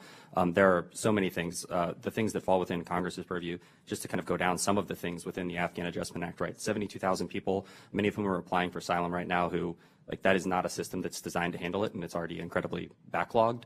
So by creating a separate pathway, it will allow all of those 72,000 to go through an additional vetting process, but also provide for their continued employment status, all of the things that come with immigration status, and prevent them from falling into, right, not just being out of status and subject to deportation hearing, but employment authorizations and all these other things. So just to double down on how important that is, some of the other provisions that were within that act that failed to pass in December and then March last year include expanding the SIV program for folks like Lieutenant Colonel Mann is talking about, both the NMRG group, the FTPs, certain Afghan Special Forces groups. So like we needed the Afghan Adjustment Act yesterday. We really needed it last year because we are coming up on this parole deadline for so many people. And it's going to affect, like in St. Louis, our local communities, employers who took, a lot of responsibility on giving these people jobs. If those folks fall out of employment authorization status, that affects them and their ability to make a living, but also, it's going to make it difficult for small businesses in the future to be able to, hire refugees and people who make our communities better. More oversight on the State Department on the SIV program. We need better numbers and data in order to know where we need to make those changes. Software updates, just more funding for that program particularly, and more oversight. So when those fixes don't happen, Congress can call them to account. Like we really need like a strong congressional oversight presence on these programs in addition to, keeping them funded and viable. Thank you. Thank you for your answer. Thank you for your service. I yield back. Thank you, Mr. James. Mr. James yields back. Mr. Moskowitz, you're recognized for 5 minutes. Thank you, Mr. Chairman. First of all, let me just say thank you all for your service. As a representative of the American government, I think Democrats and Republicans who made these decisions together owe you not just a debt of gratitude, but an apology. You don't just deserve our thanks, but you deserve someone to look you in the eye and say that they're sorry for the decisions that they made. You deserve accountability. This was a clear American failure. It wasn't a partisan failure. And it's funny, I didn't hear one of the witnesses assign any political blame, because we all know that the venom of politics are not going to get you the answers that you need. It's not going to get you the accountability that you need, and it's not going to prevent this from happening to young servicemen and women again. Mr. Huang, you said that we should rise above political differences. I'm afraid we may not be capable of doing that any longer. I hope as we investigate this issue further, I hope, Mr. Chairman, that we are able to do that. You are all heroes, and there are heroes on this committee. There are heroes who have seen the horrific images that you have seen, the sights, the smells, and have lost limbs. I've never seen that on the battlefield. But I did see it in my own neighborhood and in my own high school in Parkland, when a gunman walked into my high school and killed 17 people, including 14 kids. I was at the school within hours. I saw the images, the parents, the screaming, the funerals, the memorials. I can't imagine the mental health impact of what you all dealt with, the invisible scars that you have to experience. I want to thank you for coming and sharing your stories and experiences with us. One of the lesser known stories about the tragedy that happened in my hometown and at my high school is that the federal government had been given information before the shooting of who the shooter was and that the shooting was imminent. And the federal government did nothing with that information. They failed to act. And so I know firsthand about what it's like when lives are on the line and government fails. When they make mistakes, it can have catastrophic consequences. And so what I want to focus on is I want to focus on accountability for the gaps, and I want to focus on how do we solve these problems so that they don't happen again. And so what I want to do is I want to hear from you, Sergeant Vargas Andrews, because I found your testimony to be compelling and honest. You don't need to hear from me. I want to hear from you. I think the American people deserve to hear from you. So I'm going to yield you the balance of my time so that you can talk about whatever else you want to talk about that you think we should know and how we could prevent something like this from happening again. Thank you very much, Congressman. What I'll start with is that another member of the committee made the comment that there should be more oversight on the State Department, ensuring that they're prepared, and in the future that that those actions by the State Department, those in charge of them, are more proactive than reactive. Obviously, changes now will be due to situations like this that have occurred, but a lack of preparedness at a lot of levels of leadership are the reason why, August 26, 2021 happened the way it did, and that those 2 weeks happened the way that they did, as well as on the military side of things, ensuring that rules of engagement in such a high tension environment. It's not like we were just getting sent on patrols to go into villages and things like that. We were Marines, infantrymen, forced to do a humanitarian aid mission gone wrong. And, I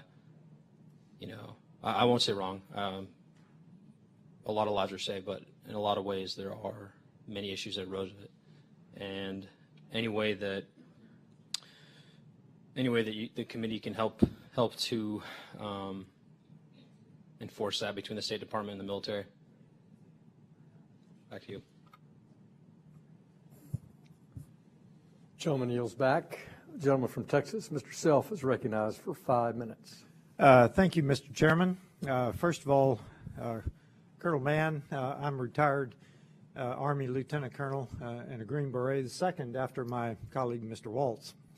I was in Bagram early in the war, though, in 2002, and I was also down in Kabul. And as early as it was, before the big buildup, it was obvious to me that Bagram was defensible, Kabul was not.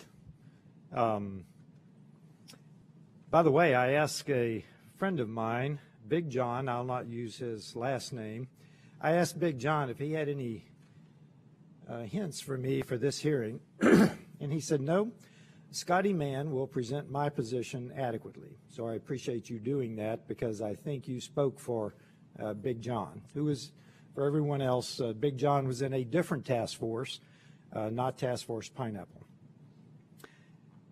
From what I've heard today, and I'm glad, frankly, that I had a chance to step out, because I think I was hearing echoes of the past from another Democrat from 2012 era, where we lost 4 soldiers, 4 service members, in a place called Benghazi, excuse me. And the saying at that time was, what difference does it make? It makes a difference. It makes a difference that this committee is going to hold someone accountable. And I intend to join my colleague, Mr. Waltz, and my colleague, Mr. Perry, in demanding that this committee hold someone accountable for this. I also want to comment on one, and before I do that, I want to say thanks for everybody coming. None of us want to relive our experiences in the Middle East, and I regret that you have had to do that in this public of a forum. I try not to do this with my wounded warrior friends, and I thank you for doing it. We continue to pay a price around the world. We're focused on this 2-week period probably in Afghanistan, but we continue to pay the price around the world with the perceived weakness of America. Notice I didn't say the weakness of America, because I echo the comments of one of the panel members that the American people are still strong. We just have weak leaders. We continue to pay the price around the world, specifically in Ukraine, because immediately after this debacle, Putin started moving forces and equipment into place to invade Ukraine. I've also heard comparisons to Vietnam. These two do not compare. I personally know General Kerry and Tony Wood, who were responsible for planning and executing the last evacuation of Saigon, and they had to do it surreptitiously because of State Department and senior military reticence to even let them plan the operation. So history does repeat itself, and if we want to make sure that the future is not like the past, then we will get to the bottom of this. I don't have any questions. I know where you've been. I've been there. I yield back, Mr. Chairman. Gentleman, to yield.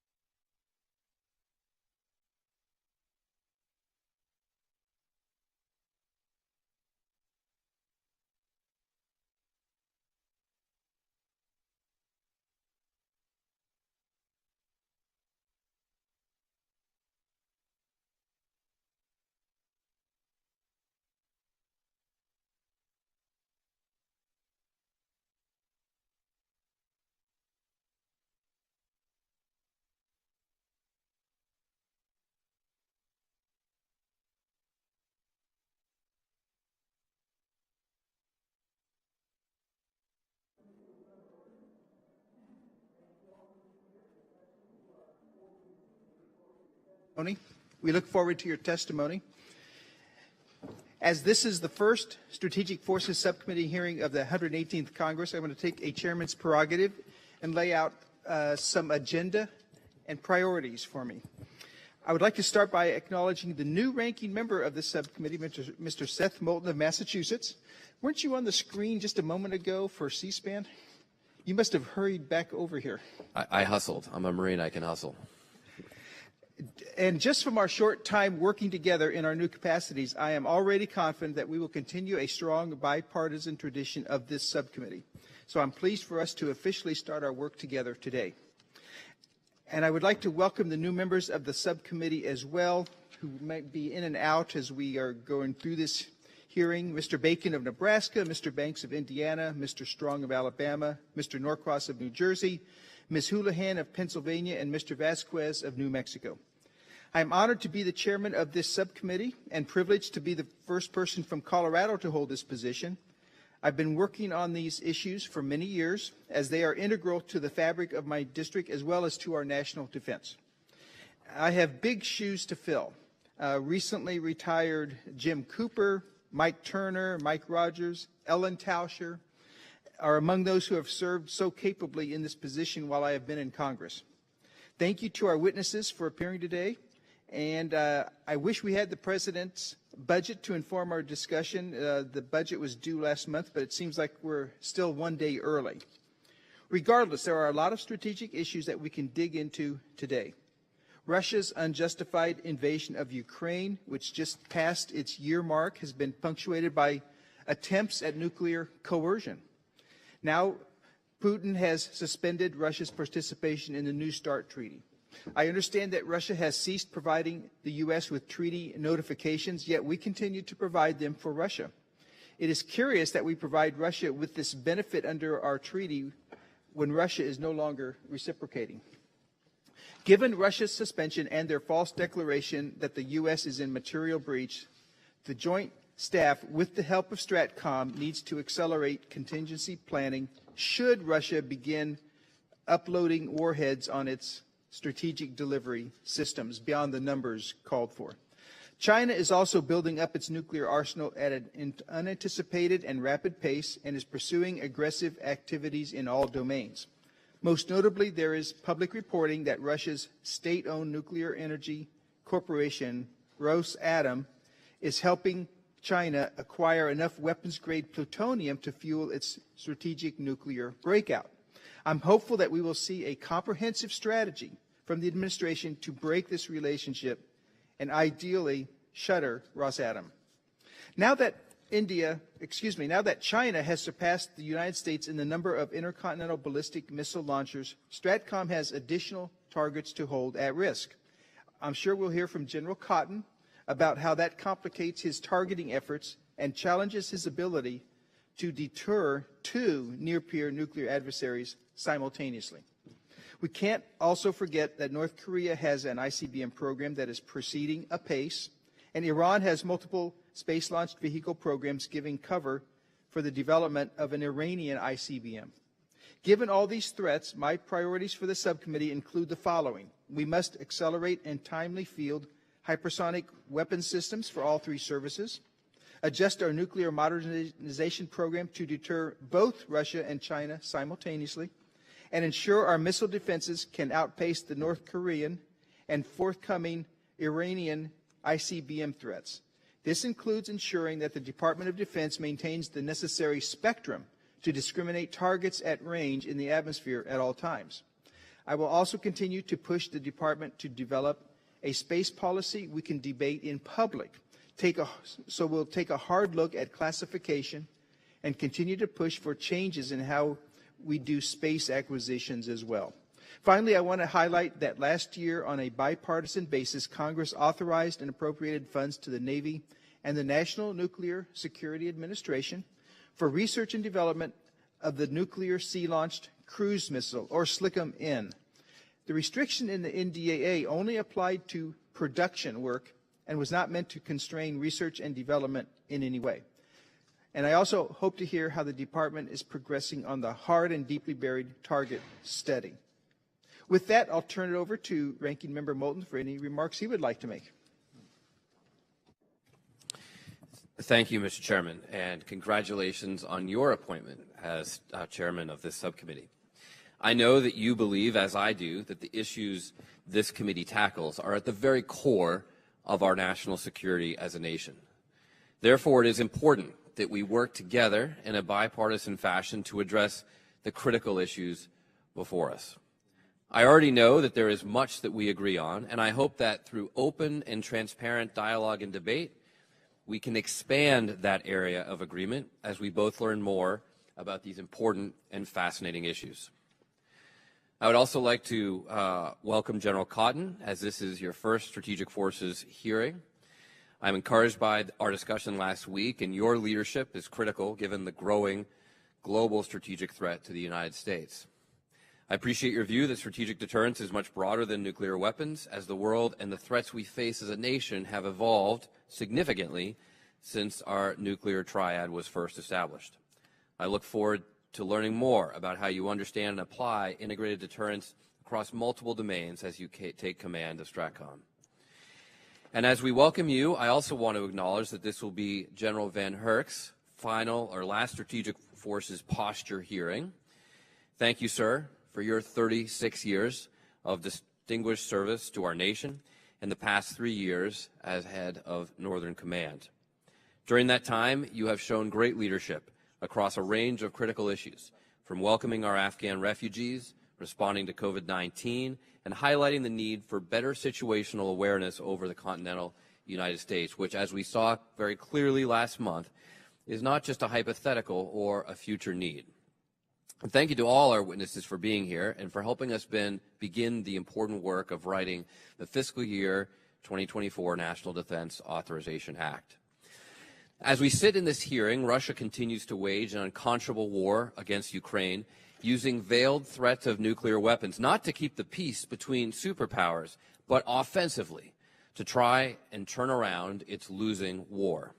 Meanwhile, China is launching satellites that have dual-use capability, putting U.S. systems at risk. North Korea has been consistently launching ballistic missiles that can reach the United States.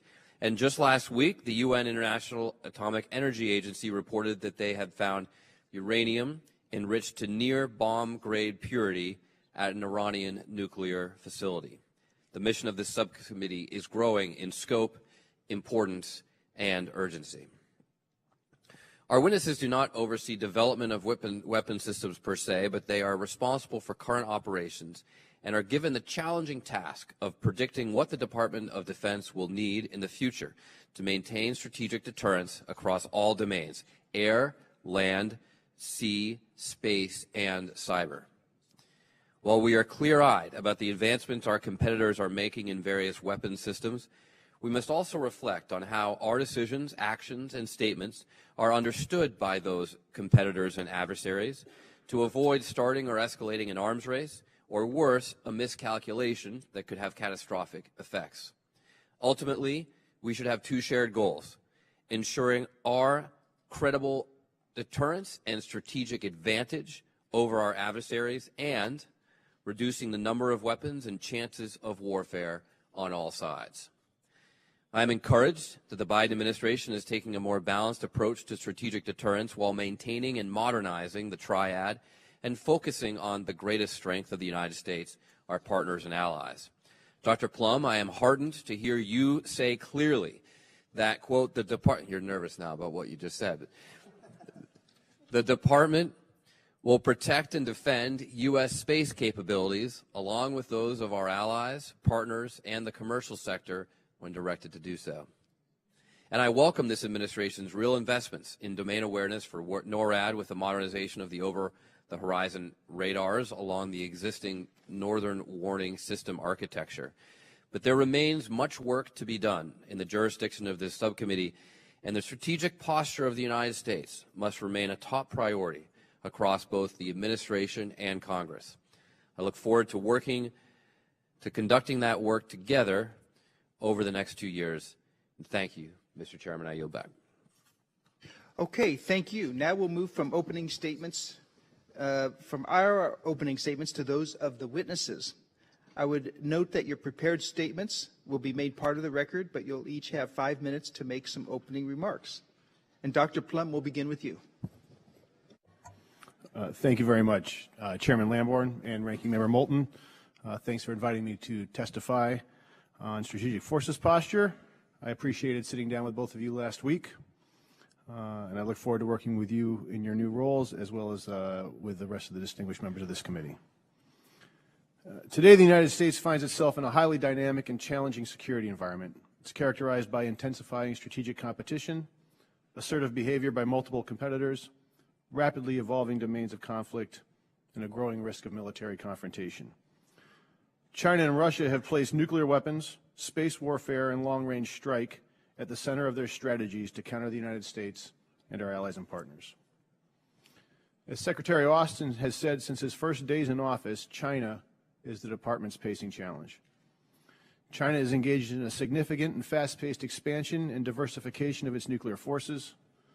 Like Russia, China views space as a warfighting domain, and China is developing, testing, and fielding sophisticated counter-space capabilities intended to deny the United States our space-enabled advantage.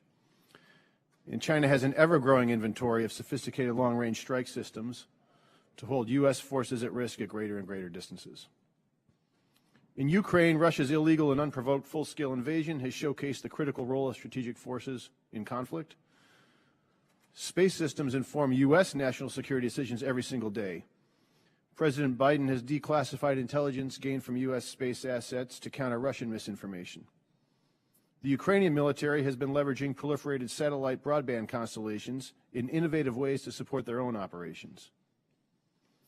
Russia has conducted repeated missile attacks against civilian infrastructure, which highlights the need for air and missile defenses.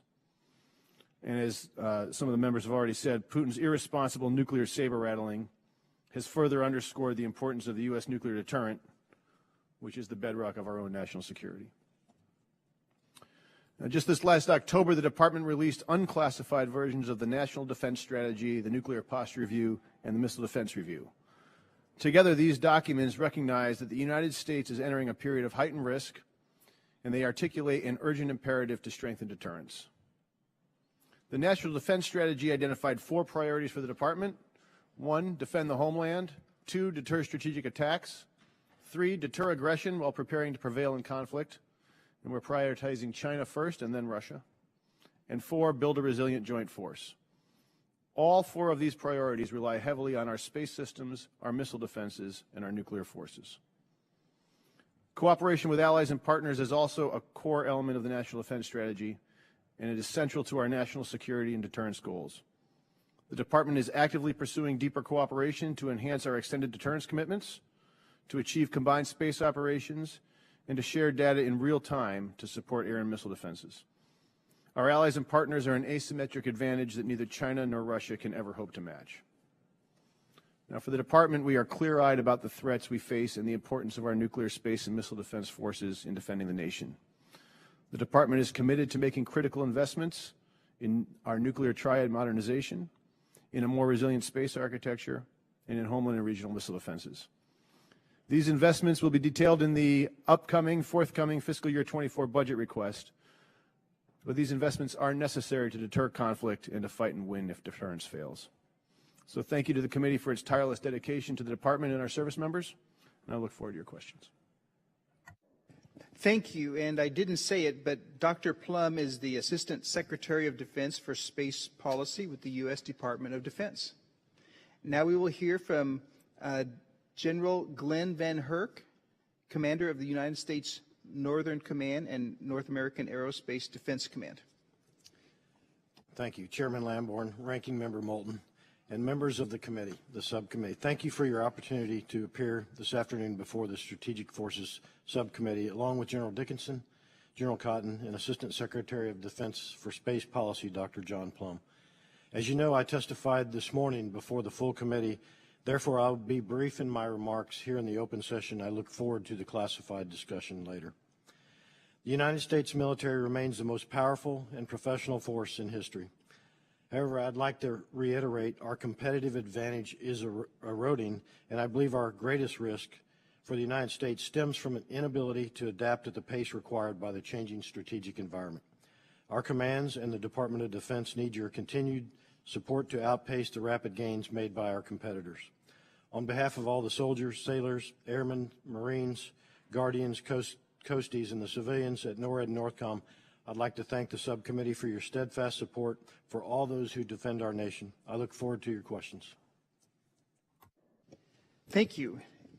And our next witness is General James Dickinson, and I want to say, as was said for General Van Herk, this is probably your last testimony before this subcommittee, and you will be missed, and we want to thank you for your decades of service, including most recently the standing up and the shepherding of Space Command. So, the Commander of U.S. Space Command, General James Dickinson.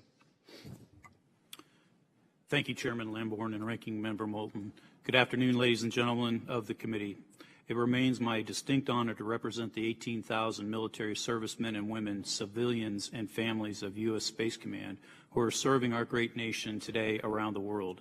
Thank you for this opportunity to testify before this committee. I look forward to both this session as well as the closed session. I am proud to lead such a talented and patriotic group of joint space professionals. Their expertise, diversity, and creativity underpin our strength and effectiveness. Of all the elements of space power, our most valued asset is and always will be our great people. My provisional headquarters achieved initial operational capability in just 2 years, and we will reach full operational capability through the disciplined initiative of our people. Space power enables our way of life and is a critical component of our national security. I want to thank Congress for its support to advance America's primacy in space. We must maintain our position of advantage in the space domain and ensure it remains sustainable, safe, stable, and secure. The Joint Force relies on space-based capabilities to project and employ power. China and Russia consider this dependency a soft underbelly and seek to exploit it. They intend to limit our access to space during crisis and conflict, and they are fielding capabilities to that effect today.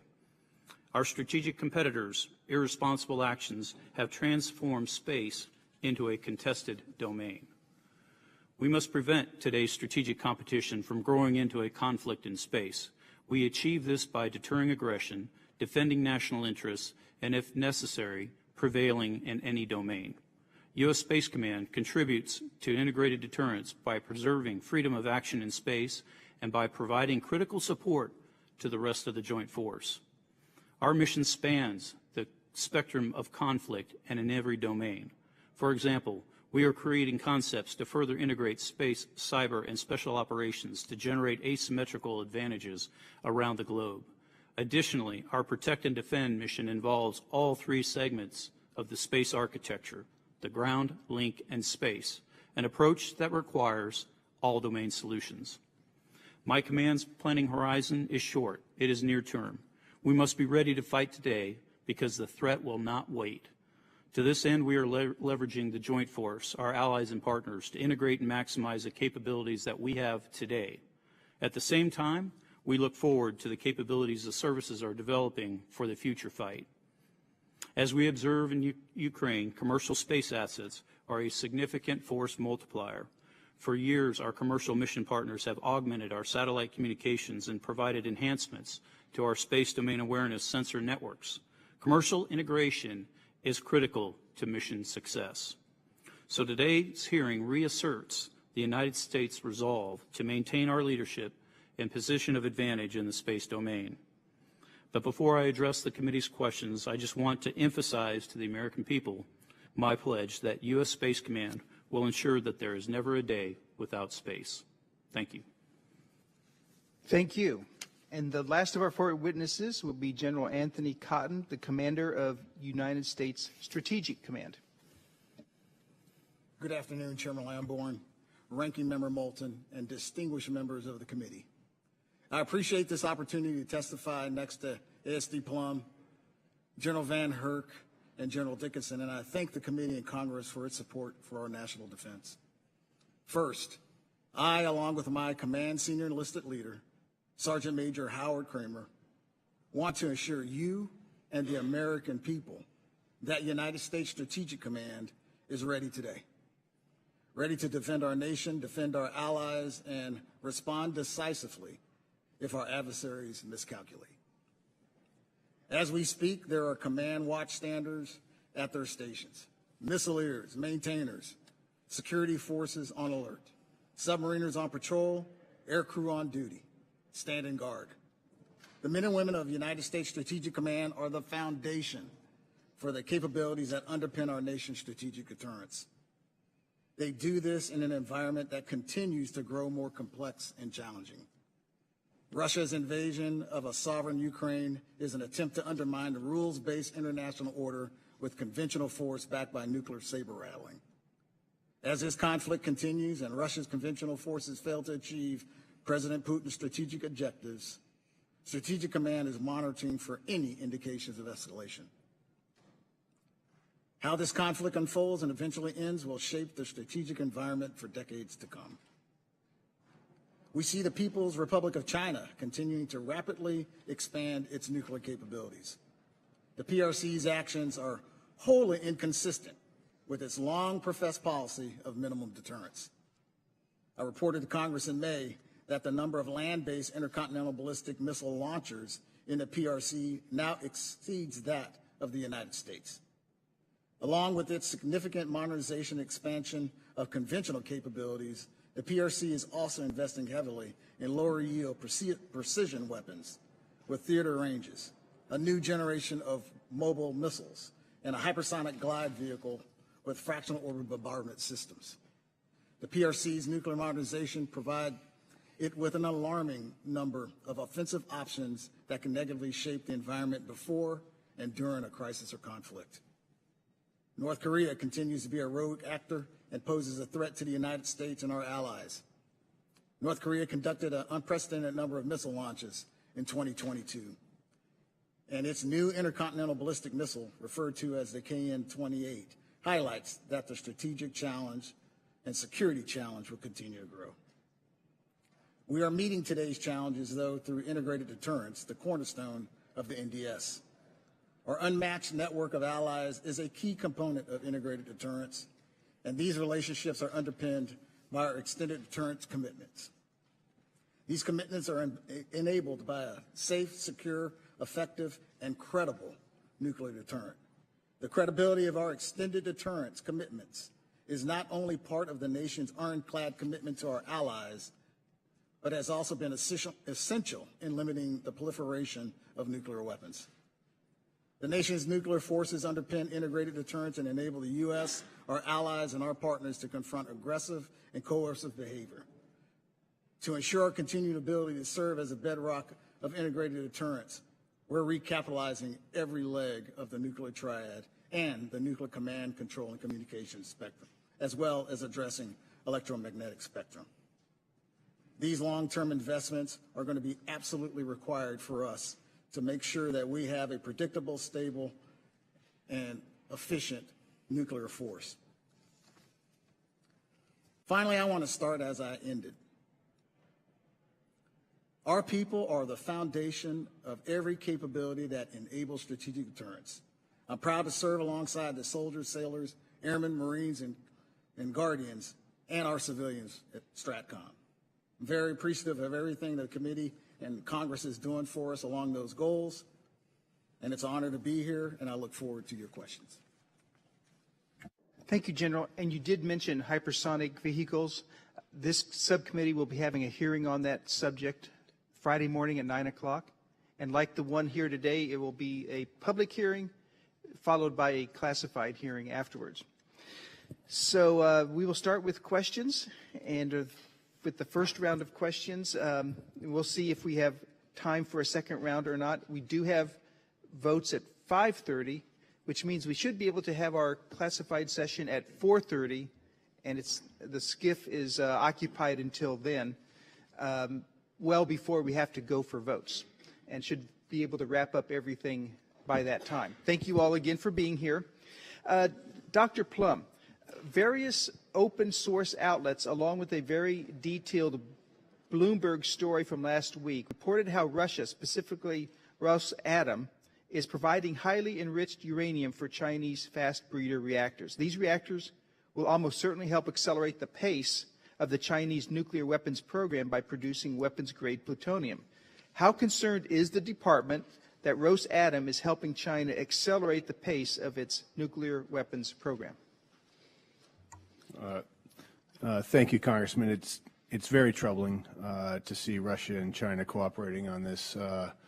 They may have talking points around it, but there's no getting around the fact that breeder reactors are for plutonium and plutonium is for weapons. So I think the department is concerned, and of course it matches our concerns about China's increased expansion of its nuclear forces as well, because you need more plutonium for more weapons. General Cotton, this highlights the concern that we all share about China's seeming nuclear breakout. It was mentioned that they have now more launchers than the U.S., and they're working on warheads as well. So the number of targets we have to hold at risk is rapidly growing because of China's nuclear breakout, but the forces available to you remain unchanged. How does the department reconcile this? Chairman, thank you for the question. I think as we discussed last week, one of the things... And if you could hold the microphone just a little closer. Thank you. Does that work, sir? There we go. One of the things that actually the NPR gives us an opportunity to do is have a conversation on strategy and have a conversation on force posture. And as a conversation we had last week, I think that conversation is going to have to be had. When we talk about the forces that we currently have today, that force that we have today was based on a adversary of which for the first time in the history of the United States of America, we now have two that are nuclear peer adversaries. Now we're going to have this conversation in regards to what does it look like now as far as force posture moving forward. Thank you. And that's a critical conversation we'll all be having here in the subcommittee and the full committee as well. On the issue of electromagnetic spectrum operations, General, can you describe, or let me back up. As I emphasized in my opening statement, I think DOD needs to commit to fixing electromagnetic spectrum operations and plugging the holes identified in the Northern Edge exercise. I understand that this has the attention of Secretary Hicks and Admiral Grady, and I hope that we will have good progress on this. Can you describe some of the ways that STRATCOM relies on spectrum to support your missions, and what are some of the future spectrum that spectrum warfighter needs that will be essential to competing with Russia and China on a future battlefield if necessary? Chairman, thank you for that question. You know, I don't think it's any different than the requirements that are with my fellow commanders that are here. STRATCOM depends on EMS to successfully provide deterrence and deliver decisive response when called upon. The things that I worry about is we need to ensure that we have spectrum for employment of forces, to maintain situational awareness, to assure communications via all domains, space, maritime, air, and land, and to assure positioning with PNT, with positional navigation systems.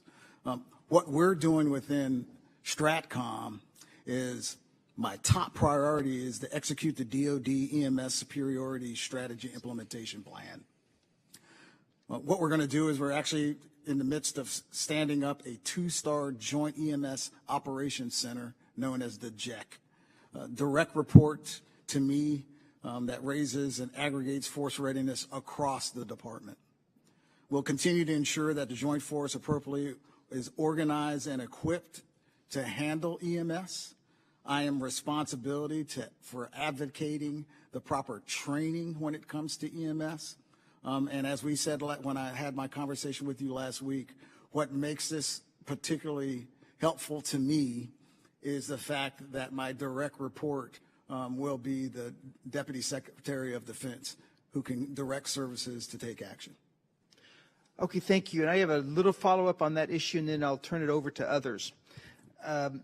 The 3.1 to 3.45 gigahertz band of radio frequency spectrum is being studied by DoD and the Department of Commerce for consideration for auction by the FCC. Can you speak to the value of this specific band for target discrimination at range in the atmosphere from everything from missile defense to tracking Chinese spy balloons, which has been in the news. And Dr. Plum, you and General Cotton, please. Well, from my perspective, it's what I had just mentioned as far as the things that are required for me to be able to execute and exercise and employ the forces. I think if we lose that spectrum, all of those things that I had articulated to you that is required for me for force employment, for maintaining situational awareness, for having assured navigation and timing and assured comms, that could potentially be lost. And I would yield to Dr. Plum for further questions. Thanks, Congressman. That particular portion of the band, the S-band there from 3.1 to 3.45 is absolutely essential for DoD operations. The Department of Defense is conducting a study with the Department of Commerce on whether we can share that spectrum. For DoD, we need to be able to maintain our operational capability and readiness in any result. And I'll just say we've looked at what it might take to vacate, by which I mean leave that band and go somewhere else. We don't know where else we would go. And it would cost easily $120 billion, probably more, just to create the pieces, but that isn't the same as getting the studies and the physics done or the recapitalization. It could take easily 20 years. It's a really difficult problem for us. And so we think that the only viable way forward would be, is there some way to share so DoD can operate there and so other commercial companies might be able to use that as well without impeding on us. Did you say 120 million or billion? That's billion with a B, and that's kind of our low estimate, and I don't want that to be confused with what it would actually cost, because that's really just if you look what would it cost to make a new Aegis radar, but that's not the same as figuring out the physics and all the testing that would go into figuring out what bands we would have to use it in, let alone the decades of experience we have with the equipment now to understand how they work. Okay, thank you both. I'll turn it over to Representative Moulton. Thank you, Mr. Chairman. Let me begin with an apology to General Dickinson. I did not know that this is your last hearing before us as well. I understand you've been serving for 38 years, so you've outdone your seatmate by 2. Thank you for your incredible service. You're the senior air defense artillery officer in the United States Army today. And that's a job that for a long time we didn't think was terribly important because of our air superiority. And now we realize how unbelievably critical it is. So we've been very lucky to have you. We're grateful for your service. And I think I can confidently say that we will probably miss you more than you will miss us.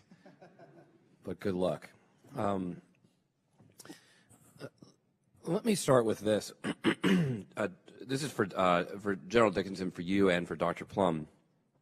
Over 10 years ago, the Joint Operational Access concept predicted that, quote, a logical opening operation to any anti-access campaign, China against the United States, is to neutralize U.S. space assets, because space plays such a critical role in enabling operations on the Earth's surface.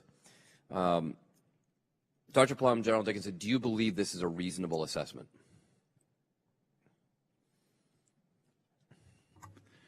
First of all, thank you for those kind remarks as you got ready to ask the question. It's been an honor to serve in the U.S. military for 38 years. To your question, I think we just have to look, quite frankly, at some of the PLA writings on doctrine and strategy that do suggest what you just mentioned, which is that the reconnaissance, communications, navigation, and even early warning satellites could, I'm not saying will, could be among the first targets to be attacked. And so it just in accordance with their own strategy, their own doctrine, we have reason to believe that that might be the case. And Dr. Plum is nodding his head, so I'll take that as an agreement. So if war with China could start in space, then deterring war with China seems to require having an effective space deterrent. Do you agree? I do agree with that. And one of the challenges with deterrence is it's not just enough to have capabilities that exceed your adversary's capabilities. They have to believe that, right? I mean, we can look back and say, you know, we knew we would be able to get together the most remarkable coalition of NATO allies since World War II to push back Russia out of Ukraine. But the problem is that Vladimir Putin did not believe that before he started this war. And so we did not effectively prevent this war from happening. So, Dr. Plum, perhaps we could start with you. We're developing some exquisite space capabilities that you are overseeing.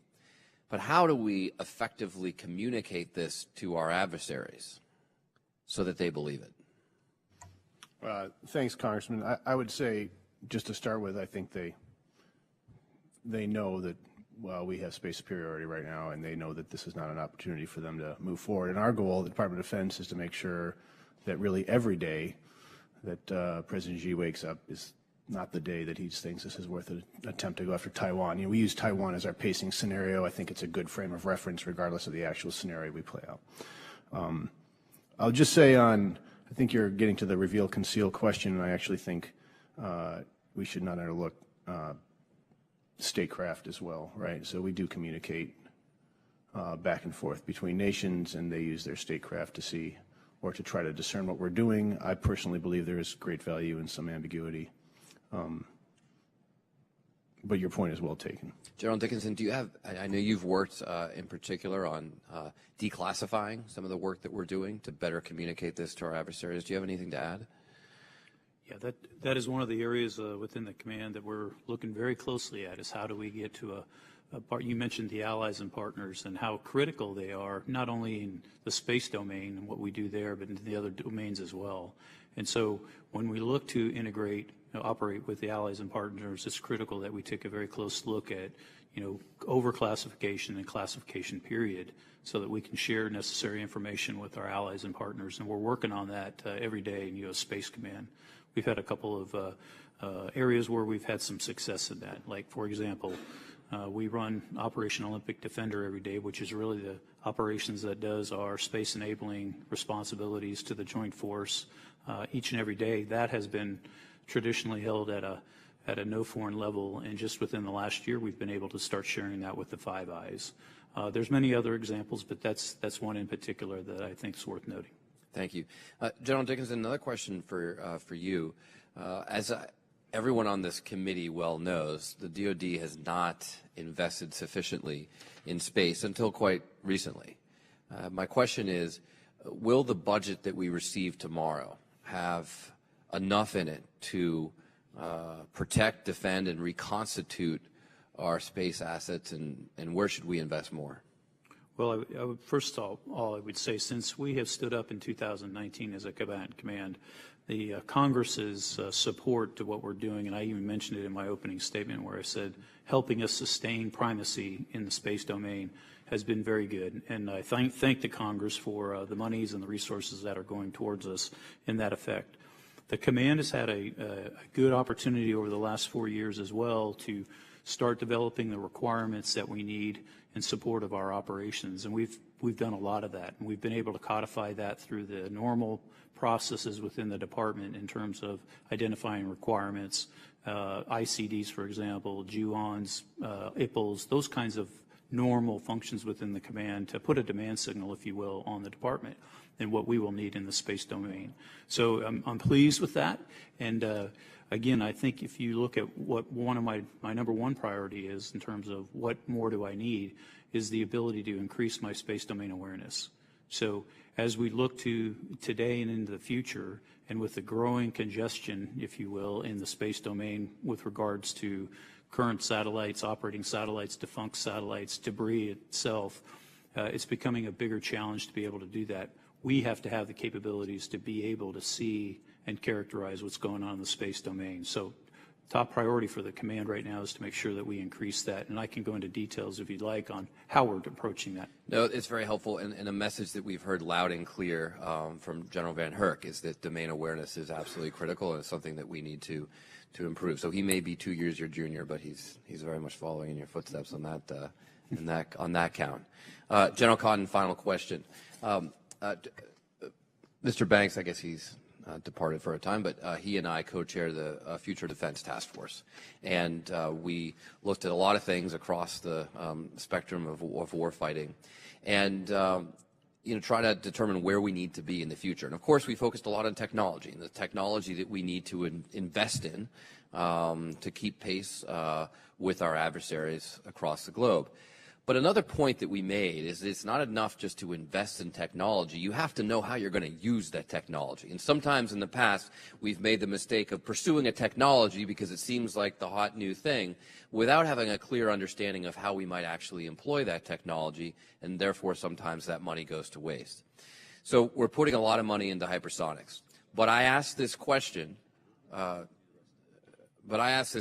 recently, last year, of some of your colleagues and people at the department. How do you actually plan to employ hypersonic weapons?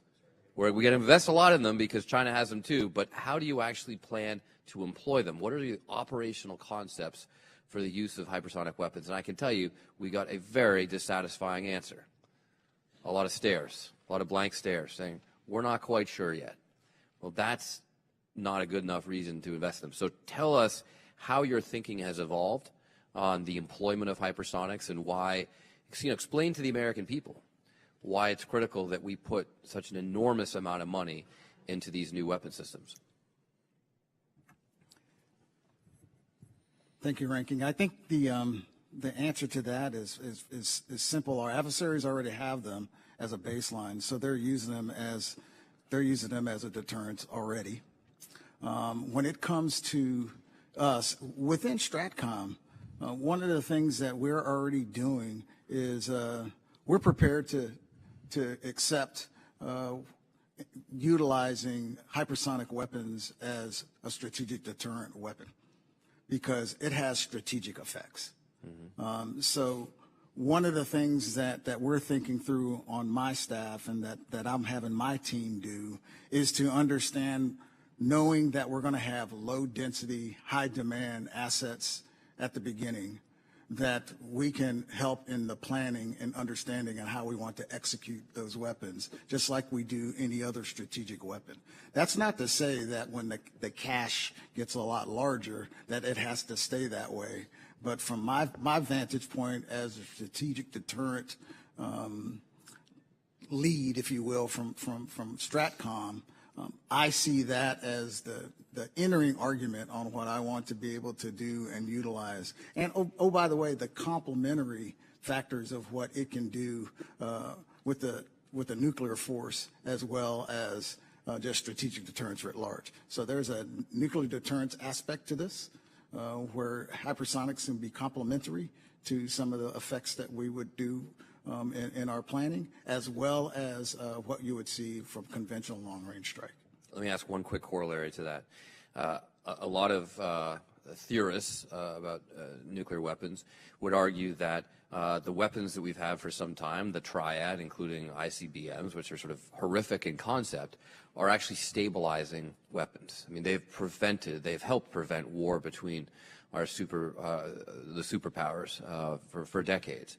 Do you believe that hypersonics are a stabilizing or destabilizing strategic weapon? I see hypersonic weapons just like I see the ICBMs as stabilizing weapons. Okay. Well, I will tell you, a lot of people disagree, and I think this is something we need to get to the bottom of. Thank you very much. And, Mr. Chairman, I yield back. Representative Turner. Great. Well, I certainly think that hypersonic weapons in the hands of our adversaries are destabilizing. General Cotton, you and I had the opportunity to talk about the concerns of Russia stepping out of New START. The United States took several steps to comply with New START. I, for one, believe that if they step out of New START, we should not give them a pass. We shouldn't say we're going to continue to comply and stay within New START, and you can do whatever you want. That means, of course, that we're going to have to up our game for deterrence, because if they're going to expand their nuclear inventory, but also continue to expand their nuclear weapons capabilities, which I personally believe are many first strike weapon capabilities, we're going to have to look at REMERV. We're going to have to be looking at the B-1, the B-52. How do we ensure the dual capability and the prevalence of the F-35, and certainly the expeditious completion and deployment of the B-21. My question to you is, as we look out at all the things that we need to do, let's say we wake up tomorrow and there is no New START. Are there things the United States could and should do in response to that that could ensure our deterrence of our adversary that is self-declared, which is Russia? Thank you for that question, sir. First of all, responsible nuclear parties stick to the treaties that they sign up for. Suspending NST from the Russians' perspective, from my perspective, is irresponsible. That being said, my responsibility is to be able to offer flexible deterrent options to the president, and we've already worked and have always worked in STRATCOM to be able to offer flexible deterrent options when required. So to answer your question, flexible deterrent options are always available to the President of the United States. Excellent. General Van Hert,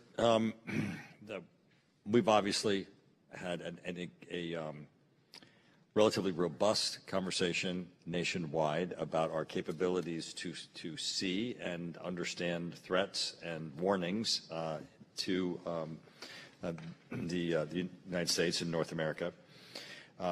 We are also in the process of reinvesting because some of these systems are very old, and of course some of these systems now with China having chosen to test a hypersonic weapon that orbits the Earth that looks like it's something that could be remain in orbit and be a space-to-ground weapon, and for which all indications are of their intentions to perhaps make this a nuclear weapon. We're going to have to look at how do we see better, how do we get greater fidelity, how do we look at areas where we might have blind spots. But the next step we're going to have to look at is as China increases its nuclear weapons capabilities and China and Russia increases its nuclear weapons capability, that we're going to be sort of beyond a world that's just mutually assured destruction and deterrence of we have nuclear weapons and you have nuclear weapons. China's building them at such a pace that it's clearly not just their territorial integrity that they're concerned about. They're building them at a pace where we can even see in non-classified areas their new ICBMs areas. If we're going to go beyond deterrence, we're going to have to add missile defense. If we're going to have to add missile defense, and we're going to have to add it in a robust fashion, where we look at China and Russia as perhaps perpetrators. To do so, we're going to have to upgrade what we look at for radars and sensing for North America. Could you speak for a minute about what our current system is, what we're currently planning on doing for upgrade, and what would that leap look like that we would have to do in order to be able to do integrated missile defense for the United States? Yeah, thank you for the questions. First, to be clear, our missile defense today does not, from a policy perspective, defend against Chinese. Right. This is a radar question. Okay, Chinese or Russia. Radar question. So, first, I'm concerned and very challenged for domain awareness. I'll start with hypersonics. If you can't see hypersonics, it's hard to do continuity of government, and it's certainly hard to protect your nuclear posture. So, therefore, I would say that would be destabilizing or erode our strategic stability from a standpoint of not being able to see them. From the way forward, I would ask two things. For radars, over-the-horizon radars, we need those soon as possible. 10 years to field over-the-horizon radars does not make sense. Then the question becomes, what do you do with the data and information from those over-the-horizon radars? That needs to feed an integrated air and missile defense system that ultimately feeds some type of a in-game effector. That could be non-kinetic or kinetic, either one. This problem is much larger than radars, by the way. It is also the PLEO, U.S. Space Force is fielding to give us domain awareness for hypersonics and other missile systems. Thank you. Thank you. Mr. Garamendi. Thank you, Mr. Chairman. Thank you for the meeting, and congratulations on your chairmanship, and Mr. Moulton, the same on the ranking. Fascinating discussion thus far. I'm going to ask the big question, a question that's been on my mind since I came to this committee, and that is, gentlemen, are we now, the United States, engaged in a new nuclear arms race? Mr. Plum, and then on down the line, yes, no, and qualify if you want. Thanks, Congressman. I don't think I would characterize it as a new nuclear arms race based on current numbers and based on what the historical arms race looked like when the numbers were, multiples So of this. A different kind, maybe a capabilities race, perhaps. I don't know if that's quite the same as nuclear inventory General race. Cotton's new strategic weapon, similar to a nuclear weapon, otherwise known as a hypersonic? I think that's what he just said. Am I correct, General Cotton? Didn't you just say that? I've said that if we were to ask what we could use as far as can a hypersonic be seen as a strategic weapon? And then you went on to say part of the nuclear strategic weapons. It could be complementary to our nuclear forces. In other words, part thereof. Correct? No, because, sir, we still use conventional forces to complement our nuclear forces today. So it is not a strategic weapon. You can have conventional strategic weapons as opposed to just nuclear strategic weapons is what I was alluding to. Similar to a HIMAR being a strategic weapon. I guess I want to know where you're going here. Are we going to consider the hypersonic weapon being part of our strategic defense systems as we consider the nuclear triad to be part of our strategic?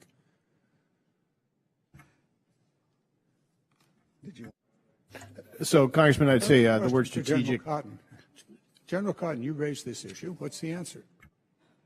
What I'm saying is strategic deterrence is not just nuclear. Strategic deterrence can also be through conventional means. We do it every day today. Then why did you raise the question of the hypersonic being specifically in that array? I did not. I said it could actually complement I'll check in the nuclear. I'll check the record. Enough of that. We've got this issue of the SLCM, which is a strange name. The United States already deploys a low-yield warhead, 76-2, on submarine-based missiles. And we have the B-6112, low-yield. And we will soon, I suppose, or someday have an LSRO that's nuclear capable. Why do we need a SLCM? Which one of you want to answer that? I guess Mr. Plum. Congressman, the administration's position is that we do not. No, the Congress thinks differently, unfortunately. So and what does that mean for our nuclear submarines that are presently not necessarily stationed at ports where nuclear weapons are allowed? It changes everything, doesn't it, if we put this on our attack submarines? Congressman, to be fair, I was a fast attack submariner. Fast attack submarines used to have nuclear cruise missiles on them. They were removed by presidential nuclear initiatives years ago, just as I was entering the force. So I don't know if it would change everything. I guess I would argue that it would not, but it would certainly change some things. What things? Some nations are not keen on having nuclear weapons in their ports. So kind of from a port standpoint, that's a problem. We wouldn't be able to use those submarines couldn't use Gorton or Norfolk. They'd have to go to a different. I wouldn't be willing to say that, sir, but additional investments would be required if they were going to use other naval ports. My time's expired. Thank you. I'll yield back. Mr. Wilson. Thank you very much, Chairman Doug Lamborn and Ranking Member Seth Moulton. Look forward to working with you and your leadership. And we've got a great team, and truly it's significantly bipartisan. So I'm just grateful to be here. Now, it's really humbling, okay, to look out there. I've never seen this many stars, 24. And so you've done a good job at the first meeting. And but thank you for your service, and I truly appreciate your service. My dad served in the 14th Air Force, Flying Tigers, to liberate China, and Kunming, Chengdu, Xi'an, China. So I appreciate that. And then I'm really grateful, General Dickinson, you beat me by 7 years in terms of the number of years service. And so I appreciate that, although I'm grateful. My oldest son, Alan, is field artillery, received a CAB in his service in Iraq. So I appreciate that branch. And then I'm all service behind you. My second son's a doctor in the Navy, and the third son is signal, and youngest an engineer, having served in Iraq, Egypt, and Afghanistan. So thank you for your service. With that, General Cotton, the communities in South Carolina's 2nd District and our adjacent communities in Georgia are extremely supportive of the plutonium pit production mission at the Savannah River site. The Savannah River site, which with its workforce and expertise, is ideally suited to complete this important mission that is so vital for national security. Maintaining enacted levels of funding for the Savannah River plutonium processing facility is necessary to ensure that our nation can reach our nuclear modernization needs and maintain an effective nuclear deterrent. In fact, Congressman Moulton was absolutely correct. We've got to have a real deterrent that the enemy understand that they are very effective.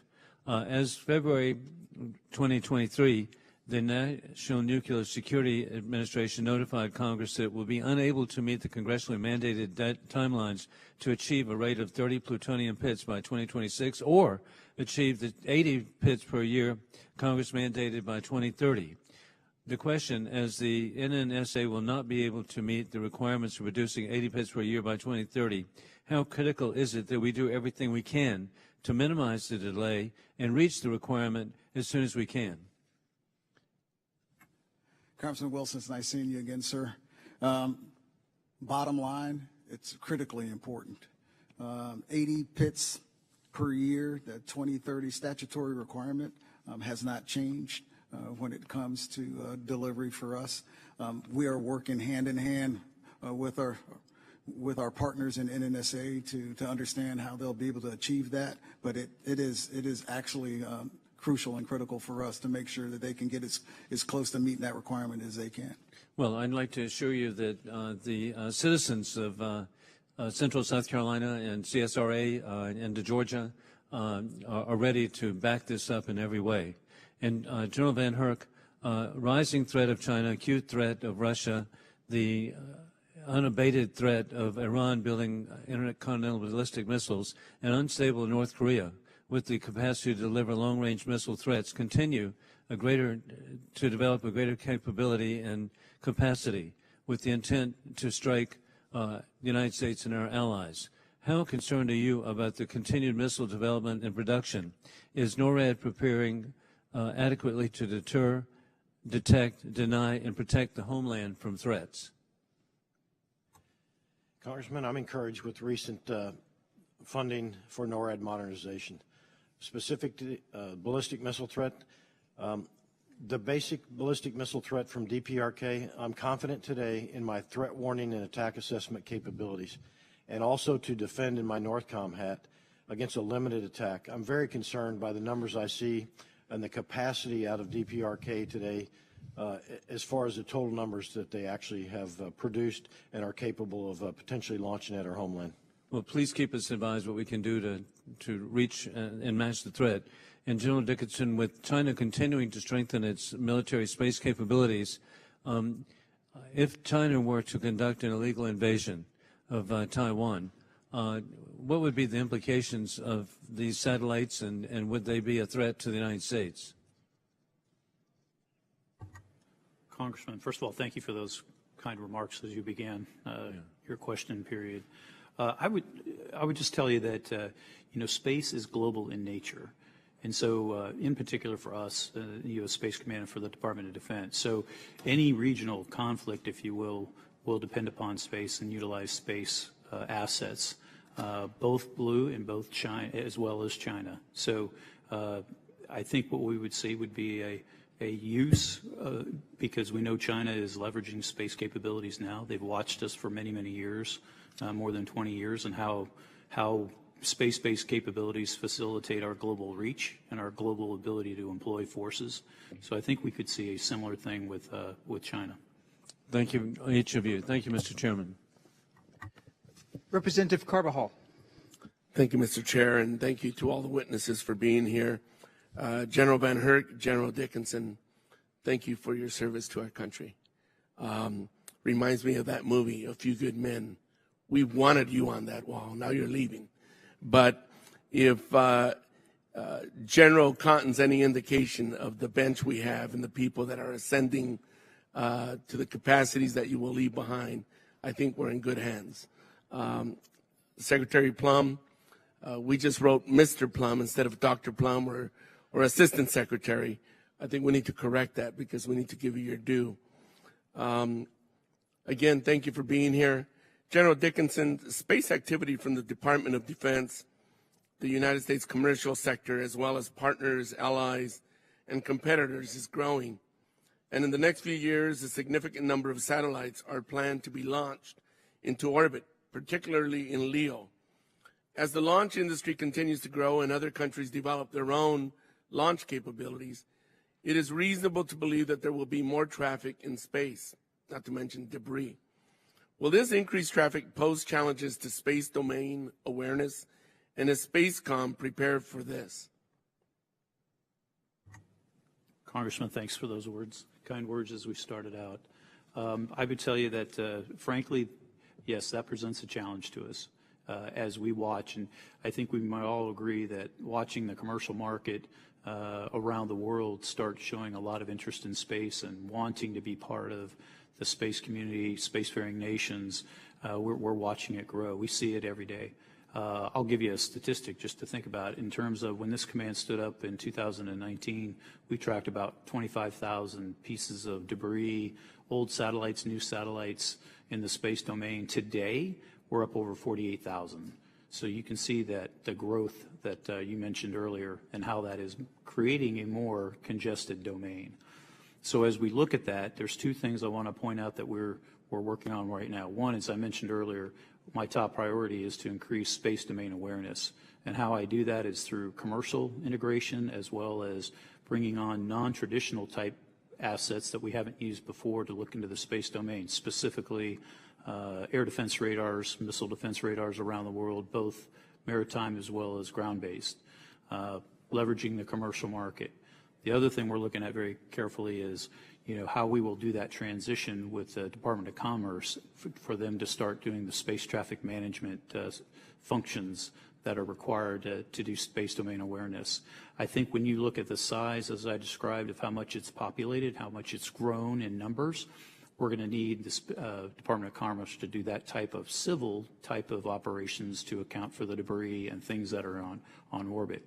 So that will allow me to use the assets that I have to do characterization of things that I need to look at that aren't necessarily just civil or pieces of debris. So in other words, I'll have a better opportunity with the resources I have to do better characterization of the space domain. Thank you. General Dickinson, as the number of launches continues to grow, can you speak to how you envision the Space Force range of the future and ensuring access to launch ranges meets your needs as the combatant commander responsible for space, particularly when it comes to responsive space capability? And how can the department further help ensure access to ranges? Congressman, I think a robust launch infrastructure and responsive launch capabilities are absolutely essential to our assured use of space, which remains a top national security priority. The launch stations themselves, launch facilities, is critical to the tactical responsive space. But I will tell you, it's not just the only piece to it. It's a piece to it. The other pieces are, having more assets on orbit that can be looked at to provide capabilities. It's also what's on each of the satellites that go up and how quickly those can be actually deployed upon a rapid response launch type capability. So it's really kind of those three together. But the launch infrastructure is absolutely critical to what we're going to do today and in the future. Thank you. Dr. Plum and General Cotton, I have limited time now, but I'm concerned by Russia's decision to suspend implementation of the New START treaty. In your statement, you note the continued degradation of Russian conventional capabilities in Ukraine will likely increase Russia's reliance on its nuclear arsenal. Can you speak to the role Russia's failures in Ukraine played in their decision to suspend New START And how important is it for us to maintain our commitment to the New START treaty?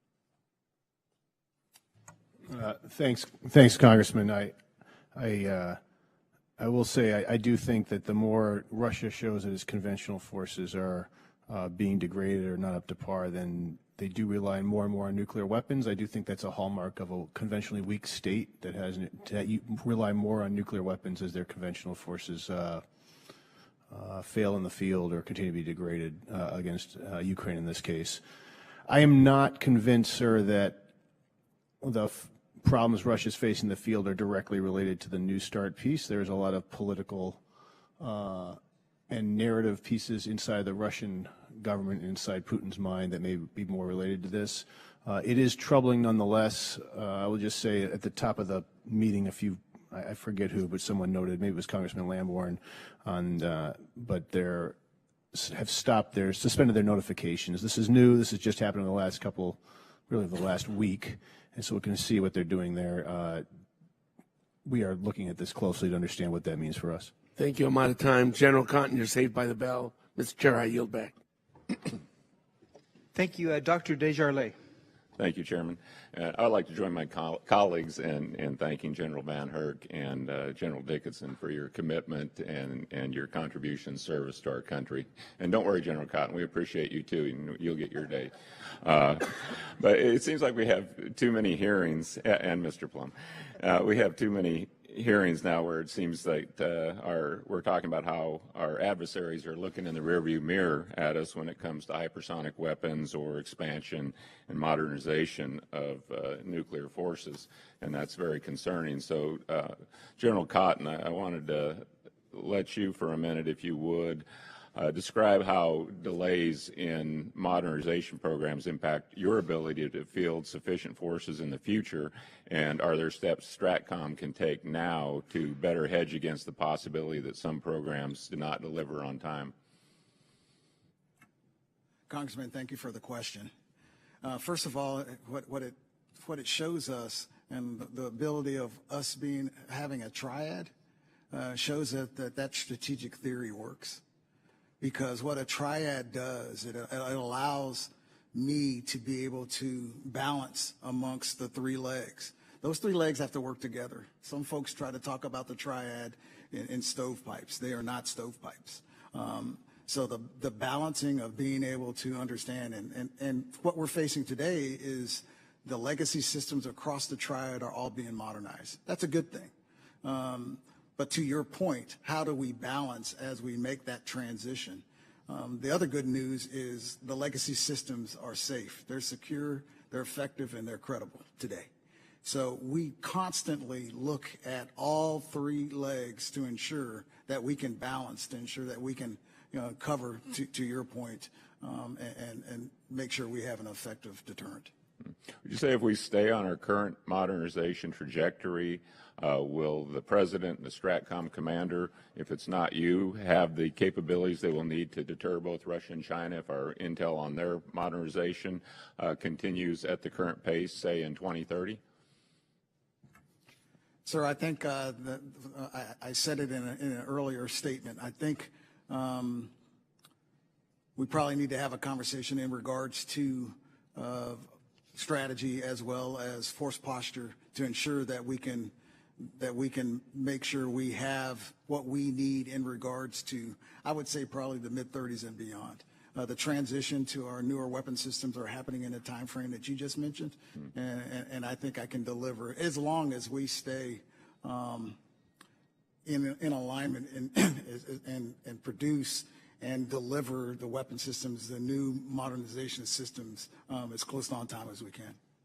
Okay, shifting gears just a little bit, we had a conversation regarding non-strategic nuclear weapons, and how many non-strategic nuclear weapons does Russia have, and in what ways is their arsenal expanding and expecting to expand? So I have to take that for the record to get you the exact number.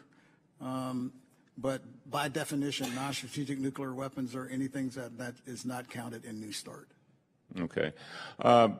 What is your assessment of Russia's motivation for investing so heavily in these non-strategic low-yield nuclear weapons? And do they detect a gap in our deterrent that they believe can derive a military advantage from exploiting? I think it is based on their strategic theories on the utilization, that it is below threshold where they can actually utilize non-strategic nuclear weapons or tactical nuclear weapons. Okay. General Van Herk, I had a question for you this morning on North Korea's missile capabilities, but we'll address that in the next closed session. So with that, I'll yield back. Okay, now to one of our new members of the subcommittee, Representative Houlihan. New to the subcommittee, but not new to this. Served in the Air Force myself, and this is what I did when I was in the Air Force as a 30-something years ago. So I'm grateful to be here with you guys today. My questions are for General Cotton and for General Dickinson and Dr. Plum. General Van Herk, we asked questions at the last meeting, so maybe we will skip that today and maybe something in the classified session.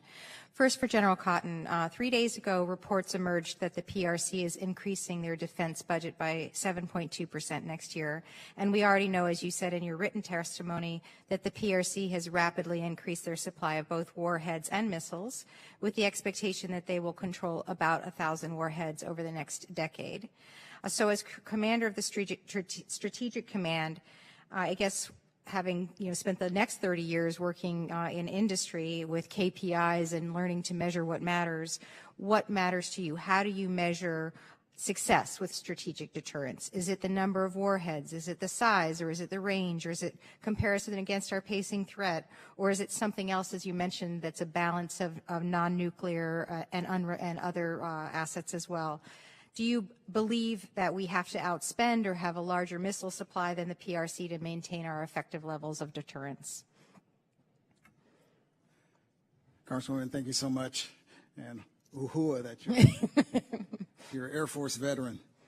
I think it's a little bit of all the above, and what I mean by that is the definition of of deterrence from my perspective. For me, deterrence is about first understanding what the adversary values. And when you understand what the adversary values, ensuring the adversary understands that the action you impose, that imposition is so great that they will not risk what they value. I think an incredible start for that and what we're doing right now with the modernization of our nuclear forces is a start to that. I agree with you. I think adding different capabilities that we were talking about today from a strategic deterrence perspective is also something that needs to be added in that calculus. Thank you. I appreciate your brevity in your answer, so it allows me time to ask Dr. Plum a question. As we're rightfully focusing more of our time on space and improving our security and collaboration in space, we are running into some issues working with our allies due to the tendency that many of us have to overclassify space-related information. And our Representative Moulton asked about this too. The fiscal year 22 NDAA required that the Secretary would conduct a review of the classified programs under Space Force to determine whether any level of classification of the program could be changed to a lower level, or if the program could be declassified and reported back to us. Dr. Plum, my understanding is that report was due last April. Do you have any expectation of when we might be able to get that report? Thanks, Congresswoman. First, let me just say I've got 3 C's for my ASD space hat that I wear, all related to space. I'm interested in space control. I'm interested in space cooperation with allies, which you raised, and both of those are also contingent on kind of our tendency to overclassify space. It really does make it hard to share information with our allies. General Dickinson and I have been to New Zealand to talk about this with some of our closest allies, as a matter of fact. I will say I'm aware that the report was due then. It's actually a pretty Herculean task. The Deputy Secretary of Defense has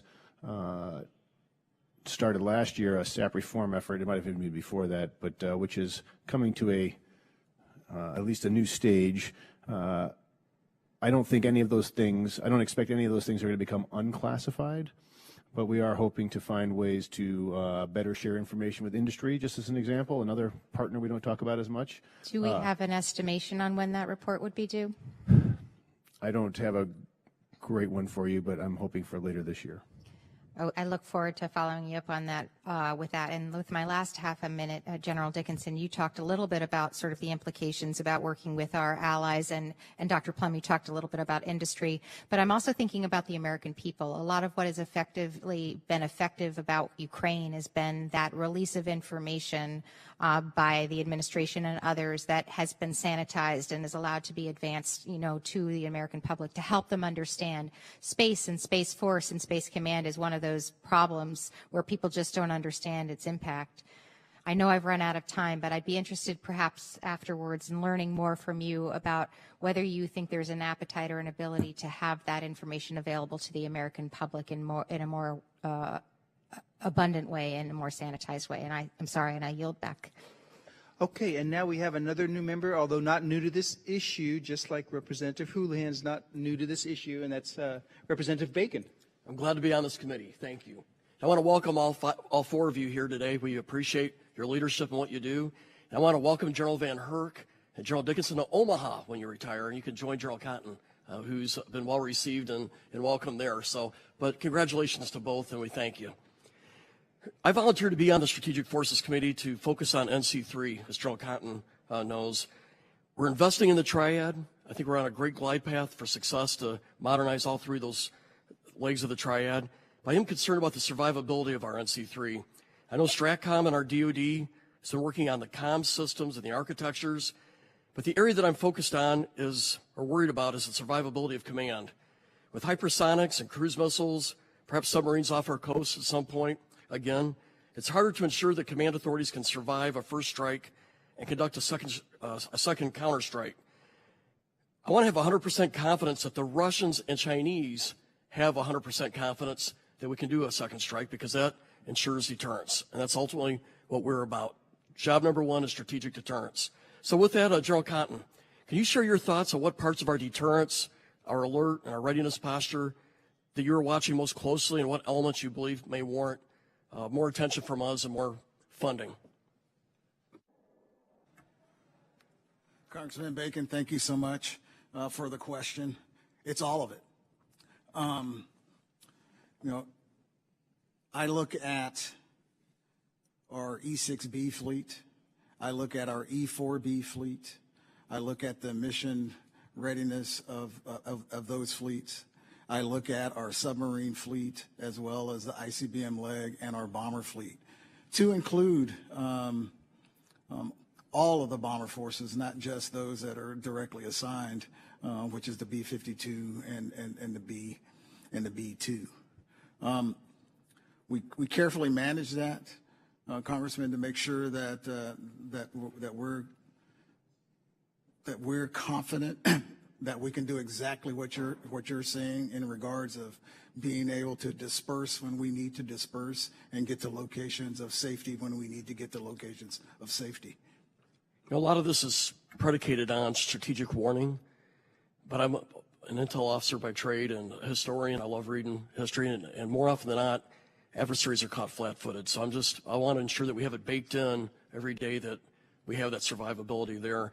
A follow-up question with you, General Cotton, is how is the Nuclear Enterprise Center at Offutt working to design the next generation NC3 architecture, and how does it work informing DoD NC3 modernization? Thank you for that question. Excuse me. As I took command on the 9th of December, one of the things that we did on the 12th of December was we created a cross-functional team within the command to really get after how do we describe the incredible things that are going on within the NC3 portfolio, and describe it, to be frank, to the members of Congress and to my own bosses within the department. So one of the things that we're doing is we're changing what we would call a OV1 strategy to describe what we're doing within the architecture. And I've directed our team to come out with what we would call a roadmap construct to better describe the dollars and the investments and everything else that's happening within the enterprise.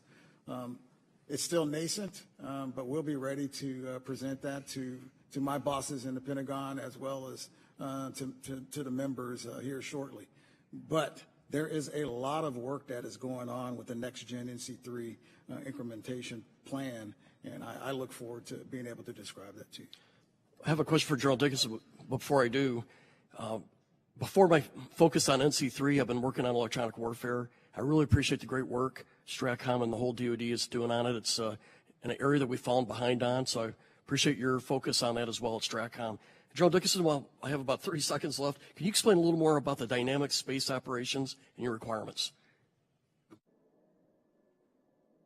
Thank you, Congressman. So dynamic space operations is the concept where we get to the point where we're not having to worry about consumables that might be on spacecraft. In other words, we need to be able to have dynamic space capabilities that an operator or a warfighter can actually use that in the actual context or the tactics they want to employ without having to worry about replenishment, whether it's a battery drain, whether it's a fuel consumption, something along the lines where you can refuel, be able to have a replenishment of that capability so you can use it not only today but in the future, and then when you're actually doing operations that you're not limited in what you can do because of that. Thank you. And for everyone's situational awareness, I have asked Joint Staff, OSD, and STRATCOM to put together a classified NC3 brief for members. So be looking for a notice coming soon. I was going to ask Representative Norcross. He wants to defer, so Representative Strong, you're next. Thank you, Mr. Chairman. It is an honor when I get to see a panel of generals who have spent a lot of time in my hometown of Huntsville, Alabama at Redstone Arsenal, where I served 26 years on the Madison County Commission, the last 10 as the chairman. General Dickinson, Redstone Arsenal, and the surrounding community was sorry to see you leave SMDC in 2019. We're proud of everything you've done for the U.S. Space Command. Your successor, General Dan Karbler, has done a fantastic job as well, and I know General Cotton will agree. General Cotton, thank you for taking time from your schedule to come by my office last week and give me a brief. In our discussion, you stressed the importance of guaranteeing the U.S. strategic forces are safe, secure, effective, and credible. This applies to the three legs of the nuclear triad and nuclear command, control, and communications. Can you briefly summarize what Strategic Command is doing to ensure that all ongoing modernization efforts and our strategic forces and capabilities are safe, secure, effective, and credible? Congressman Strong, thank you so much, and I had a great opportunity. It was a great time talking with you last week. You know, there's nothing more sacred than ensuring that we have a safe, secure, and effective and credible nuclear deterrent, just because of the weapon systems that were describing themselves. When we talk about the men and women that are working those systems each and every day and the training and readiness that goes in ensuring that they are ready to do their job, that's paramount for us. So I oversee the service components that have that mission set every day to ensure that they're properly trained, they're properly equipped, and have the means to be able to deliver effects when they're required to do so. Thank you, General. Dr. Plum, as you know, my hometown of Rocket City, USA, Huntsville, Alabama, is a haven for traditional defense contractors and commercial industry alike. As the Department of Defense continues to increase its reliance on commercial partners in space, I have two questions. One, what is the DoD doing to ensure there's no foreign adversary influence on commercial partners and their dual-use service or technology? Two, what authorities does the DoD have to safely integrate commercial partners into current architectures and information sharing? Well, thank you, Congressman. So two-part question. So first, I think if I have you right, you're asking about supply chain. That's right. So obviously, or if not obviously, let me just stress how important supply chain integrity is to the Department of Defense for really any capability, but certainly any high-end capability, and that is a thing that the department takes seriously and works on every day. Your second question is authorities, I think, on integrating commercial into. So it's a good question. I think I'm not aware of any authority limitations. I think it is very clear to those of us at the table and anyone working on space that the industry, right, commercial providers are moving at a pace that's probably rapid than the Department of Defense typically can move at, and so we're trying to harness that and see how we can use that to our advantage. We are looking at different ways we can use commercial space. There are some missions that are probably almost completely could be filled by commercial, and there are some that are very unique to DoD. I'll just say I think their general approach going forward, and I'm not the acquisition authority here, sir, is that we should buy what we can and build what we have to. Thank you, Dr. Plum. General Dickinson, I've heard a lot of talk about dynamic space operations and maneuvering satellites without regret. Can you explain on what your requirements are for this and how it intersects with ensuring robust and redundant situational awareness capabilities? Thank you, Congressman, and good to see you. Thanks for those kind words. I would say for dynamic space operations, we're still looking at crafting our requirements, drafting our requirements, what that really means, and being able to describe that. But in essence, as I mentioned earlier, it is being able to maneuver on orbit in any manner that we need to, given the situation, and not be constrained by fuel, electricity, batteries, whatever the consumables might be on that particular spacecraft or that particular capability. So like in other domains where you're able to refuel trucks and tanks and aircraft, we need to be able to do the same thing in space. Thank you. I thank each of you for being here. I yield my time. Representative Norcross.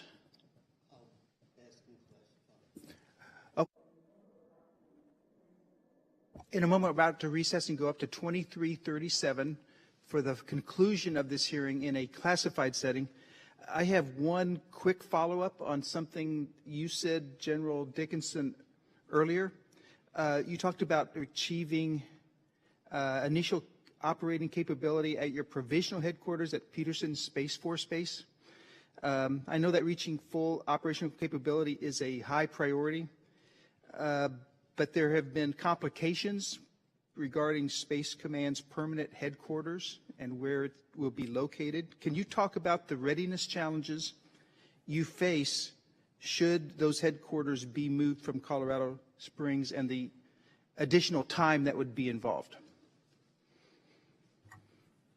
Chairman, I did say I reached IOC initial operational capability a couple of years ago, and we're on the glide path right now, moving aggressively towards full operational capability in the provisional headquarters and infrastructure that I have in Colorado Springs right now.